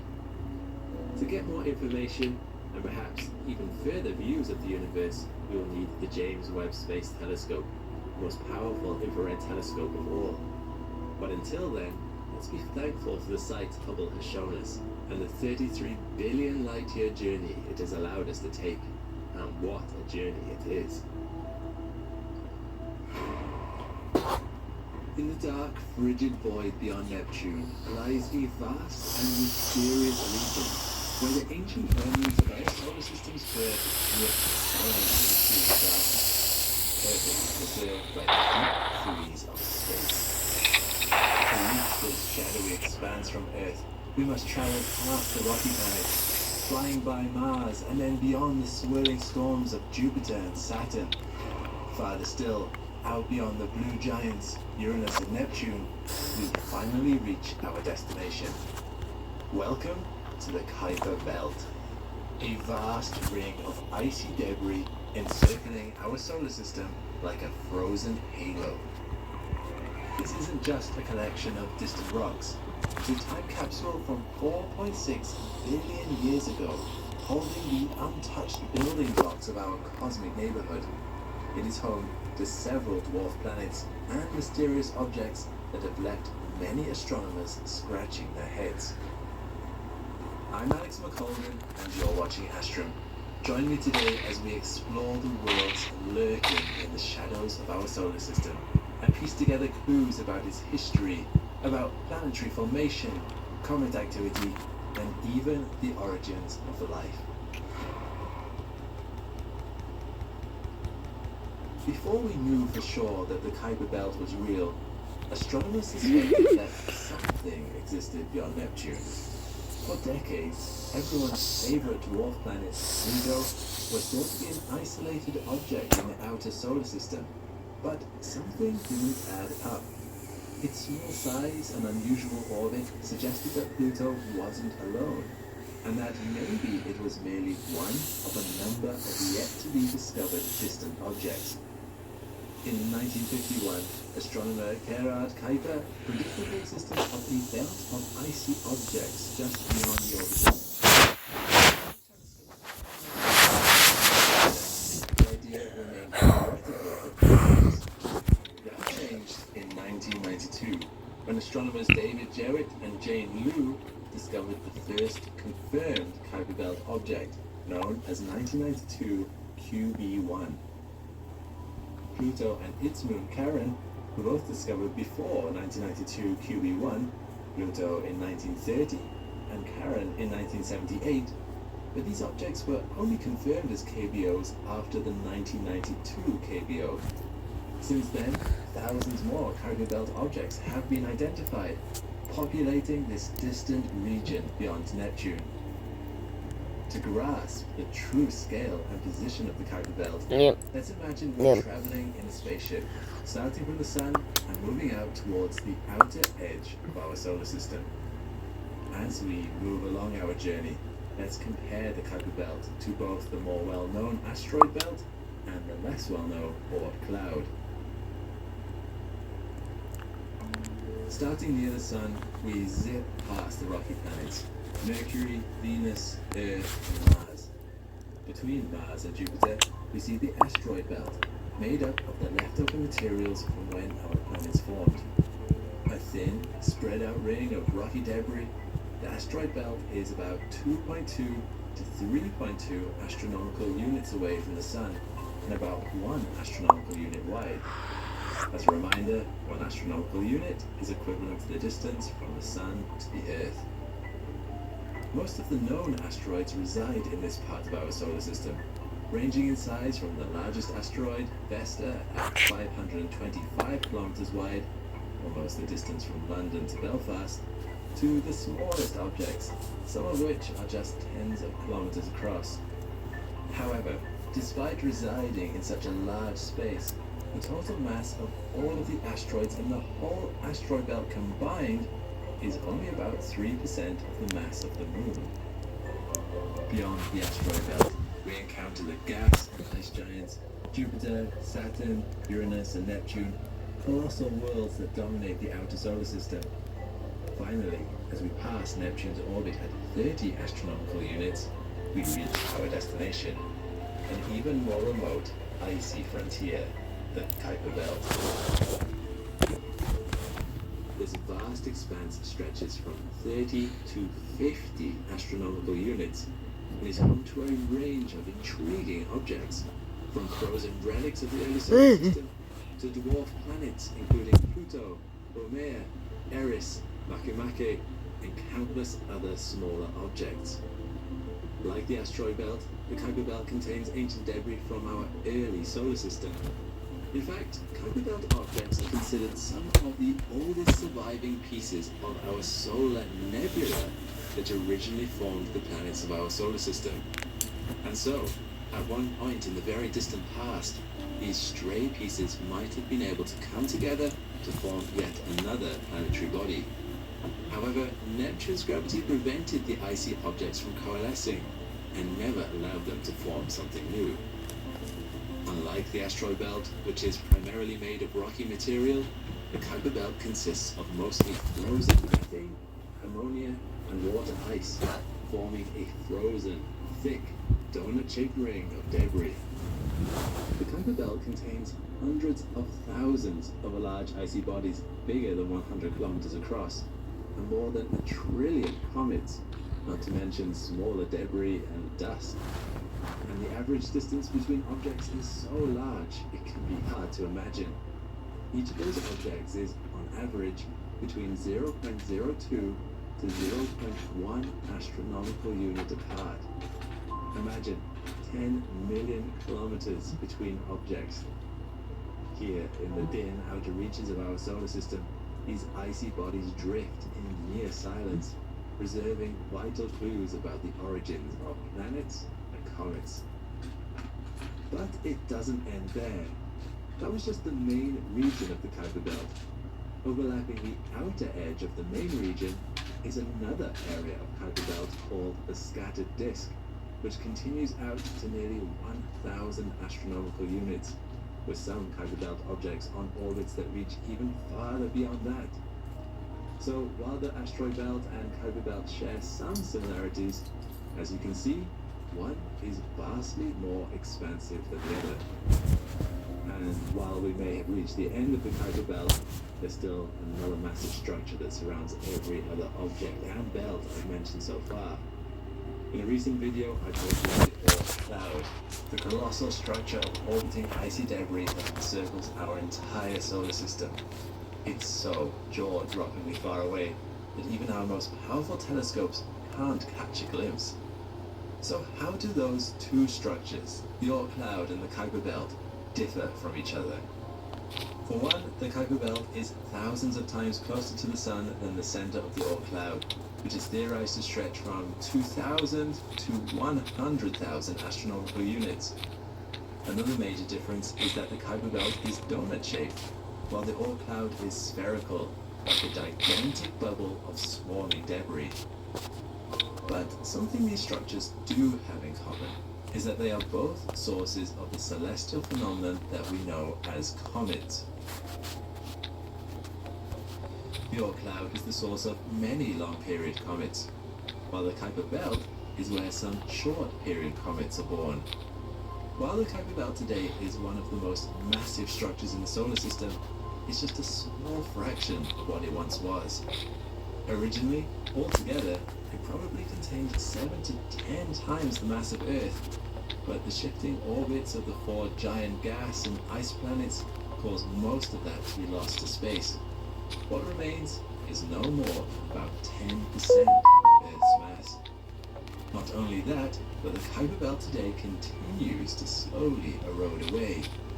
As objects occasionally collide and break apart, smaller fragments are left in their wake, and some of the resulting dust is blown out of the solar system by the solar wind. Sometimes these collisions, or Neptune's gravity, will cause Kuiper Belt objects to head on a new path towards the Sun, creating short-period comets, which have orbits of less than 200 years. Over time, the Sun's radiation causes comets to shed material, producing the spectacular tails we see from Earth. Several famous comets originate from the Kuiper Belt or scattered disk, including Halley's Comet, with an average orbital period of 76 Earth years, or Comet Shoemaker-Levy 9, which broke apart and smashed into Jupiter in 1994, in the first ever observed collision of 2 solar system bodies. As we all know, Jupiter survived, but the impact was visible from Earth, and was quite a spectacular sight to behold. You can see it out for yourself if you check out my video. Hang on. What? The Kuiper Belt, or scattered disk, including Halley's Comet, with an average orbital period of 76 Earth years, or Comet Shoemaker-Levy 9, which broke apart and smashed into Jupiter in 1994, in the first ever observed collision of 2 solar system bodies. As we all know, Jupiter survived, but the impact was visible from Earth, and was quite a spectacular sight to behold. You can see it out for yourself if you check out my video on the aftermath of this collision. You may also have heard in the news recently about a near-Earth asteroid named 2024 YR4. While there is a very, very small chance of this asteroid colliding with our moon, or even a smaller chance of it impacting Earth, the short-period comets originating from the Kuiper Belt pose no immediate threat to us in the next 100 or more years. In other words, we don't need to worry about that. Despite the Kuiper Belt being Stop fucking inviting me! It still offers a nearly endless frontier of objects for us to explore. And unlike the Oort cloud, which we have not been able to visit yet, we have been to the Kuiper Belt. While most of what we know about the Kuiper Belt comes from ground-based telescopes and the Hubble Space Telescope, NASA's New Horizons is the only spacecraft to have actually been there. It performed a flyby of the dwarf planet Pluto and Kuiper Belt object 2014 MU69, which was later officially named Arakoth, meaning sky, in the Native American Powhatan or Algonquian language. This flyby of Arakoth in 2019 was the most distant flyby in the history of space exploration, taking place 1.5 billion kilometers beyond Pluto, with the New Horizons spacecraft getting as close as about 3,500 kilometers above the surface of the object. And even among the swarm of mysterious objects that make up the Kuiper Belt, Arakoth still managed to surprise the New Horizons team. Its strange shape was unlike anything we had ever seen in our solar system. Arakoth is a small icy KBO, known as a contact binary, composed of 2 distinct lobes that at some point merged into one body. Its shape resembles a flattened snowman. At just 35 kilometers long, 20 kilometers wide, and 10 kilometers thick, you might not think there's much to learn from this relatively tiny object. But what Arrokoth lacked in atmosphere and diverse geology, it made up for in its unique structure. The bizarre pancake snowman shape of this Kuiper object provides crucial insights into how planetary building what blocks else? came together in the early solar system, and how planets I know they have mines. No, they don't have mines in well, they do have mines in Minecraft, but not in villages. They definitely fucking don't have mines in villages, guys. They don't. Didn't expect. Planetesimals form when smaller objects come together to make larger bodies, which may eventually combine to create a planet. Until now, where the fuck did that one go? Hierarchical accretion, which proposed that small objects would crash into each other at high speeds until they created something bigger, and local cloud collapse, where nearby objects would slowly come together because of their gravitational attraction, thereby forming larger and larger bodies. Why the fuck is that all the way over there? Important research into the object's geology, geophysics, composition, and formation, we can be fairly certain that the theory of local cloud collapse is correct. The object's smooth surface and the lack of fractures from stress confirm that the cosmic snowman formed at low speed. Alan Stern, a planetary scientist and the lead for the New Horizons mission, said that the evidence was so strong, we've decisively solved a multi-decade debate about how planetesimals form. And thanks to the New Horizons, we get to see the most famous Kuiper Belt object, Pluto. The spacecraft performed a flyby in 2015, allowing us to get up close and personal like never before and take those stunning images. The mission collected observations of Pluto and Charon, the dwarf planet's largest moon, and was able to collect data on Pluto's other satellites, Nix, Hydra, Kerberos, and Styx. Of course, we've all seen the stunning photographs of Pluto's heart-shaped surface region, also known as Tomba Regio. But did you know that the heart-shaped feature is actually a glacier? The western lobe of the heart, named Sputnik Planitia, after Earth's first artificial satellite, Sputnik 1, is a vast nitrogen glacier that stretches 1,000 kilometers wide and 4 kilometers deep, and is undoubtedly the largest known glacier in the solar system. The eastern lobe of the heart gets its light color from nitrogen that is carried from Sputnik Planitia and deposited as ice. Not only did we get stunning images of Pluto, but the data from New Horizons forever changed how we understand our fabled dwarf planet. It revealed that Pluto is far more complex than we previously thought, and offered clues to the origin of its heart-shaped feature. The data led some to believe that Pluto's heart-shaped region could be explained by an internal water-ice ocean. However, a recent study led by astrophysicist Harry Ballantyne from the University of Bern has revealed another, more likely culprit. The heart shape may have been caused by a low-velocity impact that left a gigantic splatter across the surface of Pluto, creating the western half of the heart shape. This impact would have come in at an oblique angle, as in not straight on. Imagine throwing a water balloon across dry pavement in the same way you might skip a stone across a pond. When the balloon scrapes the pavement, it pops, leaving an elongated splat of water across the pavement. This kind of angled, low-velocity impact is similar to how the western lobe of Pluto's heart feature may have been created. But it's not just Pluto that we got to see up close. The images of Pluto's moon Charon were also incredible. Can you make out the enormous equatorial tectonic belt?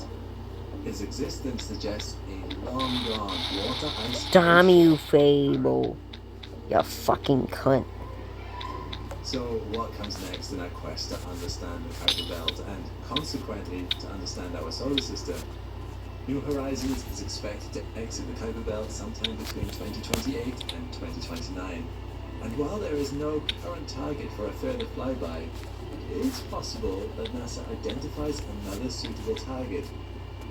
I swear to God, if that fucking could help us to further analyze the composition of Kuiper Belt objects, and perhaps in the distant future, a robotic mission might allow us to land on one of these mysterious objects, or even collect a sample for a return mission back to Earth. Who knows what else we'll discover out there in this vast, frozen frontier. As technology advances, future missions will hopefully push deeper into the Kuiper Belt, revealing more of its long-held secrets, one icy world at a time. In 1977, two pioneers embarked on what might be one of the most epic feats of exploration Blockman, go! No! Their goal?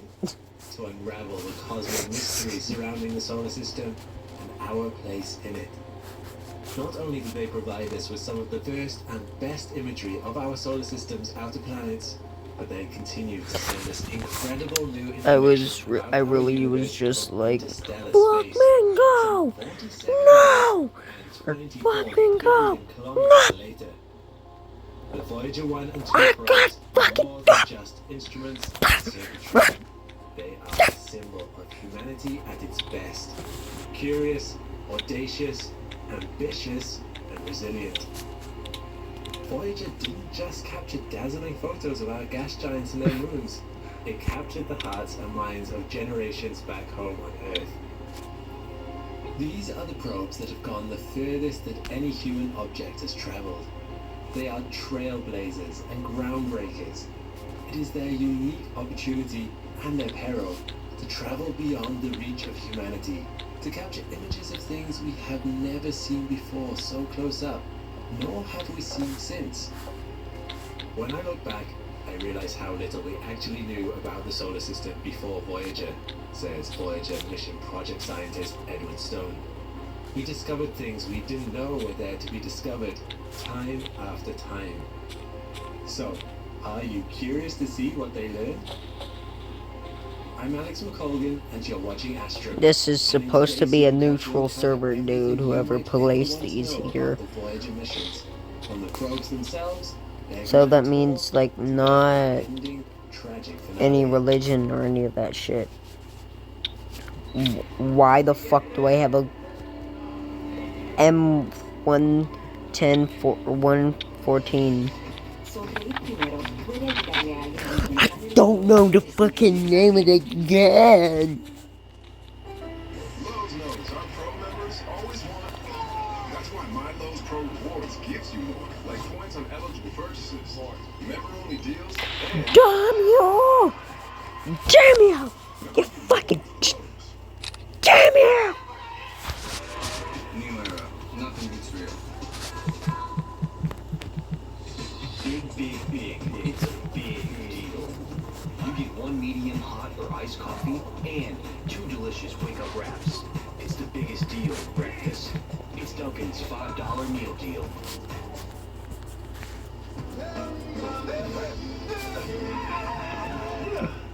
Co-pilot, banana almost got me in my drink this time. It might mean you're feeling pursued by a responsibility. Oh.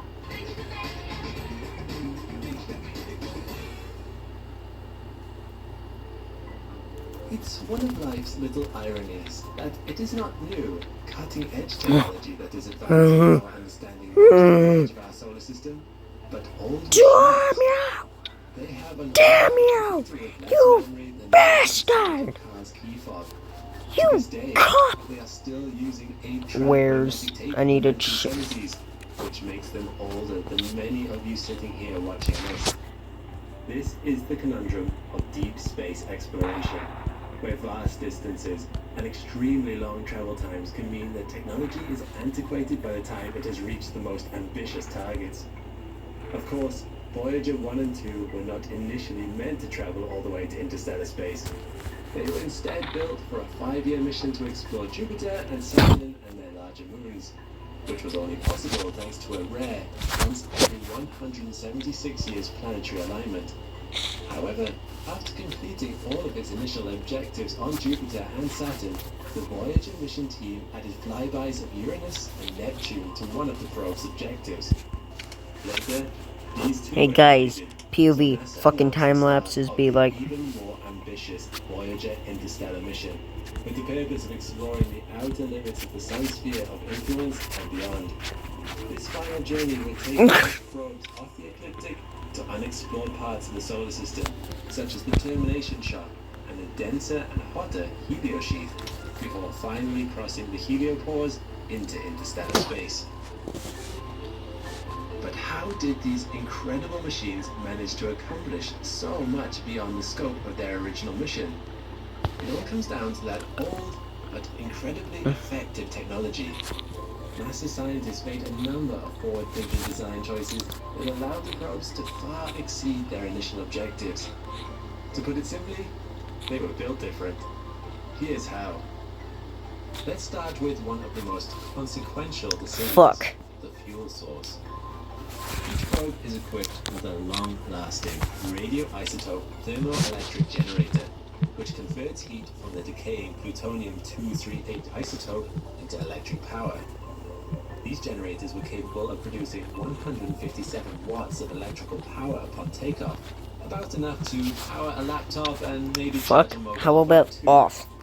This might not sound like much, but was more than Voyager needed. While a radioisotope generator meant that power production was in constant decline, it would half in strength every 87.7 years, it would still be enough power to keep the essentials on the probes running until at least 2025. This long-term fuel capacity was no accident. You see, when the Voyagers launched in 1977, NASA faced a unique opportunity.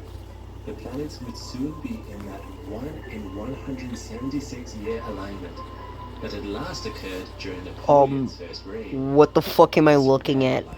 Would not only allow the Voyagers to visit Neptune and Uranus, That hair hurts my fucking eyes, bro. but also give the probes Time to tear them out. from each of the 4 outer giants they visited, thereby increasing their effective velocity beyond what Why they don't could you get just in quit their YouTube? rocket propulsion. Never, bitch.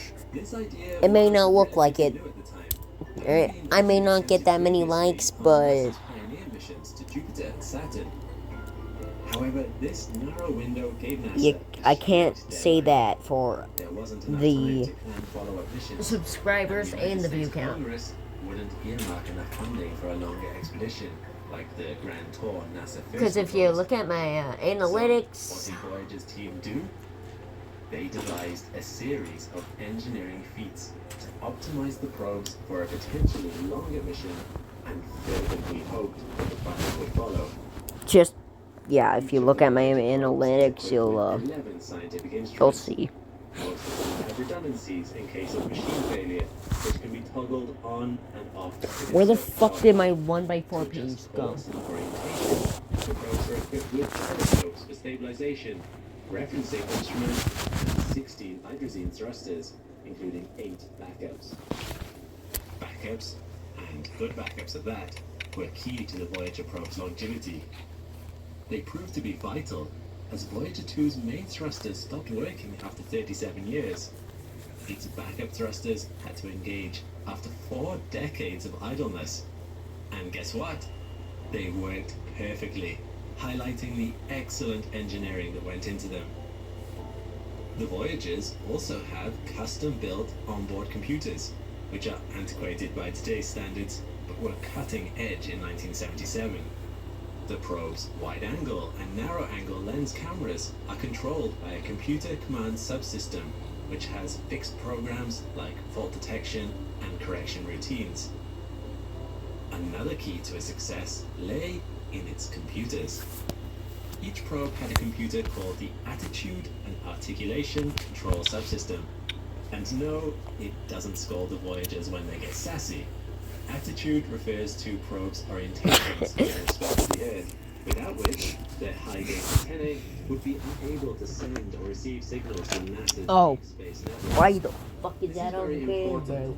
as the probe's transmitters only have the wattage of a refrigerator light bulb, and at such immense distances, their radio signals become barely detectable whispers.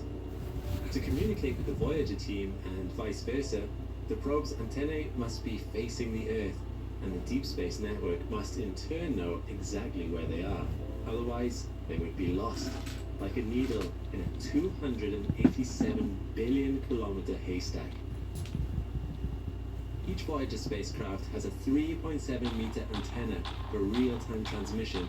And an There's 8-track no way digital I tape recorder just capable of fucking buffering ran out of 136 two-sided megabits for future one by transmission, enough to store 100 photographs. While this was one still a stud. huge step up from the earlier Pioneer probes, which had I had no onboard data wait. storage, it's still a fraction of what the smartphone Snap in your pocket can off store the today. fuck off. Despite these limitations, the DTRs were built to last. Odetics, which manufactured them, claimed that their DTRs could process over 4,000 kilometers of tape without taking visible wear and tear. They had to withstand the harshest environments imaginable and undergo rigors that had never before been tested. Yet, the Voyager DTRs performed without data loss or machine failure until they were finally taken offline to conserve power. Not bad for machines 12 years older than the World Wide Web.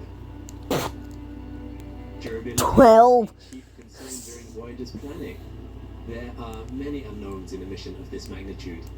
To get to Jupiter, both Voyagers would have to pass through the asteroid belt. Scientists once believed that this region would shred apart any spacecraft that tried to pass through it. However, Pioneers 10 and 11 had previously been able to pass through the asteroid belt, which emboldened Voyager's team to repeat the stunt. However, failure would have meant disaster before the probes had even reached their first target. Luckily, both probes made it through the asteroid belt unscathed, and we now know that it is mostly empty space thanks to them.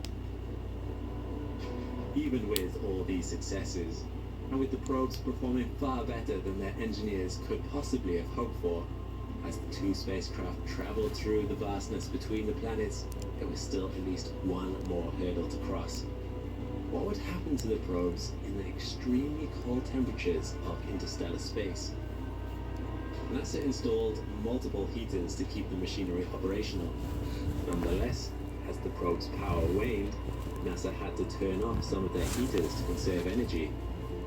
When the cosmic ray detector's heater was turned off 2 years ago, its temperature plummeted by 70 degrees Celsius.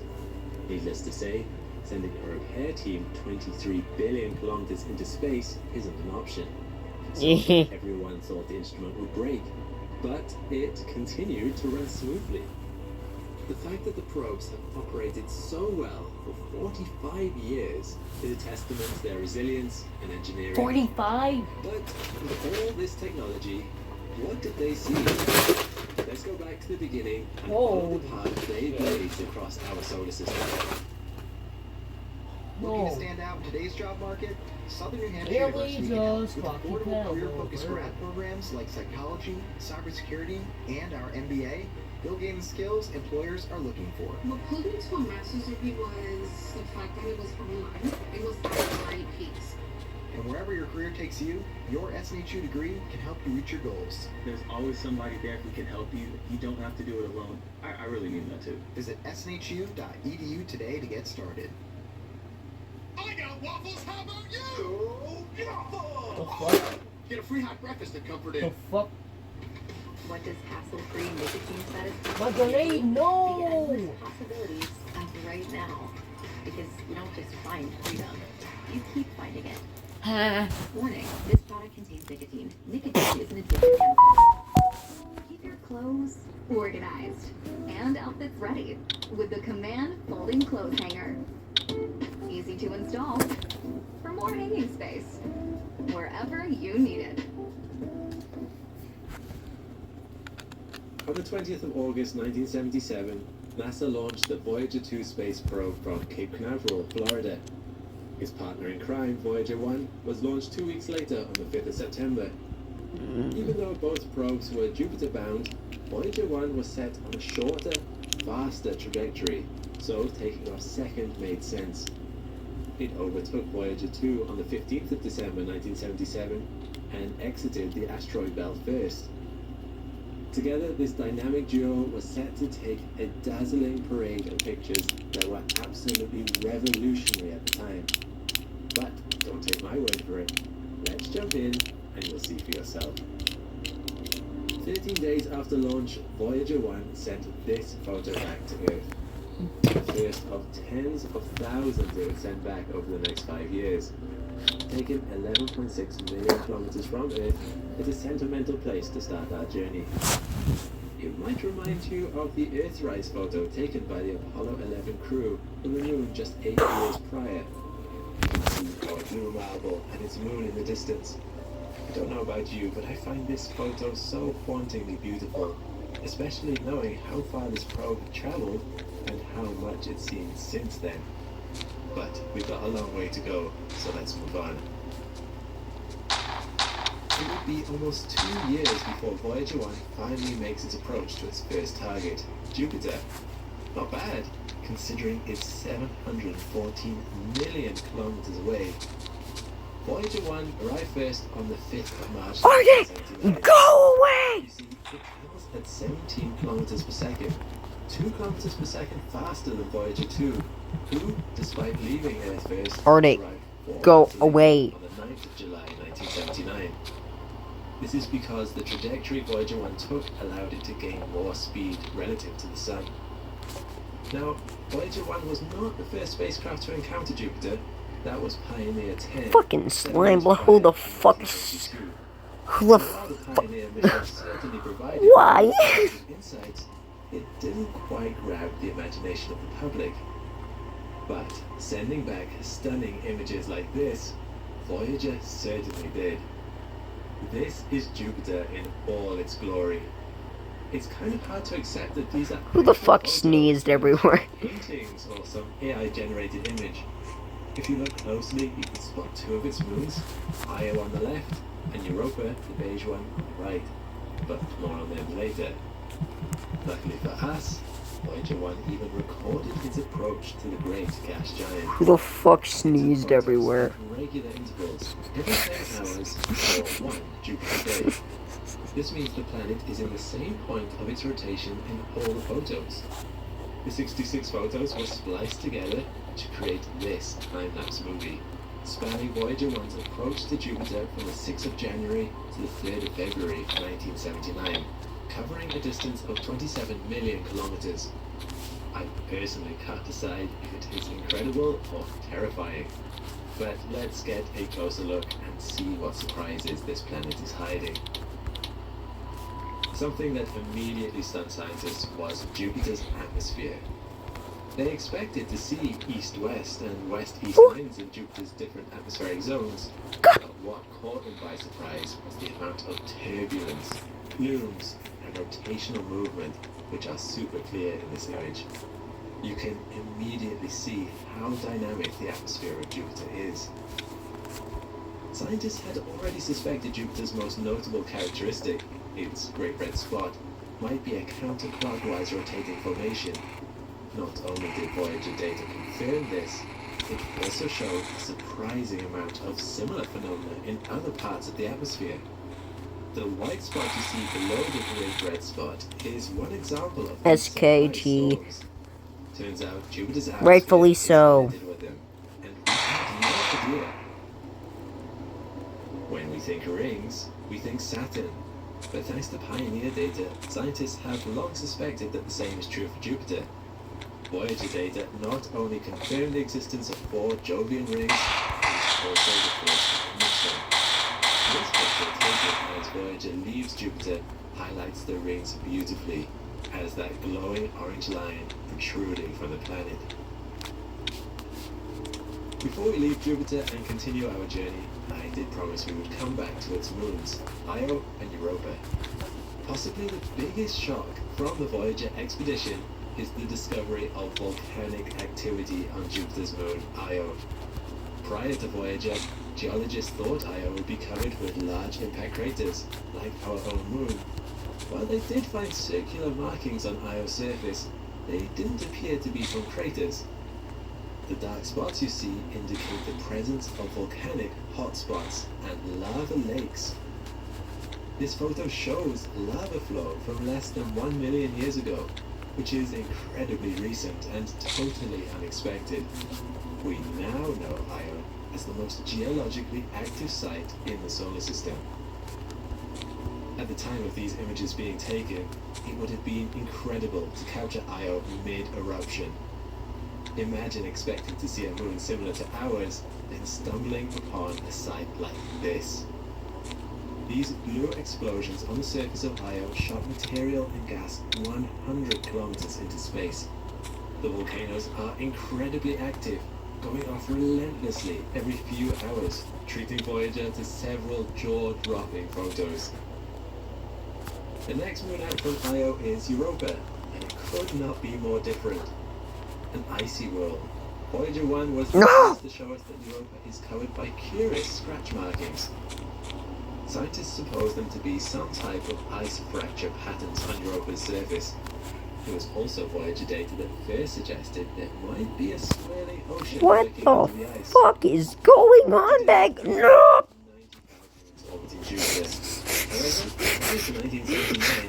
Like, what the fuck is going on back? God damn it, no!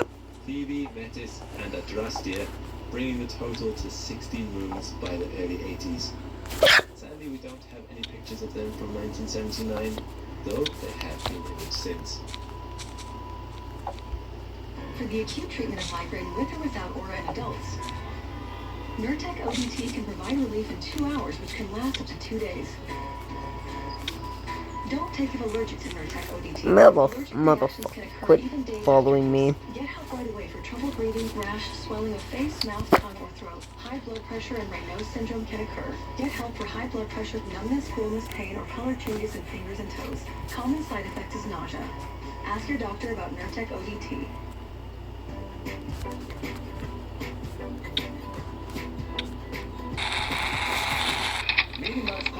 I knew it!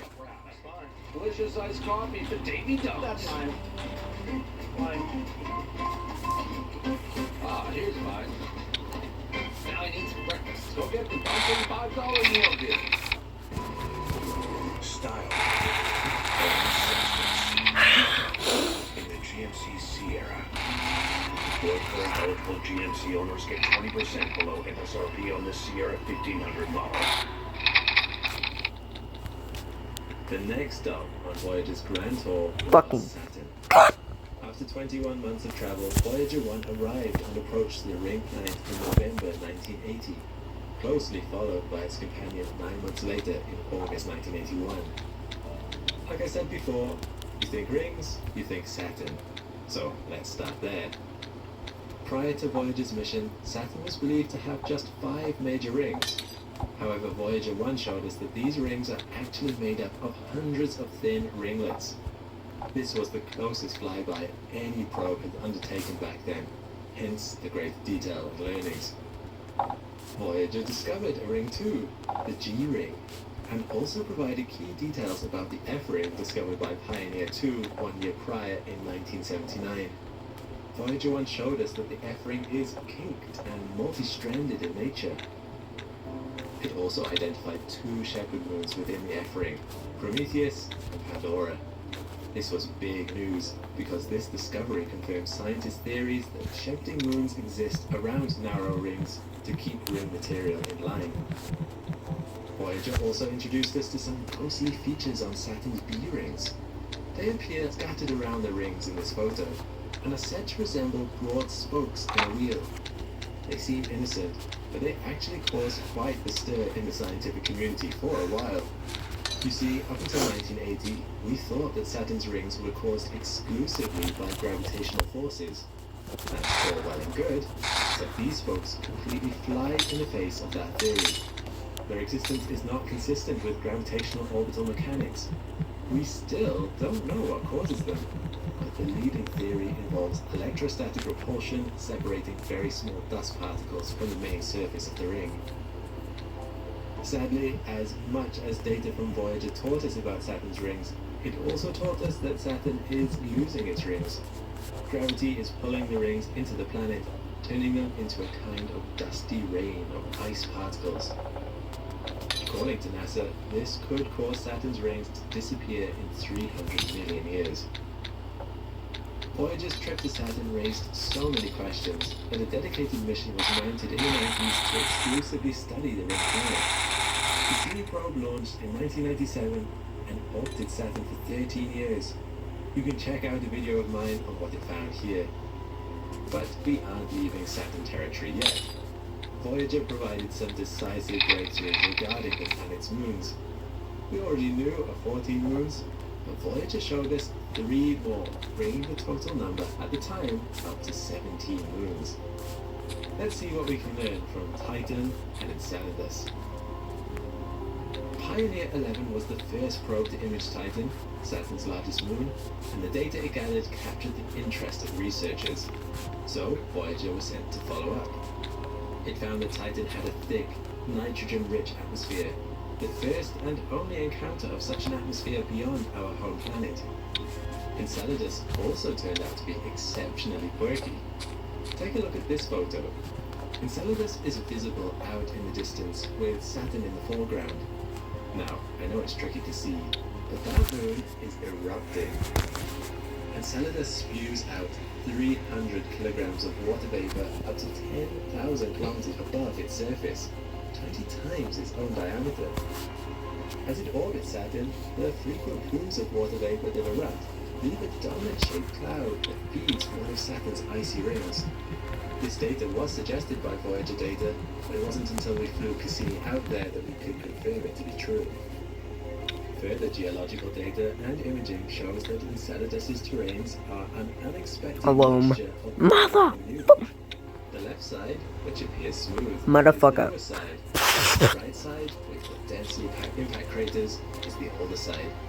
This suggests Enceladus is a very geologically active moon, which it wasn't previously thought to be. What? Before we make our way to the wonky world of Uranus, we have to say goodbye to Voyager 1. After its flyby of Titan and Saturn's rings, its path was bent upward out of the ecliptic plane. From here, the probe headed straight for interstellar space.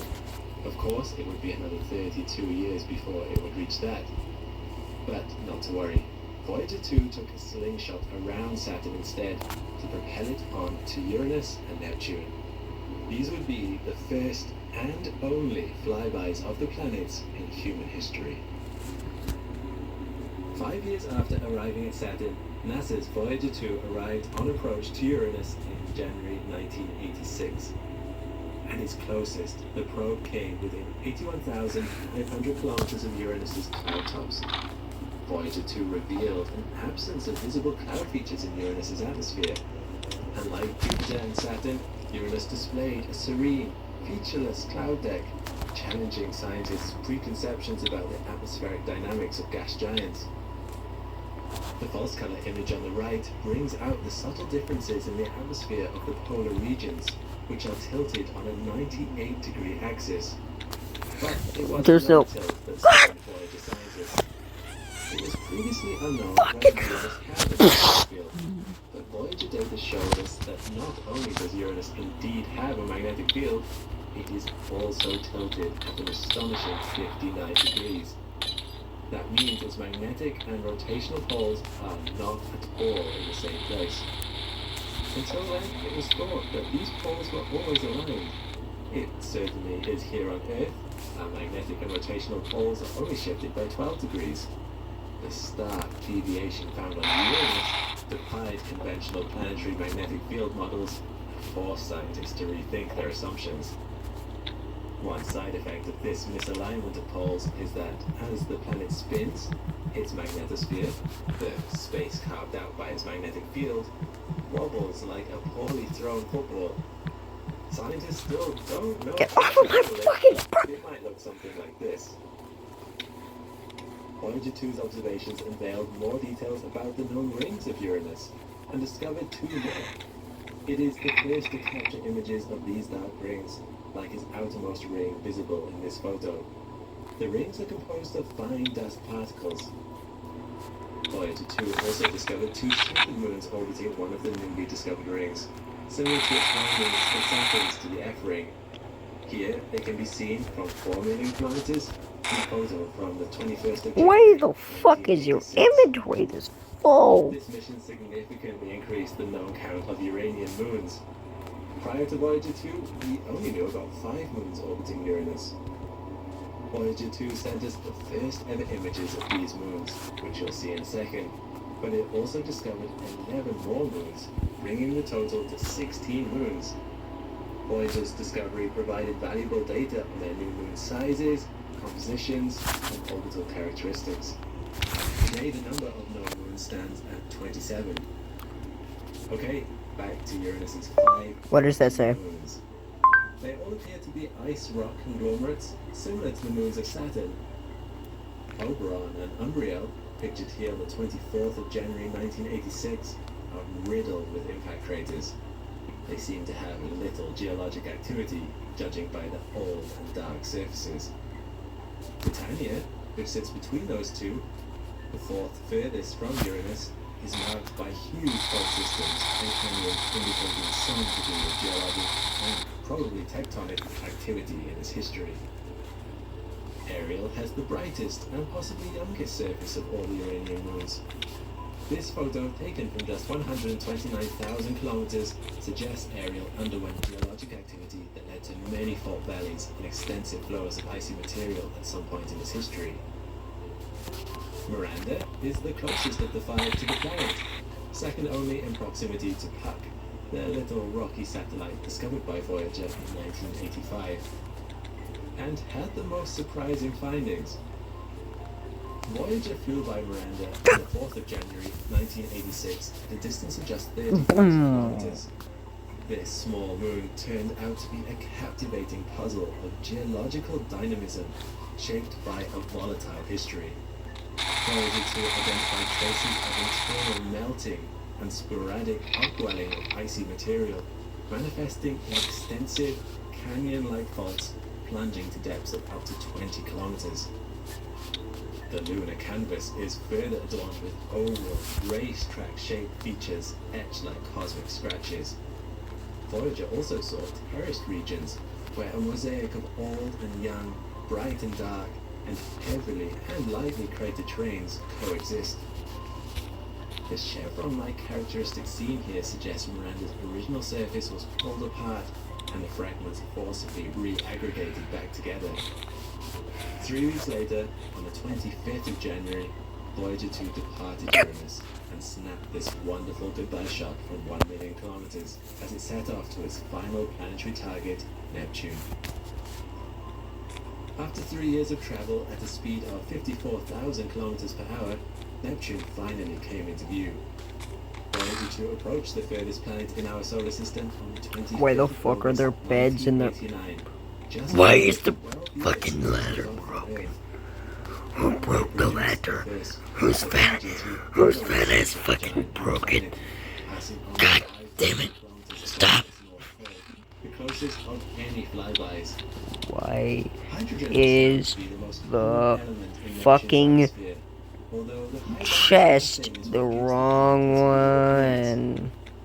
Voyager 2 measured extraordinary wind speeds in Neptune's atmosphere, with the equatorial winds blowing at speeds reaching almost 1,100 kilometers per hour. These remarkable speeds were yet another surprise and highlighted just how dynamic and ferocious Neptune's weather systems are. Scientists also discovered a massive storm on Neptune, aptly named the Great Dark Spot. This turbulent storm seemed to be rotating counterclockwise, just like the Great Red Spot on Jupiter, and exhibited winds. Why? Who the fuck died in the fucking house? The strongest recorded in the solar system. One NASA analyst, Ken Bollinger, commented on the findings in 1989, saying, "Every day what you see is brand new. Nobody's ever seen it. It's just an incredible feeling. This change is going on constantly on Neptune that happened very, very fast." Voyager 2 also imaged Neptune's rings for the first time.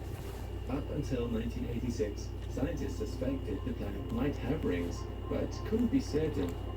Intriguingly, the spacecraft identified several partial ring structures, or ring arcs, within Neptune's ring system. These arcs raised questions about the mechanisms responsible for their formation and stability, since they mainly consist of incomplete and dusty rings. A trip to Neptune wouldn't be complete without a quick stopover at its largest moon, Triton. The coldest known planetary body in the solar system, Triton turned out to have a fractured surface, complete with erupting geysers and a pinkish nitrogen ice cap over its southern pole. Scientists also identified dark plumes, which could indicate the possibility of ice volcanoes. Voyager 2 also discovered 6 new moons orbiting Neptune, including these. As Voyager 2 turned around to snap one last look at Neptune and Triton, it had officially completed its grand tour. Neptune's gravity bent its path downward out of the ecliptic plane. From here, it continued its voyage into interstellar space, just like its counterpart Voyager 1 had done 9 years before. Speaking of Voyager 1, let's see where it's ended up since we last checked in 1980. 1 year after Voyager 2 finished up with Neptune, Voyager 1 was already about 6 billion kilometers away.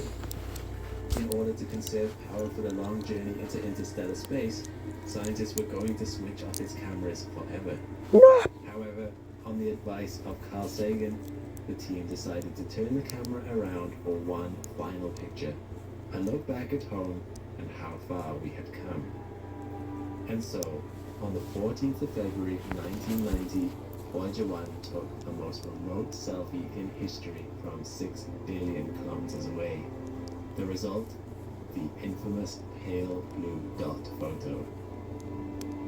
In the immortal words of Carl Sagan himself, look again at that dot. That's here. That's home. That's us. On it, everyone you love, everyone you know, everyone you ever heard of, every human being who ever was, lived out their lives. The aggregate of our joy and suffering, thousands of confident religions, ideologies, and economic doctrines. Every hunter and forager, every hero and coward, every creator and destroyer of civilization, every king and peasant, every young couple in love. God damn it! Did you just call me a fucking peasant? Inventor and explorer. I mean, just cause I can't fucking afford my Wi-Fi doesn't mean I'm a pep. Every superior leader, every saint and sinner in the history of our species lived there on a mote of dust suspended in sunbeam. There is perhaps no better demonstration of the folly of human conceits than this distant image of our tiny world. To me, it underscores our responsibility to deal more kindly with one another and to preserve and cherish the pale blue dot, the only hope we've ever known.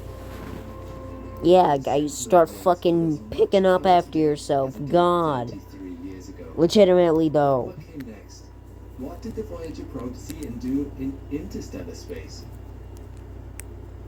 In 1981, Voyager 1 escaped the ecliptic, which is the Earth's plane of orbit around the Sun, heading 35 degrees to the north. Voyager 2 later went under the ecliptic, heading 48 degrees to the south. However, this was barely the start of the Voyager's journeys. To reach interstellar space, the probes would have to traverse the termination shock, a region where the sonic solar winds ran into fierce resistance from the interstellar wind. Beyond the termination shock, the Voyagers would encounter the heliosheath, where slowing solar winds pile up, becoming denser and hotter, followed by the heliopause, the final boundary between the heliosphere and interstellar space. But in spite of what you may think, the start of the interstellar medium doesn't actually mark the end of our solar system. Indeed, it will be another 300 years until Voyager 1 reaches the Oort cloud, the vast region of billions of icy planetesimals that surround our solar system like a bubble, and another 30,000 years until it exits the cloud, leaving our solar system forever. When the Voyagers traveled through the heliosheath, they made an incredible discovery. Because the Sun's magnetic field spins in opposite directions on its north and south poles, the spin creates a ripple where they meet called the heliospheric current sheet, sort of like the rings created by dropping a stone in water. However, when the sheet reaches the termination shock, it compresses, as though the ripples were hitting the edge of a pool. The Voyager probes discovered that after the termination shock, these stacked up ripples formed magnetic bubbles. This means the boundary of the heliosheath is not as smooth and clear-cut as scientists thought. Instead, it is a fluctuating and magnetically bubbly environment. This messy finding has prompted a complete revision of our model of the heliosheath. On the 25th of July 2012, the Voyager 1 space probe became the first man-made object to leave the Sun's heliosphere and enter interstellar space. It was traveling at an incredible speed, 540 million kilometers per year, or 3.6 astronomical units, an astronomical unit being the distance between Earth and the Sun. The distance at which Voyager 1 crossed the heliopause was about 120 astronomical units from the Sun, which itself was a revelation. It was unknown where, exactly, the heliopause occurred. Funnily enough, some early models put it as close as Jupiter, and others much further. Remember, the heliopause is the boundary where the Sun's solar wind is stopped by its collision with the interstellar medium, kind of like the crashing of two powerful bodies of water against each other. Solar wind is the steady stream of charged particles, such as electrons, protons, and alpha particles, that come from the Sun's outer layer. The interstellar medium, by contrast, consists of charged particles, gases, and cosmic dust left over from the Big Bang and other ancient supernovae. When these charged streams hit each other, they change course and form a region of equilibrium called the heliopause boundary. At first, NASA wasn't sure if Voyager 1 had truly crossed the heliopause and entered interstellar space. As models predicted, the probe's plasma wave detector found a massive increase in plasma density, 80 times what it had registered in the outer heliosheath, and a spike in galactic cosmic rays. But something strange didn't happen that left scientists baffled. After crossing the heliopause, Voyager 1 detected no change in the ambient magnetic field. Why was that so surprising? Well, theoretical models assumed that the ambient magnetic orientation would change in a region dominated by the magnetic fields of other stars. But remarkably, Voyager 1 detected no discernible change in the ambient magnetism. NASA was so confused that they waited nearly a year before announcing that Voyager 1 had, in fact, entered interstellar space. On the 5th of November 2018, Voyager 2, traveling at the slightly slower speed of 490 million kilometers, or 3.3 astronomical units per year, joined Voyager 1 in becoming the second man-made object to enter interstellar space. The crossing also occurred 120 astronomical units from the Sun, and like the Voyager 1 6 years earlier, the probe detected no change in the ambient magnetic field. But something else surprised scientists. You see, the Sun goes through 11-year solar cycles, during which its activity waxes and wanes. Voyager 2's crossing occurred at a time when solar winds were peaking. Models predicted that the size of the heliosphere would fluctuate with the solar cycle, meaning it would have been expanding when Voyager 2 made its crossing. Yet, Voyager 2 crossed the heliopause at exactly the same distance Voyager 1 had 6 years prior, meaning our models were wrong. Like the magnetometer finding, this demonstrated the value of testing theoretical models with field data. We now suspect the boundary between the heliosphere and interstellar medium is much more twisted and filled with fluctuations than prior models proposed. One leading idea is that our Sun emerged billions of years ago from a hot and heavily ionized region following the explosion of one or more supernovae, and that magnetic turbulence persists to this day near the heliopause. If so, the probes will likely encounter a different magnetic orientation as they travel further away, but their instruments will probably be long dark by that time. After all, the probes are already starting to fail. In early May 2022, Voyager 1's signal went strange. Imagine you are a NASA scientist. You arrive at your computer for the day and begin looking through the Voyager 1 telemetry data.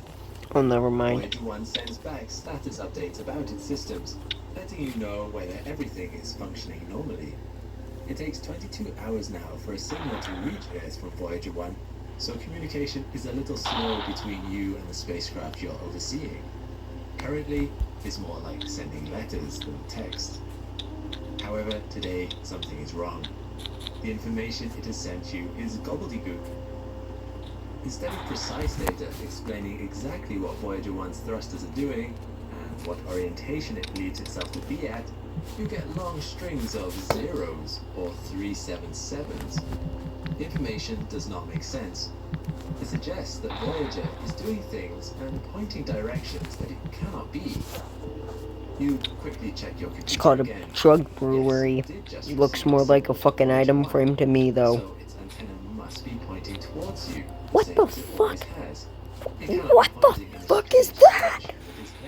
What is that? Getting the signal at all. And not only are you receiving the signal, but it's at the exact same strength too. So it has definitely not changed. Somebody is a master at building parkour.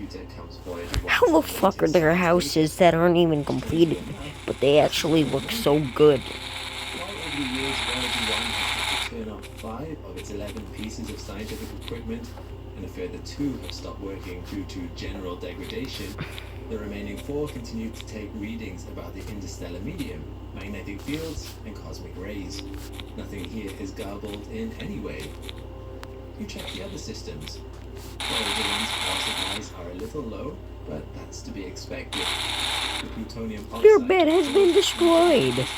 Your bed has been destroyed. Fucking placed back. How the fuck does that make sense? No wonder the efficiency has started to decline. In fact, the experts believe that Voyager 1 will not last past 2025. But that's some time away. It does not explain what is happening now. After checking its other systems, God damn it, who the it's fuck? just one that is behaving Why the strangely. fuck did The this turn into AACS, bedrock? The Attitude, Articulation, and Control System. This computer is one of 3 on Voyager 1.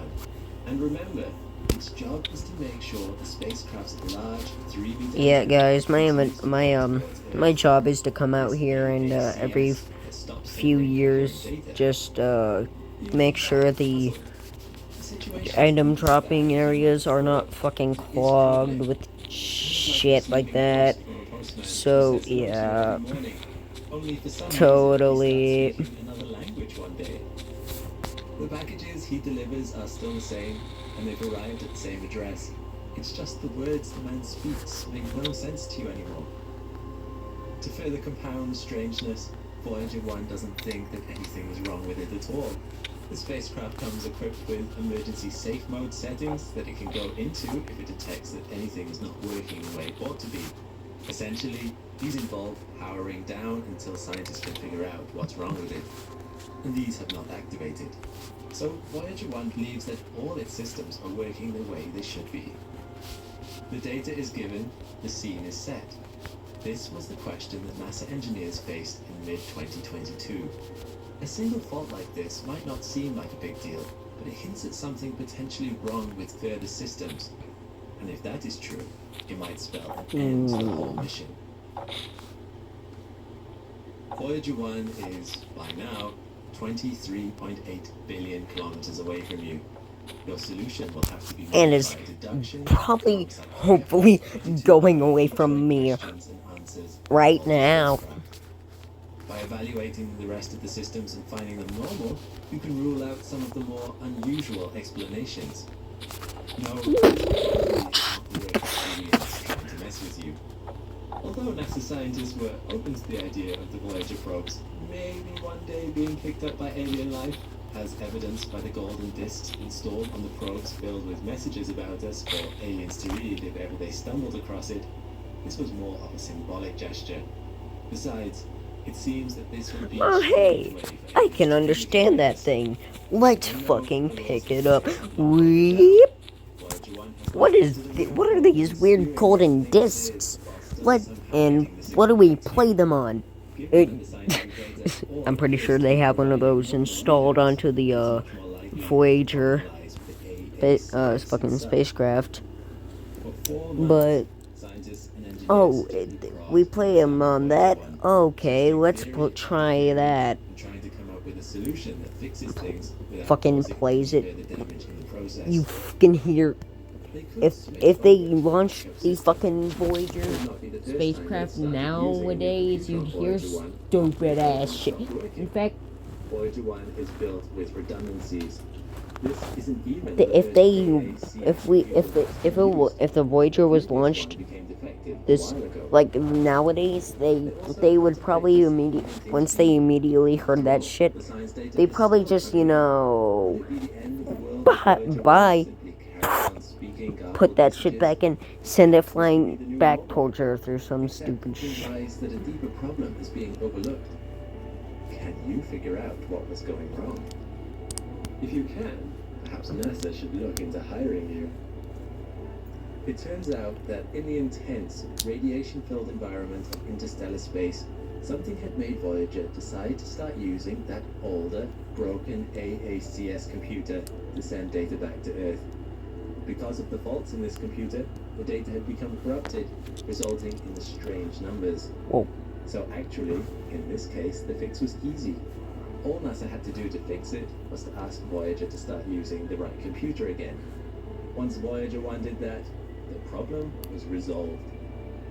Well, I say easy, and I say resolved. It still took a couple of months for Voyager 1 to start behaving normally again, and even then, in November 2023, another of Voyager's onboard computers, this time the Flight Data Subsystem, underwent a similar problem and became unable to send home usable science and engineering data.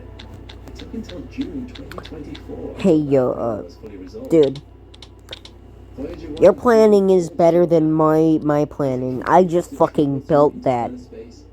I didn't plan it out or anything. I just fucking built it. That too. Well, I built that last few videos, either last or either last video or a few videos ago. He lost the ability to talk to Voyager 2 or hear back from the probe.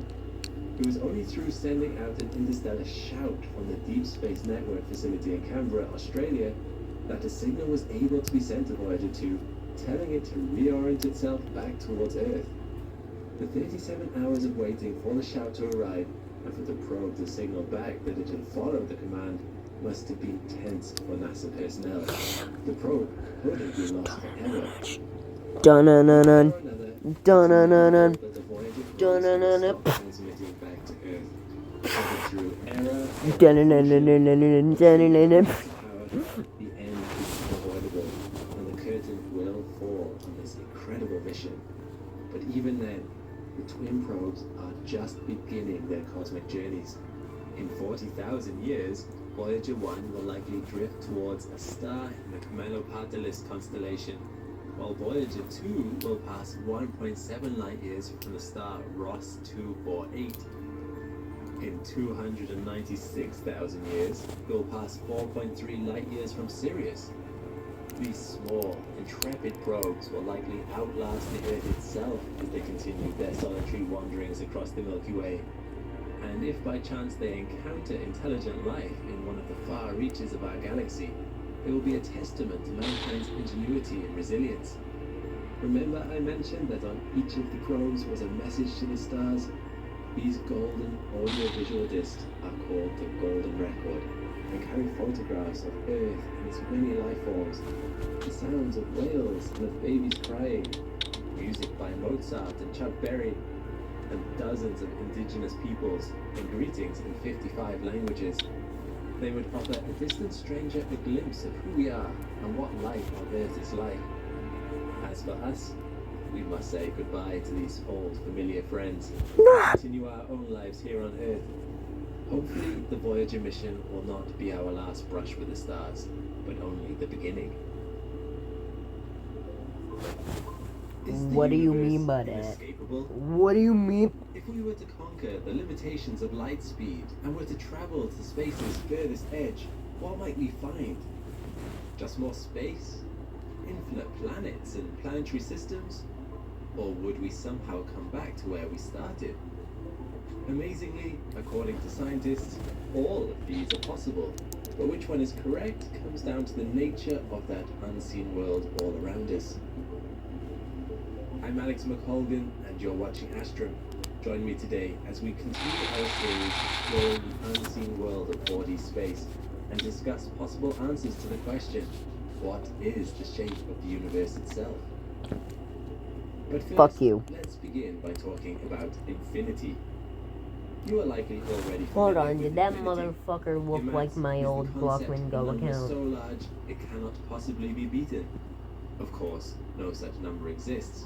For any number you can name, I could come up with a number that is at least one larger than it. Like my But OG in a way, account is that's what I sort of mean. the point.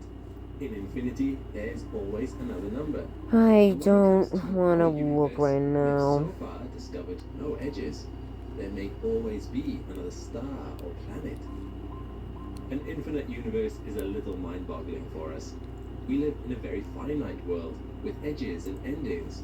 So the idea that there might be literally infinite more planets out there is a little bewildering. However, as we develop more and more powerful telescopes and push back the darkness further and further at the edges of what we can observe in our universe, all we are finding is that even the darkest patches of the night sky are turning out to be brimming with stars. So increasingly, an infinite universe might be something we are forced to contemplate. But that is not to say that just because the universe is infinite, there are not a finite number of things in it. That may sound a little counterintuitive, but let me show you what I mean. Believe it or not, there are different kinds of infinity when it comes to our universe. 3 possible scenarios could be true: a flat universe, a spherical one, or a hyperbolic universe. Allow me to explain. In a flat universe, if we were to form a grid to broadly represent reality, everything would seem fairly standard. All the lines would either be parallel to each other or perpendicular. An infinite universe of this variety would simply extend outwards in all directions forever and ever.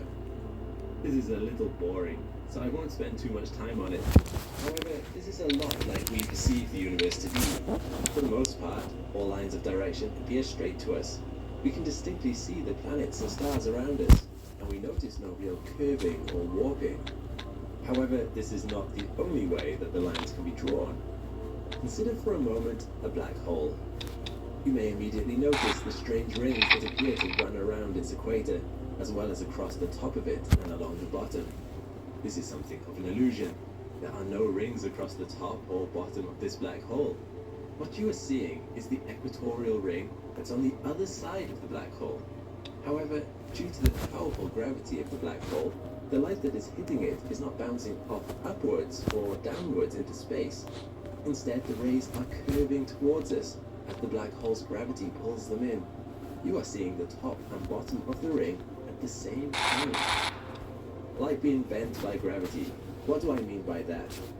Actually, this is an excellent example of our second kind of universe. In a flat universe, all the lines that make up reality are fairly straight. What if we were to come up with a rule? All the lines must instead curve towards each other. There is only one way such a universe could be drawn, and that is in a sphere. Consider trying to draw 2 parallel lines on a sphere. You might start off well, but quickly realize that your task is impossible. All lines would converge towards each other, intersecting at least twice as they return back to where they started. What would a universe that was based on these kind of lines look like? Essentially, rather than going in the straight line you thought you were going in, you actually would be traveling in a massive curve. It's a bit like those computer games where you travel off one end of the screen only to reappear from the other side. In a spherical universe, you could travel infinitely, but ultimately you would only end up arriving back where you started. With a powerful enough telescope, and if light were to travel a whole lot faster all of a sudden, it would be possible to look at the back of your own head. This kind of universe contains a finite amount of things, but it appears infinite because you just keep bumping into the same things infinite times. Thanks to objects like black holes and powerful stars, we do indeed have evidence that our reality sometimes is a curved spherical one, at least near large bodies of mass. The inside of a black hole's event horizon is this kind of infinite space. No matter what path you take, you can never get out of it. However, let's consider our last example, the hyperbolic universe. This one is the hardest to visualize, but the idea is simple. Instead of having all lines remain parallel or move towards each other, every line must move away from everything. Drawing this is inherently tricky because everything keeps getting wider exponentially. The only way you can do that is to either buckle your nice flat disk until it becomes something like this, or warp what you are seeing like this. All of the objects in this image are squares. However, they are squares that are obeying our rule that all their lines must be diverging away from each other. This leads to the very strange situation where you can have 5 squares all meeting up at a corner instead of the usual 3 that is possible in normal 2D space. Alright, this seems a little confusing. What does it mean if space is hyperbolic? Well, let's consider what it is we are curving around. Lone, why are you still here? Shape, but there must be something we are curving around. That direction of curvature is in regards to time. Imagine, if you will, a series of timelines. We go a little more in depth with the interplay between space and time in my last video, which I would really recommend you check out. But for now, just remember for this model that objects in time move along their timelines in the direction of up, or the future. If they move left or right, they are moving through space, getting closer to each other. Oh shit, fuck. Why did I kick him? Model, it warps the timelines. Now, if you were a small object traveling along one of those arrows that looks horrible. Your path of travel no longer goes directly up towards the future. It pulls you left or right towards the mass. There are several reasons for this. The essential thing to recognize here is that now your straight path towards the future pulls you in towards the planet. So you'll have to accelerate away from it just to stay on a straight path. In a nutshell, you are experiencing gravitational pull. Even the planet is affected by this. The atoms on either side of it are squeezed towards the center of mass, as if it were being forced down a narrow tube by giant invisible hands. Let's get back to hyperbolic space. In this model, the opposite thing is happening. All lines are moving away from each other. We could represent this. I thought you were gonna. Sorry, I thought you were gonna. DDoS attack the server. DDoS. No, sorry, I thought you were going to DDoS attack the server. Why? Who in the right in their fucking left testicle, testicalian ball sack decided to break the fucking roof? Why does that sound familiar? It is because that is what the universe is doing. This is not noticeable within a galaxy, where there is enough mass and gravity to keep everything together. However, from what we can see of the universe as a whole, every galaxy is moving away from every other galaxy. What friends are which ones of my friends are on? Oh, like none of them. Okay, It would mean that the universe was really infinite. The flat space we looked at was infinite. For each light year you traveled out, you discover another light year's worth of space. However, with hyperbolic space, you discover more than another light year's worth of space.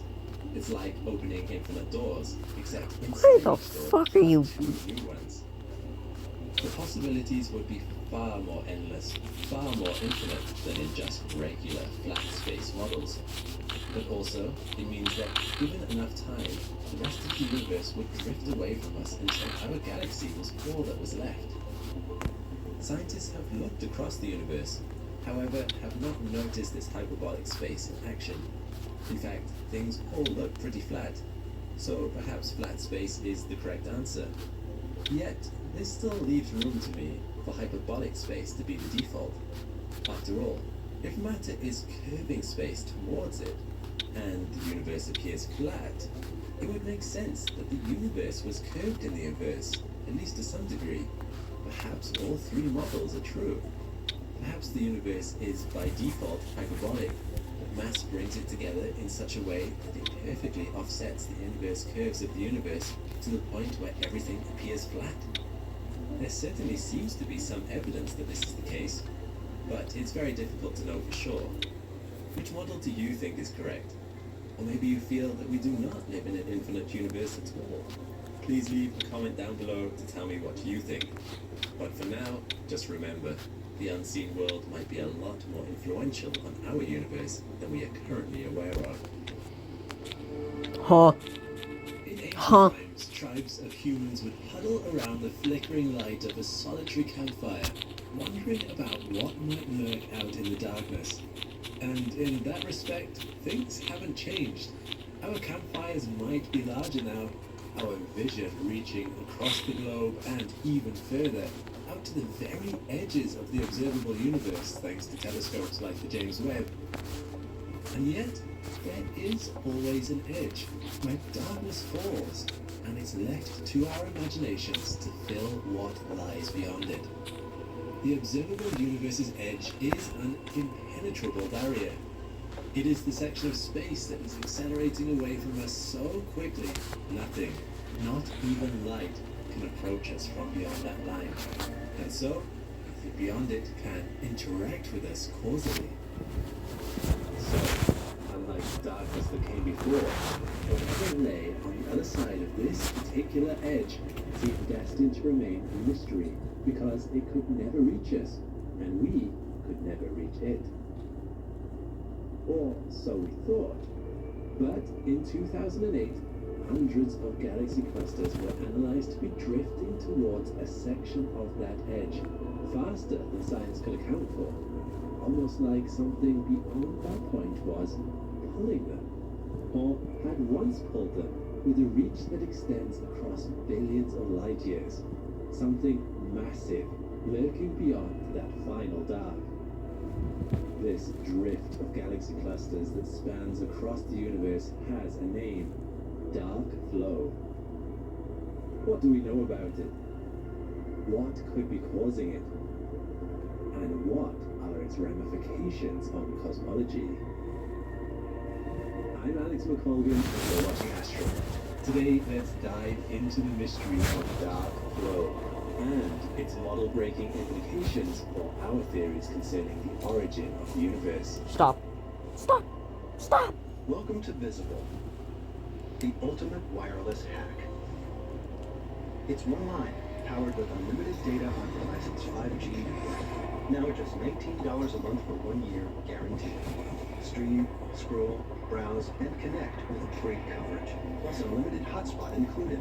That's a top-tier network at a budget-friendly cost. But you already knew all that, didn't you? For a limited time, get Visible for $19 a month for 1 year, guaranteed.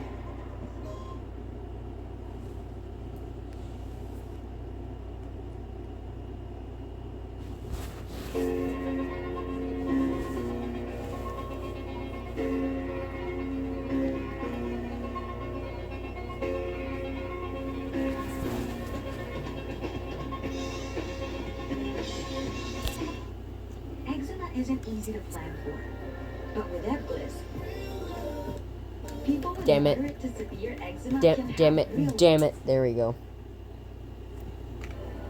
Fucking just no. Damn it. So we'll start with what we know for sure. In 2001, the Wilkinson Microwave Anisotropy Probe was launched by NASA to map out the cosmic microwave background radiation, the fizzling echoes of the Big Bang itself that quietly radiate across all of space, to help us understand better the features of our universe. This map was completed in 2010, although it released its data in installments before that point. Hold the fuck up! Hugely influential in cosmology, as it helps scientists to No matter. No wonder why people are fucking trespassing. How much of the universe is made up of physical matter compared to dark matter or dark energy. Alexander Kashlinsky was one scientist eager to get his hands on this data. Leading a team of researchers at the NASA Goddard Space Flight Center, Alexander was excited to try to compare the cosmic background radiation map with the motion of galaxy clusters to see if there were any interesting patterns in the flow being witnessed. it was a difficult task. To tackle it, Kashlinsky and his team were taking advantage of something called the kinematic Sunyaev-Zel'dovich effect, which was very tiny. This technique essentially makes use of the fact that when cosmic background radiation passes through a high-energy galaxy cluster, it gains a little of that energy. This works when the galaxy cluster is very hot, thus heating up the cooler cosmic radiation. Nice profile or picture. The galaxy cluster is moving quickly, and thus has a lot of kinetic energy to impart. Either way, the radiation gets a little boost, and you can use this information to infer things about the existence or motion of galaxy clusters. The problem is, What? this boost is so tiny. It's necessary to use multiple galaxy clusters and some statistical calculations to notice it at all. The researchers needed a detailed enough map of the CMB to then be able to compare 1,000 known galaxy clusters against to try to find movement. And to their surprise, they found a pattern. A massive bulk flow of galaxy clusters in comparison to the CMB, stretching 2.5 billion light years away from us across the universe, with clusters moving between 600 to 1,000 kilometers per second in the direction of the constellations Centaurus and Hydra. The mystery is, there is nothing out there to account for this motion. There's no shot it took you that long to realize that you can't break shit. Presumably had to be pulling these galaxies towards them, but it was outside of our vision, which led to the implication that a particularly large source of mass likely had to exist at or beyond the edge of our universe, just out of sight. And this is a very controversial idea. But first, is it even possible for something beyond the edge of the universe to influence us gravitationally? You might think the answer would be no. As I said in the beginning of this video, nothing that exists out there can now affect us causally, and we can't affect anything out there. That's just what happens when space expands between 2 points so quickly that the expansion outpaces the speed of light. You lose the ability to interact, even gravitationally. I talk about this in more detail in my video on the end of the universe. But there is a loophole if you do that interacting before... Can you repair the grass? Just fucking... For those of you unfamiliar with this concept, essentially, scientists back in the 1970s were wondering why most parts of the universe looked very flat and very I don't know. in terms of temperature I don't know. and distribution of mass if you zoomed What out fucking enough. day is it? Parts that never interacted with each other before. And the edge to our right are very similar to each other, even when there was no reason this should necessarily be so, as they've never met. This idea is known as the horizon problem. An American physicist known as Alan Guth realized that the problems raised by this mystery all went away if at the start of the universe everything did interact with each other, evening out like a mixture of blue and red dye in water when shaken around enough. But for that to be the case, and for everything in the universe to then explode out to where it is now, a period of really fast expansion of space was needed somewhere at the start, in addition to the already fast Big Bang itself. But physicists have placed this superexpansion as taking place just after the Big Bang began, and lasting only 0. Why are you trying to break the fucking... Well, 10 to the power minus 33 seconds, which is not very long. But in that time, it would have expanded by a factor of 10 to the power 26 times, which is insane. This mind-bogglingly fast expansion is akin to going from the size of a bacterium to the size of the Milky Way galaxy, all in a billionth of a trillionth of a trillionth of a second. Imagine if you just says, no, I can't fucking repair ground. I'm not that type of robot, sadly. God, fuck. Time of the early universe, even the parts that are now unreachable to each other. There are even some very respected theories about how it came about. I'm not gonna join your room. Scalar field, fields and false vacuum state, but that's a little heavy on the physics side and isn't really needed for this video. But the takeaway is this: dark flow could be explained. In that pre-inflationary period where Nobody wanna fuck with you, you dumb motherfucker. Who said that? Rihanna. Rihanna, I'm going to find where you live. On account of it having so much gravity. Cosmic inflation could then have happened, pulling the powerful mass far away from our observable universe to the point where we are no longer gravitationally affected by it. But because things in motion... No one wants to fuck you, bro. The clusters given that initial pull are now simply drifting along in that same direction, going with the cosmic flow. But as I said, this is controversial for two main reasons. Firstly, dark flow needs a particularly large amount of mass to exist just outside our universe for it to work and make sense. There have to be far more stars out there, concentrated far more densely than our models currently predict, which flies in the face of the whole reason Alan Guth came up with the cosmic inflation in the first place: uniformity. The universe as we see it is uniform. It is roughly homogeneous, which means that mass is distributed fairly evenly no matter where you look.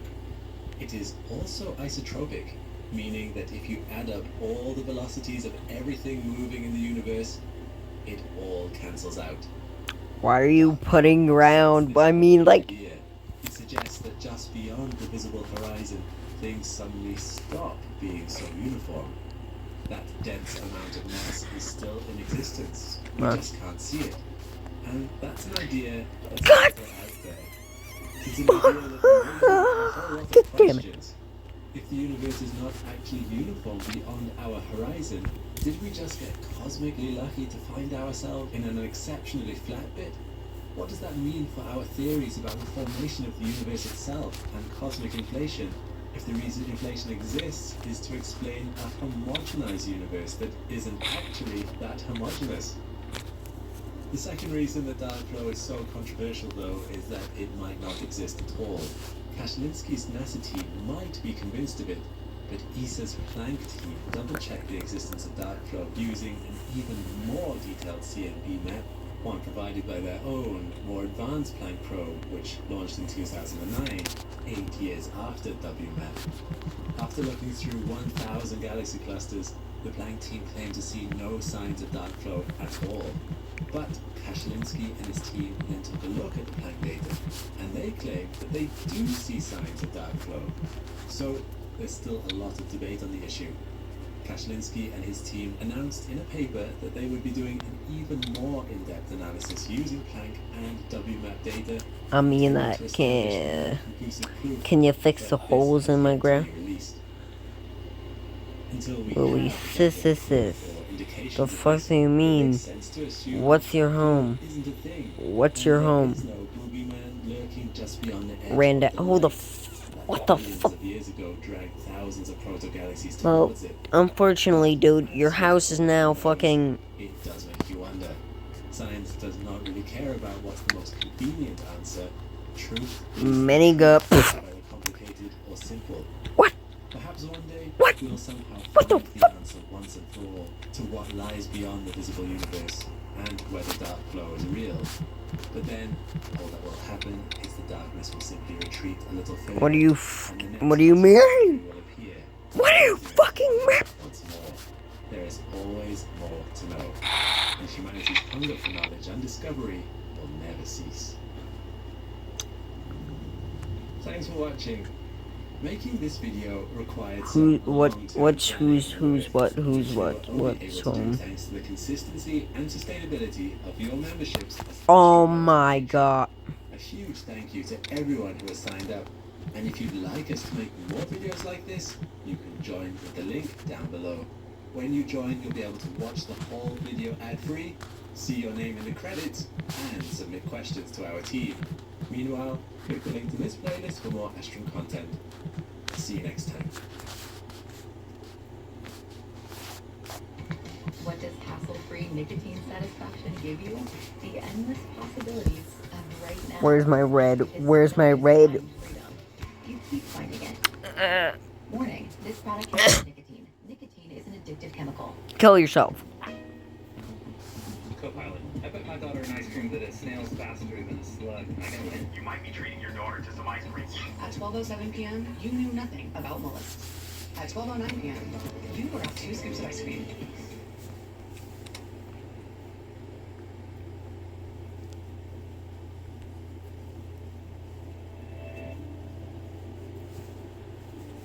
While the planets get a lot of the attention in school and by space agencies, there are smaller, less known worlds in our solar system that are just as interesting.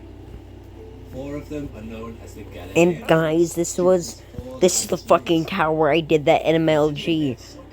You probably didn't see it because I didn't upload it, but yeah, I did it in MLG here.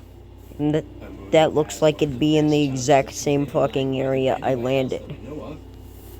The biggest moon in the solar system, and an ancient, scarred moon whose surface can be traced back to the solar system's very beginning. I'm Alex McColgan, and you're watching Astrum. And in this video we will go through these special worlds one by one, and do a deep dive into what makes each one so unique. By the end of this video, I'm sure you'll understand why they will be the subject of 2 missions this decade from both NASA and ESA.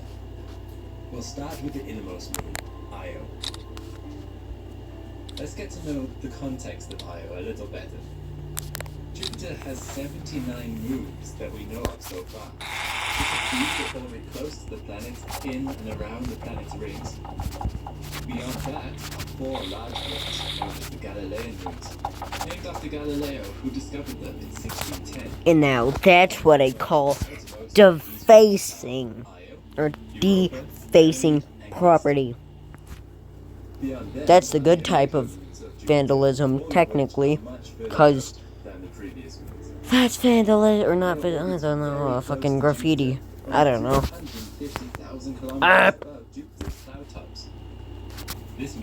Can I, sir, can I, yeah. In the sky than our moon. Io orbits Jupiter in only 42.5 hours, compared to our moon. You know what? Fuck it. Imagine if he actually has. Did he add me? Did he? Nah. What? Although on Earth the effect is much more minimal. Let me guess, that's one of the motherfuckers I sent. I was trolling the fuck out of. More tidal force exerted on it in comparison to our moon on us, because of its close proximity to the biggest planet in the solar system, Jupiter, and the other big moons in the system don't allow the moon's orbit to be any less eccentric, meaning Io isn't going to be getting any respite anytime soon. A day on Io is the same as its orbital rotation, which means that Io is tidally locked to Jupiter. Just like you can only see one face of our moon from Earth, only one face of Io can ever be seen from Jupiter. Io is a pretty big moon, although it is the second smallest out of the Galilean moons. It is comparable in size to Earth's moon and shares a similar density, meaning it has a similar amount of gravity. But interestingly, it does have the highest density of any other moon in the solar system, one of its many unique features. Another is that it is composed of silica rock and iron, similar to the terrestrial planets and our moon. In comparison to most other big moons in the solar system, which are made of water, Io in fact has the least amount of water of any known body in the solar system. Its core is likely to be made of iron or iron sulfides, surrounded by a silicate-rich mantle. What the fuck? The core is not thought to be convecting though, as no magnetosphere has been detected around the moon. The mantle is thought to be liquid near the crust, and is at least 50 kilometers thick. This is where all the volcanism originates. Which brings us to perhaps the most interesting part about Io. Rambo. Of huge volcanoes all over its surface. Before the 1970s, we didn't know much about Io at all, although telescopes were starting to pick up hints that the moon was devoid of water and that it may have a surface of sulfur. The first mission to see Io in any kind of I don't want to see the fucking rainbow. although the quality was still Right outside my head. What it did detect, however, is that Io was made of silicate rock and not water ice. Right. Why are you making a tree? Pioneer 10 was also meant to take some close-up shots of Io, but this was lost due to Jupiter's radiation interfering with the onboard command system. The Dude. radiation Pioneer 10 Dude. went through was 10,000 times stronger than the maximum radiation around the Earth. The next missions to Jupiter were the Voyager 1 and 2 missions in 1979. Voyager 1 flew by at a distance of only 20,000 kilometers and was able to take some impressive close-ups of Io's surface. What it saw was a remarkable landscape full of vibrant colors and a total absence of impact craters. Dumbass It found motherfucker. mountains taller than Everest, as well as volcanic pits hundreds of kilometers wide, and what looked to be lava flows. Most notably, however, was the presence of plumes coming from the surface. This proved that Io is volcanically active, and it is still the first and only place this has been visibly seen beyond Earth, not including cryovolcanoes. Voyager 1 also confirmed that the surface of Io is covered in different sulfur frosts. This is what gives Io its many spectacular colors. It found that it is these sulfur compounds that dominate the atmosphere. Voyager 2 also saw Io in July of 1979, but was much further away at 1 million kilometers. Although My it house. still saw 7 of the 9 plumes Voyager 1 saw in March, which meant those volcanoes had likely remained active throughout those 4 months. The really interesting images came about with the Galileo spacecraft that arrived at Jupiter in 1995. Oh my. This spacecraft wasn't especially designed to study Io, but it was able to acquire some of the highest resolution images we now have of its surface. Sadly though, Galileo never worked at full capacity. My fucking Quite happened. a few mechanical malfunctions, which means we could have had even better images had it been fully operational. What it was able to see though were plumes from many volcanoes, as well as confirming the volcanoes were erupting sulfur and silicate magmas, similar to what we have on Earth, except the magma on Io is also rich in magnesium. The surface of Io is spectacularly colorful. The yellow plains are composed of mainly sulfur. The white areas are mainly fresh sulfur dioxide frosts. Towards the poles, the sulfur is damaged by radiation, which can be seen as the poles appear redder than the rest of the planet. In other places, the colors of red are the deposits left by volcanic plumes that reached hundreds of kilometers above Io. The most obvious deposit is from the volcano Pelee. Sadly, an inactive volcano when Galileo was around, but Voyager 1 was able to see a massive plume when it passed by. In this image, this plume is 300 kilometers tall and 1,200 kilometers wide. In other words, roughly the size of Alaska. Interestingly though, the source of lava flows on Earth are typically the depression you would normally see at the top of volcanoes. But these depressions are not found on high peaks on Io. Instead, you have these lava lakes with high walls along the outside. Here is Loki, the largest volcano depression on Io, 200 Motherfucker, kilometers I'm not. in diameter. These lakes are directly connected to the lava reservoir below, but usually have a thin layer of solidified crust. On average, Loki produces 25% of the average heat output of Io, but sometimes the crust on the lava lake sinks back into the lake, causing Loki to produce 10 times more heat than normal. This can especially be seen in one of Io's other big volcanoes, Tvashta. Normally this area looks like this, but here the crust is seen falling into the lava lake, In this image where there is just white, the radiant Nigga, energy from the lava curtain was so intense that the camera only registered white. In 2007, New Horizons used Jupiter as a gravity assist on its way to Pluto. It also used the opportunity to test its equipment. It focused its lens on Io during its flyby, and what it saw was amazing. Tavashtar, the volcano I just mentioned, was in full eruption, and the plume could be seen hundreds of kilometers above Io's surface. You can also see smaller eruptions around the moon. I must admit this is one of the most impressive things I've ever seen in space. Even though the volcanoes tend to be flat, it also has some extremely tall mountains, the highest one reaching 18 kilometers tall.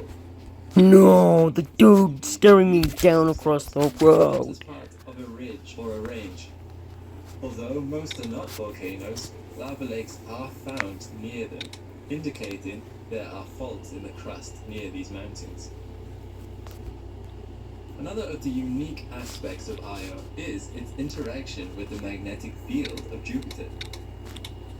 Jupiter has an extremely large and strong magnetic field, and Io orbits within some of the strongest sections.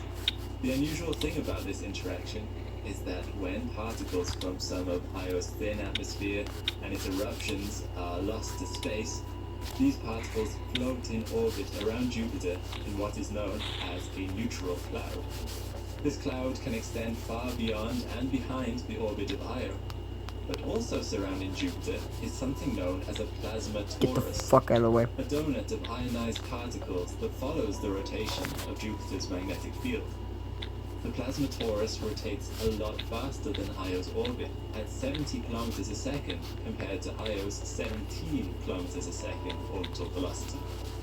Io orbits right through the middle of it, with the particles from the torus bombarding the particles in the neutral cloud, exciting them to higher energies. These newly ionized particles feed into the torus, attracted by the magnetic field lines of the magnetosphere. These particles are lost from the neutral cloud into the plasma torus at a rate of about 1 ton of matter per second, which greatly increases the size of Jupiter's magnetic field. In fact, if it was visible, Jupiter's magnetosphere would be about the same size as the moon in our sky. Io's interaction with Jupiter doesn't end there. Jupiter's magnetic field lines, which Io crosses, couple Io's atmosphere and neutral cloud to Jupiter's polar upper atmosphere by generating an electric current known as the Io flux tube. A flux tube is basically a concentration of magnetic field lines. The Sun has these between sunspots, and is very visible on the Sun because of the charged plasma that flows between them. Io's flux tube causes an aurora trail around Jupiter's poles. This point here is the flux tube from Io striking the upper atmosphere of Jupiter. Aurora are also visible on Io, although they are not just limited to the poles. The different colors represent the different particles being ionized. Green is sodium, red is oxygen, and blue from sulfur. Europa, one of the most exciting moons in the entire solar system. It is a beautiful world filled with mysteries. This is the first ever close-up image of Europa, taken by the Pioneer probe back in 1973. Since then, we've had the Voyager and Galileo probes explore the moon, and with each visit, Europa has never failed to surprise us. We are yet to solve a lot of Europa's puzzles, but there are many things that we are starting to piece together. Let's first of all see where Europa fits into the Jovian system. Europa is the second and smallest of the 4 Galilean moons, although it's still the 6th biggest moon in the entire solar system, just behind Earth's moon, with a diameter of about 3,000 kilometers. It takes Europa 3.5 days to orbit Jupiter once. Interestingly, the first 3 Galilean moons, Io, Europa, and Ganymede, are locked in a 4-2-1 orbital resonance due to their gravitational influence with each other. This orbital resonance and the constant gravitational tugging from the other moons keeps the orbit of Europa from ever becoming completely circular. Due to Europa's slight ecliptical orbit, the magnitude of the gravitational force acting on it from Jupiter increases and decreases as it orbits.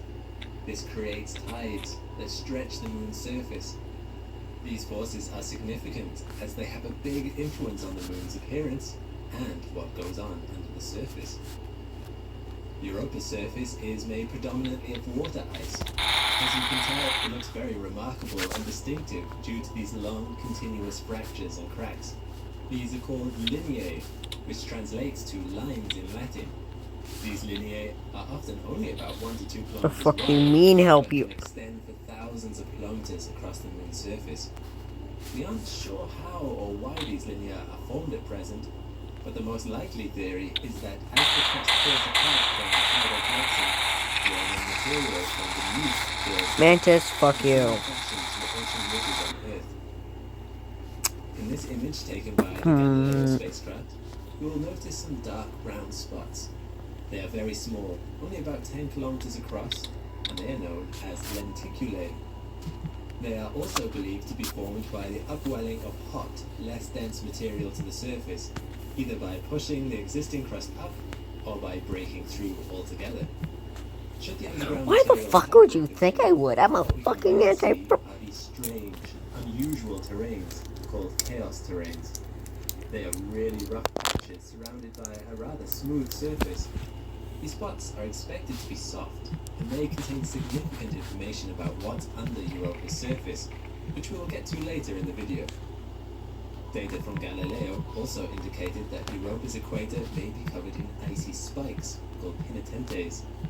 These vertical cracks may be up to 15 meters high and will have formed from direct overhead sunlight on the equator. Interestingly, penitentes are found on Earth too, in dry regions at high altitudes, although nowhere near as large as on Europa.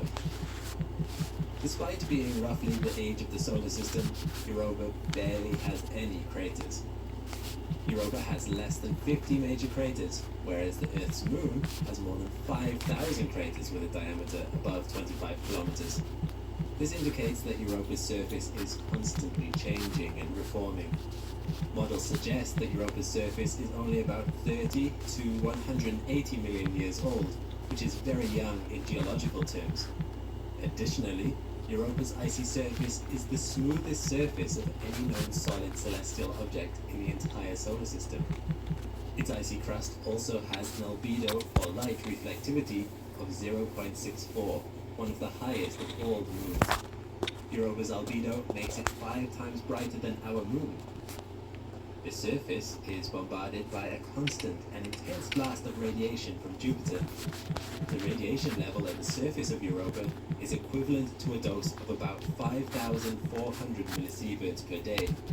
Exposure to radiation at that level would be enough to kill a human in a single day. The reddish-brown color spread across the cracks and fractures of the moon is believed to be due to salt and sulfur compounds mixing with water ice and then modified by Jupiter's radiation. This is not normal. But it must be normal. When you can be part of something special. What can you tell me about this woman? The coroner confirmed she was PFD. Pretty dead. We love Sephora because it's got hair care for me and me. Let's get into it. Let's go. We got our makeup for the curls. K18. Damage where? Literally nowhere. Should we try this overnight treatment? I love Kerastase. Don't sleep on the hair care at Sephora. At Sephora? Excuse me and look at this selection. It's elite. Where the fuck's this Nick? Good news for great hair. Shop hair care at Sephora.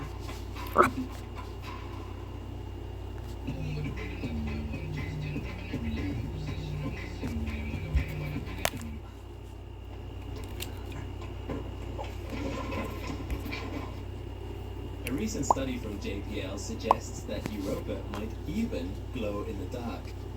Energetic ions from the radiation penetrates the surface, which would energize the molecules beneath, which would make them release energy as visible light.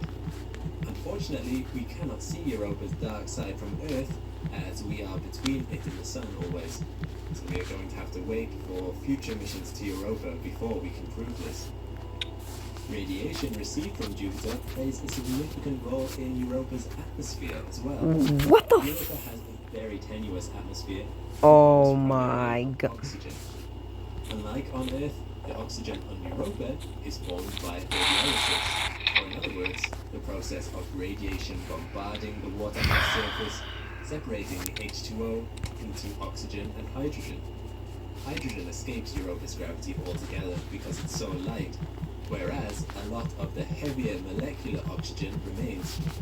The hydrogen and oxygen that escape Europa's gravity I might need to make a new server. cloud, which follows the orbit of Europa around Jupiter. In 2012, the Hubble Space Telescope discovered plumes of water vapor erupting from Europa's south pole. This image suggests that the water plumes rise up to 200 kilometers from its surface.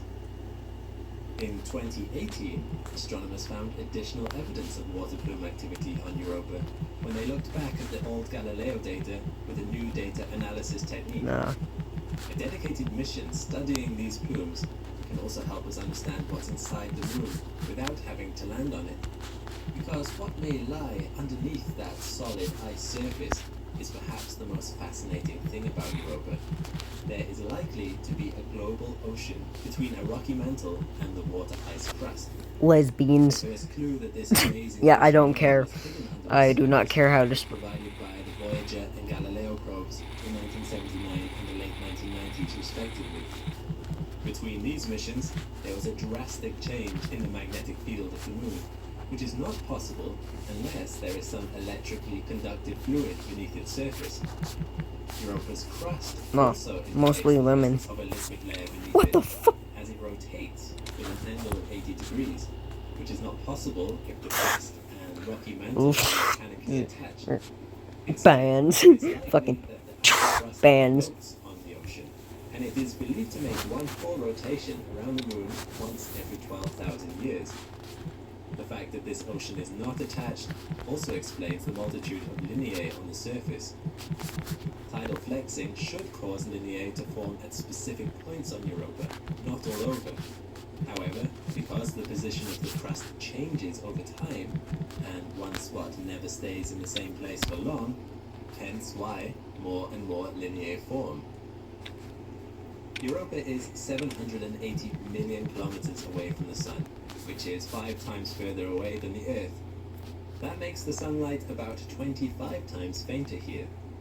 As such, Europa, or any other moon in the Jovian system for that matter, Womp rarely womp. receives any heat from the sun. So unsurprisingly, it's cold enough here that the surface is frozen. In fact, Europa's surface temperature averages about minus 160 degrees Celsius at the equator and minus 220 degrees Celsius at the poles. What the fuck is going on over there? As hard as granite.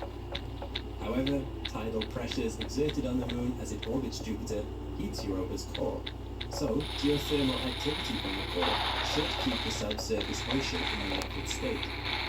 This ocean is believed to be under only 15 to 25 kilometers of solid frozen crust. The ocean itself is probably about 60 to 150 kilometers deep. Interestingly, Europa is only 1/4 the diameter of Earth, although it may contain twice as much water as all of Earth's oceans combined. What's most interesting about Europa's ocean is that scientists believe that it is in contact with Europa's silicate rocky mantle. This makes Europa's ocean a suitable environment for life as we know it to exist. We believe that life requires water, minerals, and energy to form, and Europa seems to have all these requirements. From the evidence we've seen so far, scientists are extremely confident that this ocean not only exists, but that chemical reactions can take place there. No. There is enough tidal energy heating the core that geothermal activity may exist on this ocean's floor. As we have seen on Earth, whole ecosystems can exist in such places. far from the sun's No light. shit, I have So for now, eyes. Europa is one of the most likely places we can find life outside of Earth. Now, NASA's Europa Clipper spacecraft is scheduled to launch in 2022 and is likely to reach the moon by the end of the decade. It is scheduled to perform more than 42 flybys of Europa. ESA is also working on their own spacecraft called JUICE, or Jupiter Icy Moons Explorer, out of the way, which will explore Jupiter and 3 of its largest moons, Ganymede, Callisto, and Europa. JUICE is also scheduled to launch in 2022 and is also likely to reach the moon by the end of the decade. These probes are specifically designed to examine Europa's water plumes and atmosphere. NASA is also planning a Europa Lander mission, but this mission is going to launch well after the Europa Clipper mission. Get the fuck off These my missions will help us property! know more about Europa and hopefully confirm the answer to the most tantalizing question of all: does it and can it sustain life? At the very least, these missions will give us a new perspective of our solar system and help us understand how it works. So there we have it, almost everything you could want to know about the fascinating world What? of Europa. Get the fuck off my fucking Ganymede, the third of Jupiter's Galilean moons, the largest moon that we know of, and home to the largest water ocean in the solar system. But there's something else that sets Ganymede apart from anything else we've seen before. This Roy. Jovian giant contains an intriguing mystery buried deep beneath its surface. There are 79 different moons of Jupiter, and Ganymede is the third of a group known as the Galilean moons. Ganymede is the largest of these four, with an impressive diameter of 5,268 kilometers. For a point of comparison, this is 0.41 times the size of Earth's diameter, and 1.02 times greater than the previously thought to be largest moon, Titan. It Bro. also appears bigger because of its thick atmosphere, which stretches hundreds of kilometers into space. Ganymede's volume is even 26% larger than Mercury's, although it doesn't contain as much mass. Ganymede's average density is 1.9 grams per centimeter cubed, compared to Mercury's 5.4. This is because of its composition. Like Europa, Ganymede's surface is a thick crust of water ice, extending 150 kilometers deep, underneath which is believed to lie a vast ocean of liquid water. And when I say vast, it really is. Because while Mercury has very little water and is rich in dense metals, the abundance of water on Ganymede reduces its average density. The ocean of Ganymede is so big that it contains more water than all the